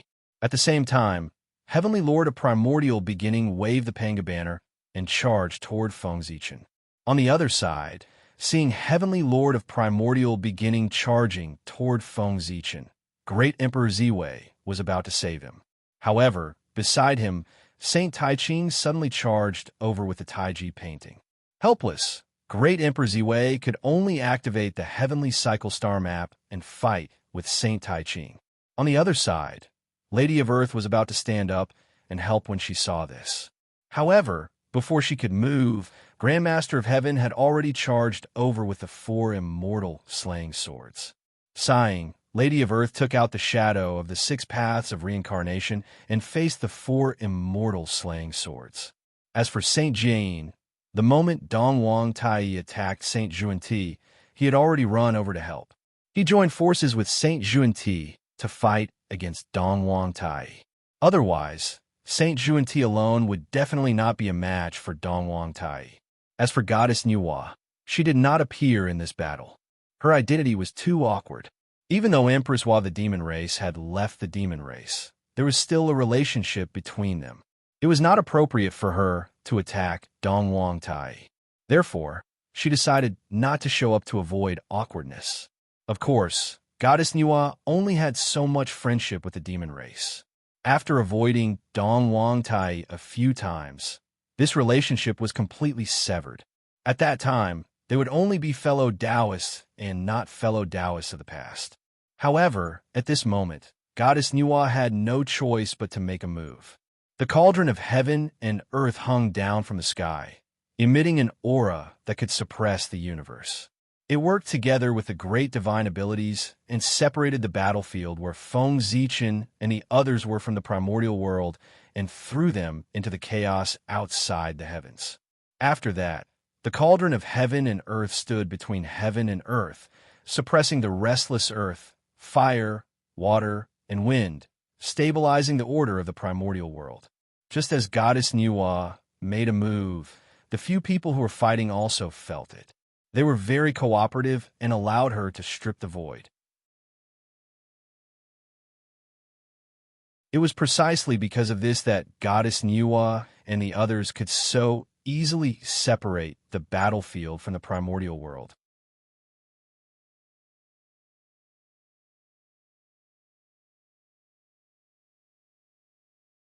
Chapter 756. The battlefield formed by the chaotic battle of the 9 primordial chaos experts could not be shaken by the power of Nuwa and the great mediums if they did not deliberately do so. Rumble. As the void trembled, the 9 primordial chaos experts, together with the roots of the world tree, charged into the chaos beyond. After reaching the chaos beyond, the 9 of them no longer had any scruples and attacked each other with all their might. In an instant, the 7 Khanate ultimate treasures rose into the air. Destructive power was released from their bodies. Even the chaos in outer space couldn't withstand the pressure and shattered with a loud bang. The chaos beyond was shattered and worlds were born. One after another, powerful and vast worlds emerged from the chaos beyond. Then, before they could fully form, they were destroyed by the aftermath of the 9's battle. As the 9 of them fought, countless worlds were born and destroyed. The scene was extremely terrifying.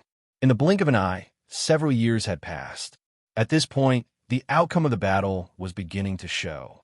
The first to fall was Feng Zichen, who was fighting with the heavenly lord of primordial beginning. He was reincarnated, and his strength had not reached its peak. In addition, the human emperor's fate was not complete. His strength was only at the early primordial chaos level, roughly comparable to the third sky of primordial chaos. On the other hand, the heavenly lord of primordial beginning was at the peak of the fifth sky of primordial chaos. The difference in strength was not too great, but it could not be taken lightly. As a result, Feng Zichen was constantly suppressed by the heavenly lord of primordial beginning. Bang! Once again, the 10,000 spirit crown was knocked askew by the heavenly lord of primordial beginning. Feng Zichen was completely enraged. He made up his mind and suddenly affected the fate of the human race and the celestial court. In an instant, Xianhua trembled and descended into the chaos beyond. At the same time, the fate that represented Emperor Gaochen in the celestial court also shook and turned into a Gaochen divine beast, pouncing into the chaos beyond. With the two great fates of Xianhua and Gaochen, Feng Zichen's aura skyrocketed from the third sky of primordial chaos to the sixth sky of primordial chaos. Kill! Feng Zichen's realm skyrocketed, bringing unparalleled power to Feng Zichen. He held the Zichen sword in his hand, derived the Khanate sword Dao, and brazenly attacked the heavenly lord of Yuanshi. Seeing that Feng Zichen had summoned the luck of the human clan, the heavenly lord of the origins' eyes lit up. He pushed himself to the limit and desperately activated the Panga banner to fight him. Boom, boom, boom. Panga's banner continued to vibrate, unleashing streams of terrifying chaotic sword chi that seemed to be able to split the heavens and earth apart, shattering the boundless chaos. Buzz, buzz, buzz. The human Tao Emperor's seal shook violently, producing endless chaotic energy. Then, one could see a giant finger standing in the chaos, emitting a boundless and ancient aura. It was like a heavenly pillar that could suppress the past, present, and future. Rumble! Pangu's finger and the chaotic sword Qi clashed fiercely within the chaos, causing endless ripples to appear. A greater thousand world was quietly born. Break for the poor way. Suddenly, a look of madness appeared on the heavenly lord of the origin's face. He completely ignored Feng Zichen's attack and would rather risk injury to rush in front of him. He raised the Panga banner high and viciously stamped it on Feng Zichen's body. At the same time, Feng Zichen gripped the human Tao Emperor's seal and viciously smashed it on the heavenly lord of the origin's shoulder. An inexplicable change occurred. The two of them completely abandoned their supernatural powers and fought in close combat with Khanate treasures in hand like scoundrels in the marketplace. If you hit me with the Panga banner, I'll hit you with the human Tao Emperor's seal. If it weren't for the terrifying ripples around them that caused the chaos around them to disintegrate layer by layer, they would really be like two mortals fighting each other. There was no elegance to speak of. Suddenly, a miserable cry rang out. The heavenly lord of the origin's right arm had been smashed off by Feng Zichen's human Tao Emperor's seal. Oft! Blood rained down as the primeval lord of the origin's right arm flew high into the chaos and fell into the greater thousand realms that had just been born. At the same time, Feng Zichen wasn't in a good state either. He'd taken a series of heavy blows from the Panga banner. Shocking cracks had already appeared on the myriad spirit crown that protected his body. His body was also on the verge of collapse. But this wasn't enough for Feng Zichen to be moved. Compared to the primeval lord of the origin's broken arm, this loss was still too light. What Feng Zichen found hard to accept was that the human fortune within him was showing signs of instability under the primeval lord of the origin's ferocious attacks. One could see streaks of terrifying chaos, sword chi, surging within the human fortune, wantonly destroying everything around them. The Panga banner was a treasure that the Pangu had used to destroy the chaos and create worlds. If it could even break through the chaos, then the human fortune would be even less of a concern. In the primeval world, there was almost nothing that the Panga banner couldn't break. The reason why Feng Zichen's injuries were lighter than the primeval Lord of the Origins was because when the primeval Lord of the Origin attacked him, his main target was the human fortune in his body, not him. Why was the primeval Lord of the Origin obsessed with attacking the human fortune? For a moment, a doubt appeared in Feng Zichen's mind. However, there was no time for him to think. While he was deep in thought, the terrifying chaos sword Qi suddenly erupted, stirring up waves of destruction and shattering the human fortune into pieces. Boom! The human fortune in Feng Zichen's body exploded, turning into light spots that filled the sky and overflowed from his body. At the same time, Feng Zichen's aura began to fall from the sixth heaven of primordial chaos to the perfected fourth heaven of primordial chaos. Attack! Seeing that the human fortune was shattered and gushing out of Feng Zichen's body, the Grand Pure One suddenly shouted. He actually abandoned the Ziwei Emperor and rushed towards the human fortune. On the other side, after hearing the Grand Pure One shout, the Grand Master of Heaven also abandoned the Lady of Earth and rushed towards the human fortune. They were going to plunder the human fortune. However, how was that possible? Fortune was an invisible thing. It could be seen, but could not be touched. It was a power of will, and all power was displayed at the level of will. If one did not obtain its approval, it would be difficult to shake it at all, let alone plunder it. If fortune was really so easy to plunder, the saints would not have to spend so much effort scheming against the human race. They could just snatch it, not to mention the 5 saints joining forces. Even if the 3 pure ones joined forces, there were only 2 or 3 people in the primeval world who could contend against them. If they really wanted to snatch it, who could snatch it from the 3 pure ones? Fortune could not be snatched by force. However, why did the saints still do that when they knew that? Although Feng Zichen did not understand this very well, he knew that since the saints had taken action, they naturally had their reasons. They would not do something that they were not confident in. That meant that the saints had a way to plunder the fortune of others. Feng Zichen could not figure out what it was exactly. However, no matter what the saints' method was, he was right to stop them. With a thought, Feng Zichen was about to condense the human fortune again. However, the human fortune had just been shattered, and its power was too scattered. For a moment, it did not respond to his orders. Seeing this, Feng Zichen hurriedly took out the human Dao imperial seal. He wanted to use the treasure of the human race to collect the shattered fortune of the human race.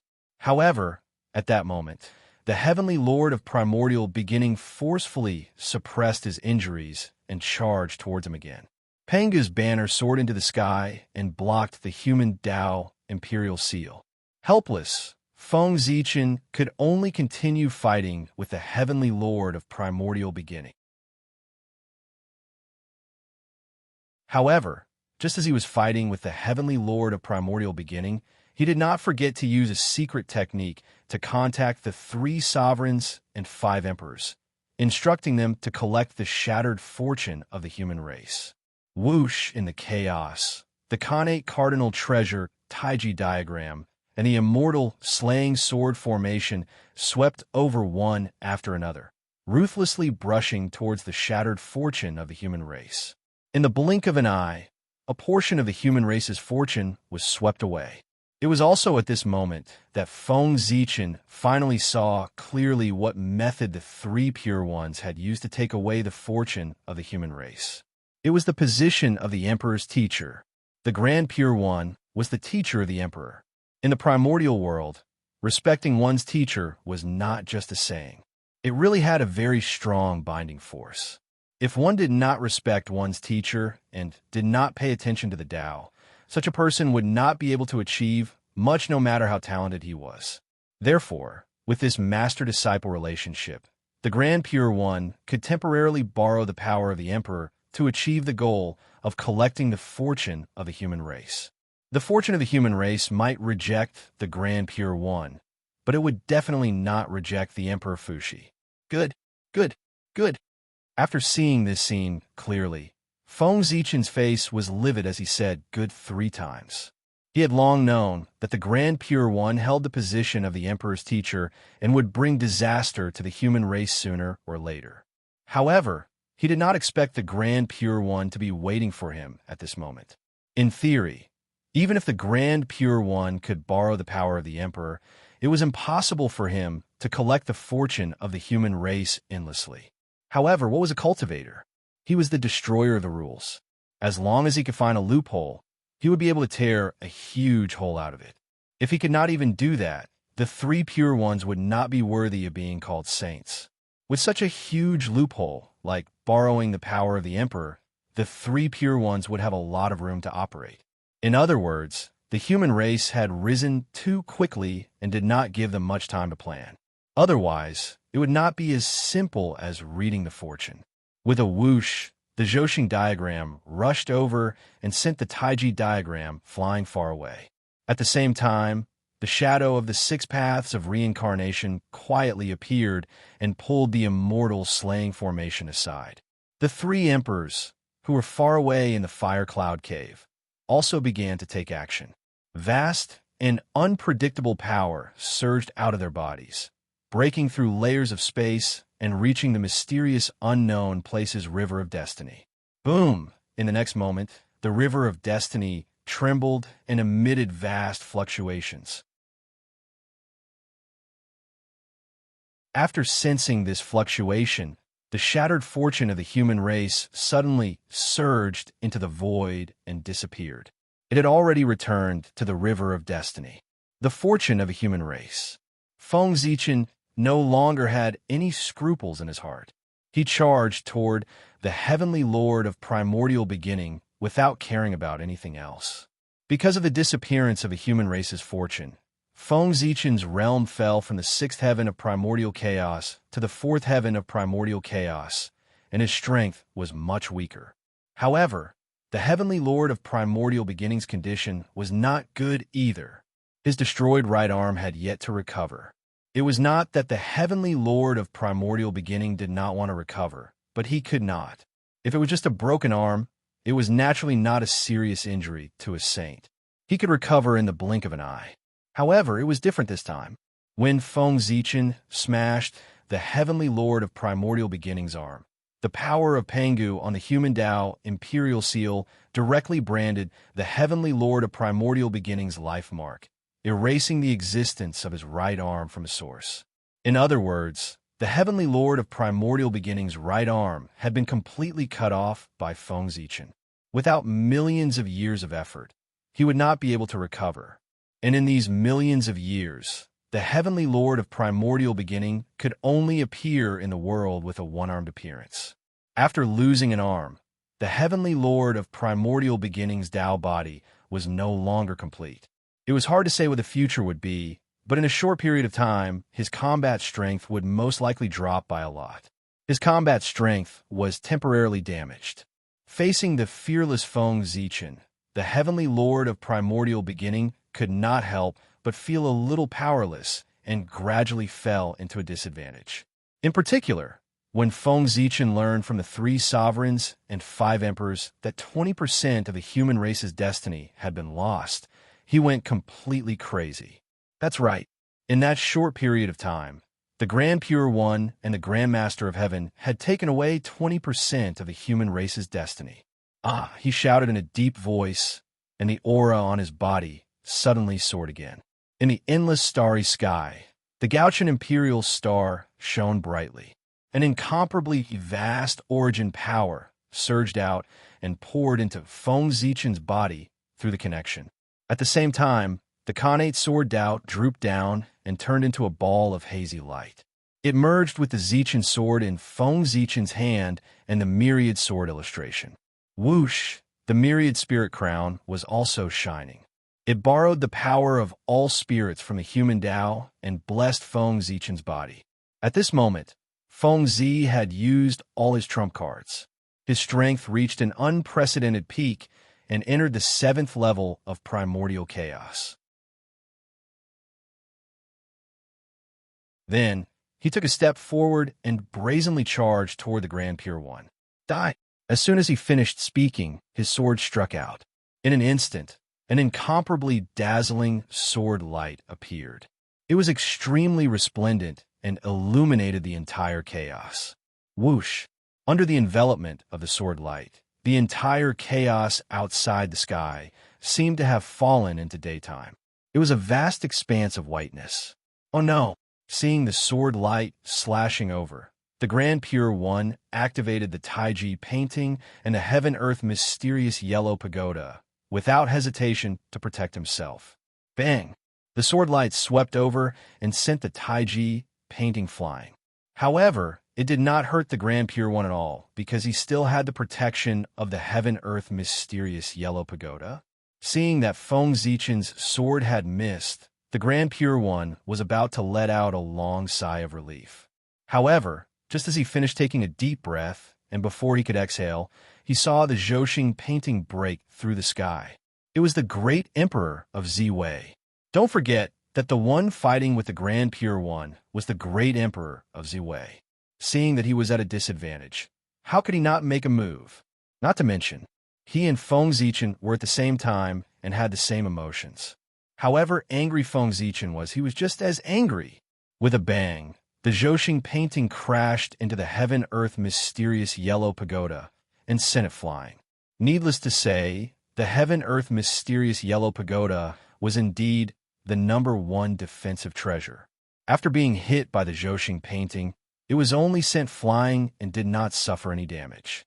Without the protection of the Taiji painting and the heaven-earth mysterious yellow pagoda, the Grand Pure One appeared in front of the two of them without any defense. However, at this moment, the two of them did not look at him. Instead, they looked at the heaven-earth mysterious yellow pagoda in the distance. You're tuning in to the Romance Rendezvous YouTube channel. We're so grateful for your support, and don't forget to subscribe to join us on this incredible journey through captivating stories. Your generosity through donations truly makes a world of difference, as it's the primary source of revenue that allows me to expand and enhance this channel for you. Thank you from the bottom of my heart for being a part of this adventure.